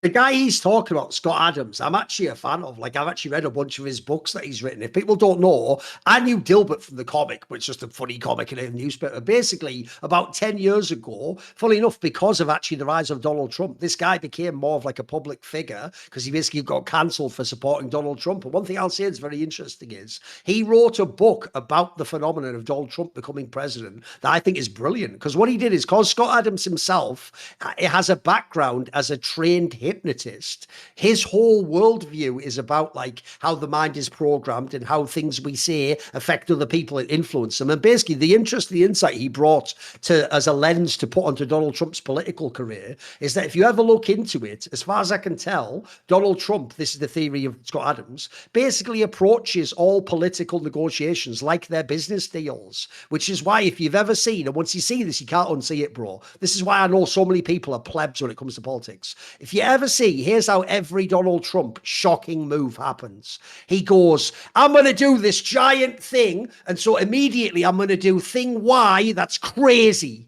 And because he says thing Y, everyone goes, oh my God! Right? A week later, he might go, actually, I'll only do half of thing Y. And everyone goes, oh, It's still a fucking lunatic, but at least he's not doing that full on, right? That's just a business negotiation. But that's called a really aggressive negotiation where your whole plan was never that they were going to accept your terms as the crazy offer, but you do the crazy offer to make the next offer not as crazy in comparison. You see, if you ever see this, by the way, it's the same thing with all the tariffs. Or it does the same strategy almost every time, bro. You start with a really crazy position, and eventually the idea is once you compromise, hopefully you end up further on their side of the table than your side. It's a classic business move. So anyway, my point is, I think this guy does have a very shrewd sort of read on human nature. And because he comes from the world of hypnosis, this might shock people because a lot of people will understand there's a big concept in politics called neuro-linguistic programming. It's sort of like the secular way of saying like programming people's minds, but it just sounds like scientific, right? People don't know that entire field I've studied this, comes directly out of hypnosis, and hypnosis itself comes directly out of the occult because the occult is about the idea you can change people's minds using symbols and collars and anchor points. So these are all where this idea came from. And so basically what I would say is this, is if you take that phrase, neuro-linguistic programming, the key one there is programming. It's like you say you are programming your mind to think and expect certain things. So I'll give you an example. The affirmation angle has been oversold because it's been sold as like women just go to a mirror and go, I love you and you're going to have a great day tomorrow and you're going to get that promotion at you, the offer. Like that just seems too cheesy. But what they're not realizing is the positive part that you can take from that is called positive self-talk. Someone once said something to me, Yamato, that actually blew my mind. It changed forever how I saw a relationship to myself and anyone I was with. They said this, and you've probably heard it before. They said, could you imagine if you talked to your friends the way you talk to yourself when you do negative self-talk? You'd be the biggest piece of shit in the world. Think about it. People will say mad things to themselves like, it's actually my fault my dad died because, I didn't really call him much in those last years. They'll say things to themselves. That would be the most evil thing you could ever say to your friend, mate. Imagine saying to your friend, oh, yeah, are you sad about your dad dying? It's probably your fault, really, because you didn't really keep up with him all the... You'd be fucking evil. You'd never do that. With your friend, you do the opposite. You go, look, I get that you're torn up about what happened and, you probably didn't have the right communication, but I'm sure from that you learned, like, how valuable he was when he was gone, and I'm sure you've taken lessons and you'd tell them all these wonderful ways of framing it, right? Because the same thing happened. The dad's dead and they feel bad about it, but how you frame it is going to completely change what happens next in their story and how they think about, was that a bad thing? Were there lessons was there anything positive could come out of it? So what I would say is this. I think the most important tool that we're discussing here is the idea of framing. So I'll give you a great one that an author I was into once said. It also changed my perspective, which is they said, so by the way, I'll tell you what I think to myself when I think in that scenario I just described. If I'm ever feeling down, I just think to myself, treat yourself like you would a friend. Like, be a friend to yourself. Don't destroy yourself. Try and think like, how can you lift yourself up, or how can you point out something that can be better tomorrow? So similarly, I think framing is everything, Yamato. So here's the way I'll explain it. There was a guy who had essentially a form of polio where it affected him later in his life. Like when he was a boy, he actually wasn't super crippled. He got over that. But later in his life, he got, again, issues where he couldn't walk as well and he was having pain. So what he used to tell himself was this. Instead of thinking, well, I've got polio and I'm fucked, it's only going to get worse and life's going to... He would tell himself, I've got polio at the moment. And by saying at the moment, he already then didn't think, right, it's forever. That's over. And then he would think stuff like, at the moment, I can't walk, but I'm going to teach myself to walk again in the future. He would... By changing the framing, you make the possibilities so much wider. Whereas I do feel like people tell themselves, like, I can't do... The worst one is when they tell them they can't do something, bro. I can't do that. No, you just can't do it yet. The question might be, have you learned the right method? Do you need to try and find someone else to teach you? Maybe you just need more chances, by the way. There's nothing. You fail a few times at the beginning. You think, I can't do that. Sometimes when you succeed, you almost realize, like, wait, that was easy. What the fuck? But it wasn't easy until that moment you got through the looking glass, as it was. So, yeah, I think framing is a massive deal. I think it gets presented, like I've alluded to, as some silly, like, women's magazines thing where you just dream and all you dream. No, but I do think that the way you frame what is happening to you and who you are and what you can do in the world can massively either open up your possibilities or it can incredibly limit you. Like, I mean, I'll bet you've met a million players, Yamato, where half the problem is how they think of themselves and what they like. It's why I'll give you a quick example that we can tie into the game here. It's why I do think if I'm on a talk show, Yamato, and I talk about a player where I'll give you that Thorin example, and I go cynically, look, I don't think Thorin's that good. So I think he should only weak side. He should be on a tank or a bruiser, and all he should do is listen to Faker and Carrier. Bro, I would never say that to Thorin. That would ruin Doran's whole game. Doran's coach should tell him, like, look, if we have the right angle, we'll give you the carry pick. And you know what? You played well in this last game, so let's experiment. Let's try everything. If they actually told Doran what I'm saying, that would ruin his whole fucking potential. Like, he wouldn't have a chance. So what do you think? You must have had loads of experiences like this with players, mate. No, I just wanted to say it's like framing is the majority of coaching that happens in league. It's like I told the story so many times of how I had to frame the situation after the 2018 Vitality roster got beaten by the tournament favorite that is RNG. Like I could see on how the players played that they were defeated before they played because they were just not in the right state of mind to cause an upset win. So I had to like reframe that game and put them in a state of mind that where like I basically used the whole review session to bring RNG back down to earth, that the differences were very, very small. And that's how I framed it. I think that like the one thing that I wanted to add to this is like the impact of having a vision on how you succeed is extremely, extremely infectious. As like the strongest players and the best players, the ones that are always succeeding, like within league, whether it's like a Perks character or a Caps or whoever, like those guys that are capable of like switching between teams and still enact their vision, they are pushing a narrative about how they should work that is emboldened by the idea that it's going to push them towards victory.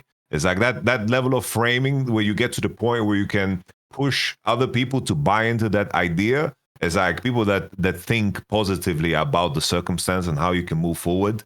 Those are just winners. And there's many teams where you have circumstances where players are like energy vampires, that they are like the exact opposite of that. It's like I have talked about like a player like Humanoid many, many times. He's the type of player that would always have like the negative framing. He's extremely talented. Anyone that worked with him will tell you that he's one of the most talented players to ever play the game for out of Europe. But in terms of his framing, it was always be like the negative spin on circumstances, and he would not, see the positives of the circumstance, or even go so far to see the opportunity of a bad circumstance because it builds character.